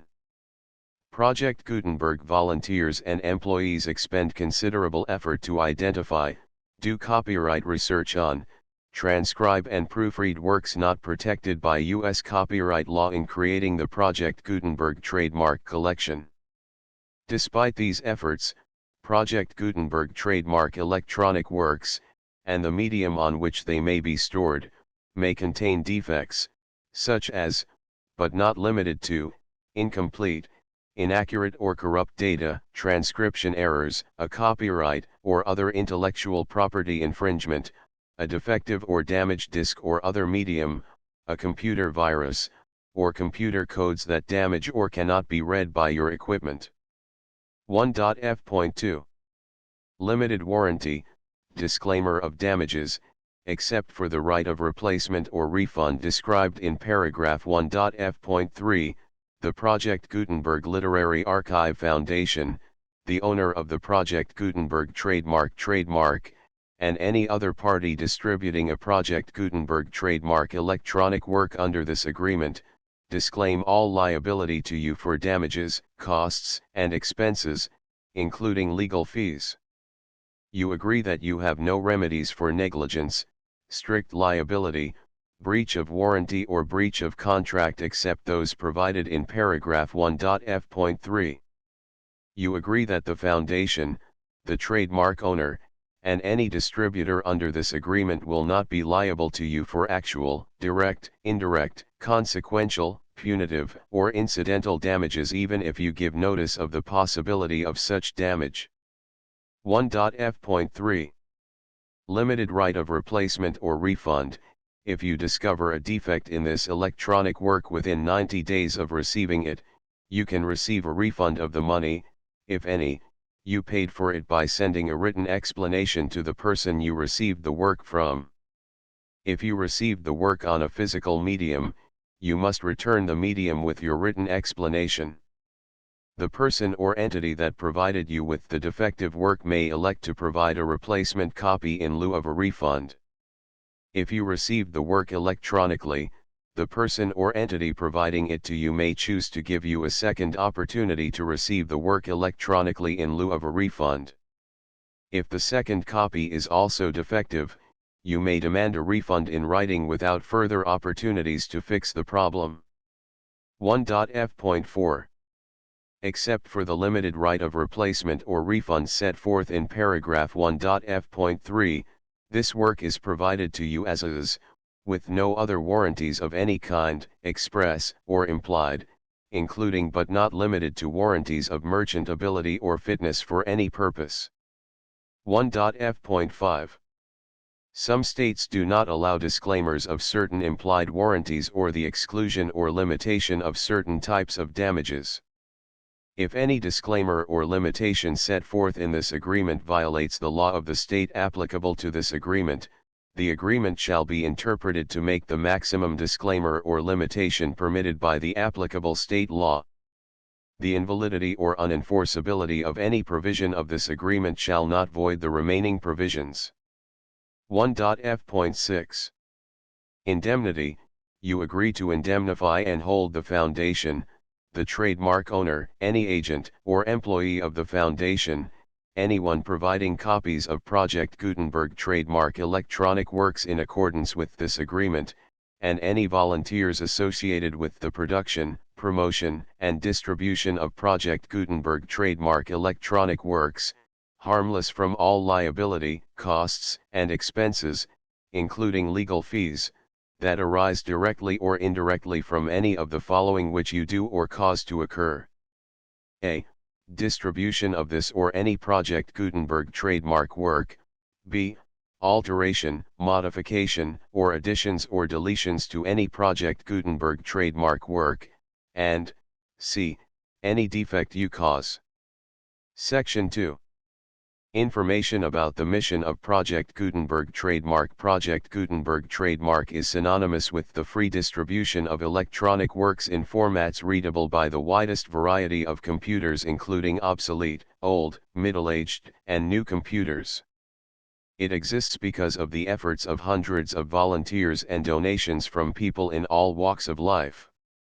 Volunteers and financial support to provide volunteers with the assistance they need are critical to reaching Project Gutenberg trademark's goals and ensuring that the Project Gutenberg trademark collection will remain freely available for generations to come. In 2001, the Project Gutenberg Literary Archive Foundation was created to provide a secure and permanent future for Project Gutenberg trademark and future generations. To learn more about the Project Gutenberg Literary Archive Foundation and how your efforts and donations can help, see sections 3 and 4 and the Foundation information page at www.gutenberg.org. Section 3.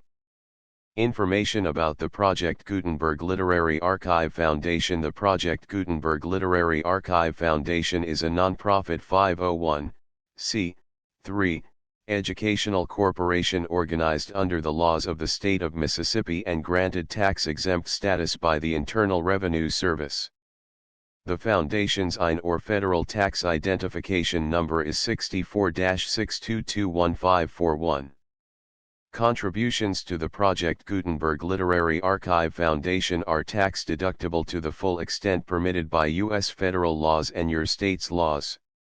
The Foundation's business office is located at 809 North 1500 West, Salt Lake City, Utah 84116801596-1887. Email contact links and up-to-date contact information can be found at the Foundation's website and official page at www.gutenberg.org/contact. Section 4. Information about donations to the Project Gutenberg Literary Archive Foundation. Project Gutenberg trademark depends upon and cannot survive without widespread public support and donations to carry out its mission of increasing the number of public domain and licensed works that can be freely distributed in machine-readable form accessible by the widest array of equipment, including outdated equipment. Many small donations, $1 to $5,000, are particularly important to maintaining tax-exempt status with the IRS. The Foundation is committed to complying with the laws regulating charities and charitable donations in all 50 states of the United States. Compliance requirements are not uniform and it takes a considerable effort, much paperwork, and many fees to meet and keep up with these requirements. We do not solicit donations in locations where we have not received written confirmation of compliance. To send donations or determine the status of compliance for any particular state, visit www.gutenberg.org/donate. While we cannot and do not solicit contributions from states where we have not met the solicitation requirements, we know of no prohibition against accepting unsolicited donations from donors in such states who approach us with offers to donate.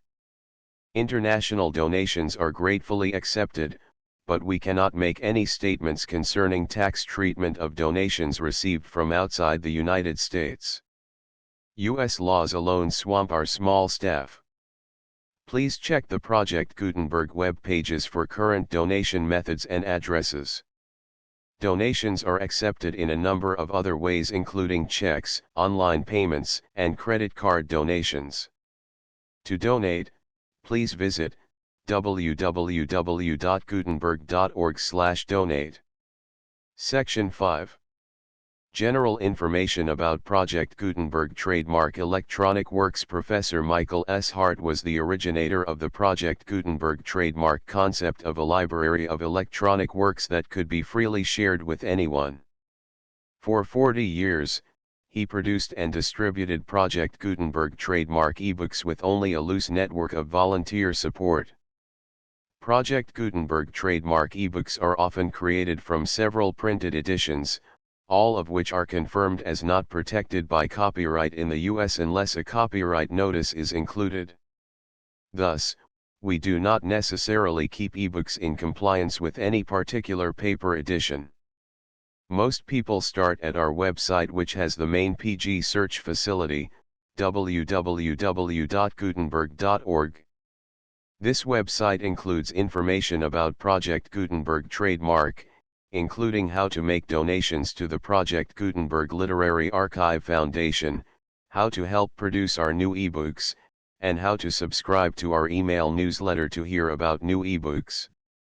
The Gospel of Freedom Part I, Chapter 2, Chapter 3, Chapter 4, Chapter V, Chapter 6, Chapter 7, Chapter 8, Chapter 9, Chapter X, Chapter 11, Chapter 12, Part 2, Chapter I, Chapter 2, Chapter 3, Chapter 4, Chapter V, Chapter 6, Chapter 7, Chapter 8, Chapter 9, Chapter X, Chapter 11, Part 3, Chapter I, Chapter 2, Chapter 3, Chapter 4, Chapter V, Chapter 6, Chapter 7, Chapter 8, Chapter 9, Chapter X. The full Project Gutenberg license 1 2 3 4 5 6 7 8 9 10 11 12 13 14 15 16 17 18 19 20 21 22 23 24 25 26 27 28 29 30 31 32 33 34 35 36 37 38 39 40 41 42 43 44 45 46 47 48 49 50 51 52 53 54 55 56 57 58 59 60 61 62 63 64 65 66 67 68 69 70 71 72 73 74 75 76 77 78 79 80 81 82 83 84 85 86 87 88 89 90 91 92 93 94 95 96 97 98 99 100 101 102 103 104 105 106 107 108 109 110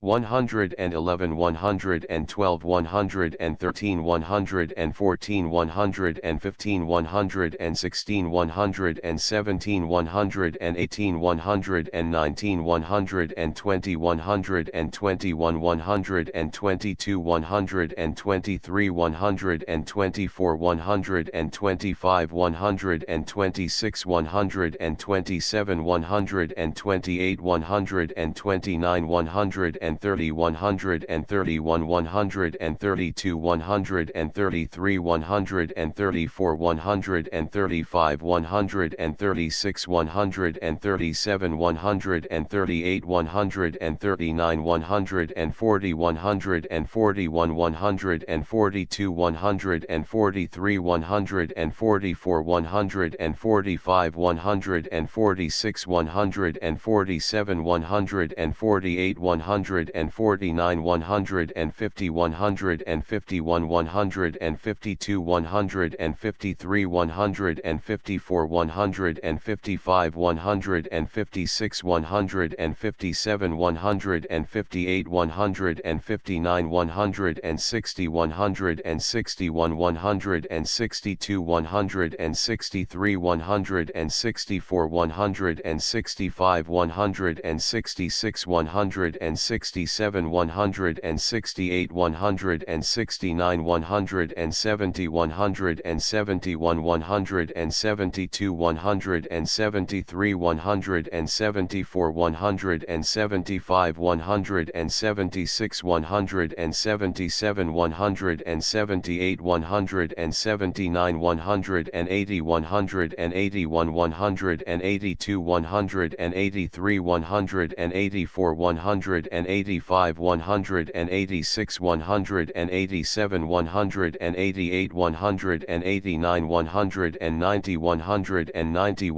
192 193 194 195 196 197 198 199 200 201 202 203 204 205 206 207 208 209 210 211 212 213 214 215 216 217 218 219 220 221 222 223 224 225 226 227 228 229 230 231 232 233 234 235 236 237 238 239 240 241 242 243 244 245 246 247 248 249 250 251 252 253 254 255 256 257 258 259 260 261 262 263 264 265 266 267 268 269 270 271 272 273 274 275 276 277 278 279 280 281 282 283 284 285 286 287